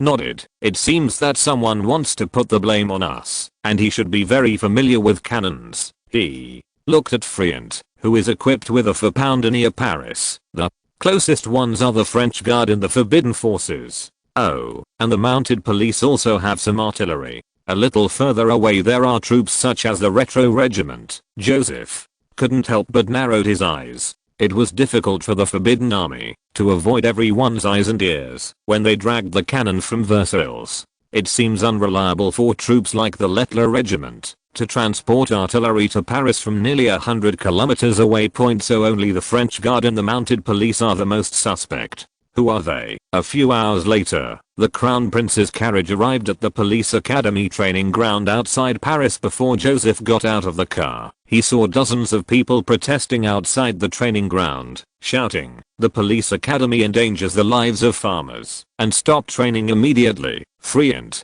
said with a grimace, "Your Highness, this matter has been published in today's newspapers. Some people in Paris have also begun to talk that we accidentally attacked the farmhouse. These protesters came early in the morning." Joseph thought for a while and told Friant, "Don't worry about who did it now. Let's do crisis public relations first." Crisis PR immediately, together with the Viscount of Besançon, on behalf of the police department, go to express condolences to the peasant family, promise to help them repair their house, and give them 4,000 livres. But remember, in front of reporters, you only say that it is for the family. Assistance, we must not admit that the accident was caused by our training, and the details are still under investigation. Next, you must personally lead the police to repair the house of the family every day, give them 3 meals, and even help them feed their animals. At the same time, publish an open letter to condemn the murderer who attacked the farmer, express sympathy for the farmer's suffering, and write it affectionately. Sincerely, I will let the newspapers continue to report and gradually guide public opinion." Joseph looked at the protesting crowd again. "As for these people, please try your best to appease them and promise them to suspend artillery training. However, you must prepare your shields and beware of anyone instigating trouble, but be sure not to attack them." "Yes, Your Highness, I will do it right away." Joseph did not enter the training ground, but first looked at the victim's condition from a distance, and then went to the place where Du Bois found the suspected murderer's gunfire points. Du Bois had people protect the scene well. He pointed to the marks on the ground and said to Joseph, "Your Highness, judging from the depth of these wheel marks, they should be pressed by the wheels of the gun carriage." There are also mounds of dirt here, which are left by the fixed gun mounts. Looking at the footprints, there should be 7 people and 2 horses, just enough to operate a 4-pound gun, according to my guess. Those people should have fired at the farmhouse over there while we were training shooting. Joseph was checking nearby when he saw Fouch arriving with people from the police intelligence department. Fouch had already understood the general situation on the way here and immediately began to carefully explore the surroundings. Then he went to the victim's side and came back with a cannonball. Your Highness, there are only wheel tracks leading to the woods nearby, and it seems that some of the murderers escaped to Paris. Fouch said with a solemn face. With these clues alone, it is difficult to determine their identities. Joseph looked at the cannonball in his hand, shook his head and said, any contact will leave traces. For example, not all 4-pounders can fire this cannonball, due to the limited level of artillery processing at this time. It was difficult to make the calibers of the cannons exactly the same, so the artillery shells had to be customized individually. These wheel marks and footprints all contain useful information. I hope you can use them as soon as possible to determine who is framing the police academy. Oh, by the way, judging from the nearby troops with 4-pounders, the French guards and mounted police are the most likely. Fouch repeated the words any contact will leave traces in a low voice, nodded slowly, raised his hat and saluted Joseph. Your Highness, I will find out who did it as soon as possible. The next day, the Minister of the Interior's courier hurried to the Industrial Planning Bureau and handed Monod's letter to the Dauphin. Joseph opened the envelope and looked at it and saw Monod's letter saying that many nobles had complained to him about the police department or the police academy because of the shelling of their farmhouses, asking him to close the police academy training ground. Now the police department is still nominally under the jurisdiction of the Home Affairs system, so all complaints go to the Home Secretary. Mono had no choice but to convey the matter to the Crown Prince, who actually controlled the police system. It came quickly enough. Joseph threw the letter aside. A chill flashed in his eyes. Don't let me catch you. The police station. An intelligence officer was reporting the recent investigation results to Fouch. The mounted police have a total of 3 artillery pieces. As we expected, these guys only bully farmers. I'm afraid they haven't used cannons for a long time. The cannon hooks and the axles were covered in rust. Mounted police are similar to rural patrols plus tax inspectors and are not part of the police system. It seems that the focus will be on the French Guard, Fouch said and looked at Prosper. Have you discovered anything there? End of this chapter. Thank you very much for reaching the end. Don't forget to like. Looking for more exclusive content and immediate access? Subscribe to our Patreon. Remember, every like, subscription, or donation encourages us to continue. Thanks to everyone. See you in the next video.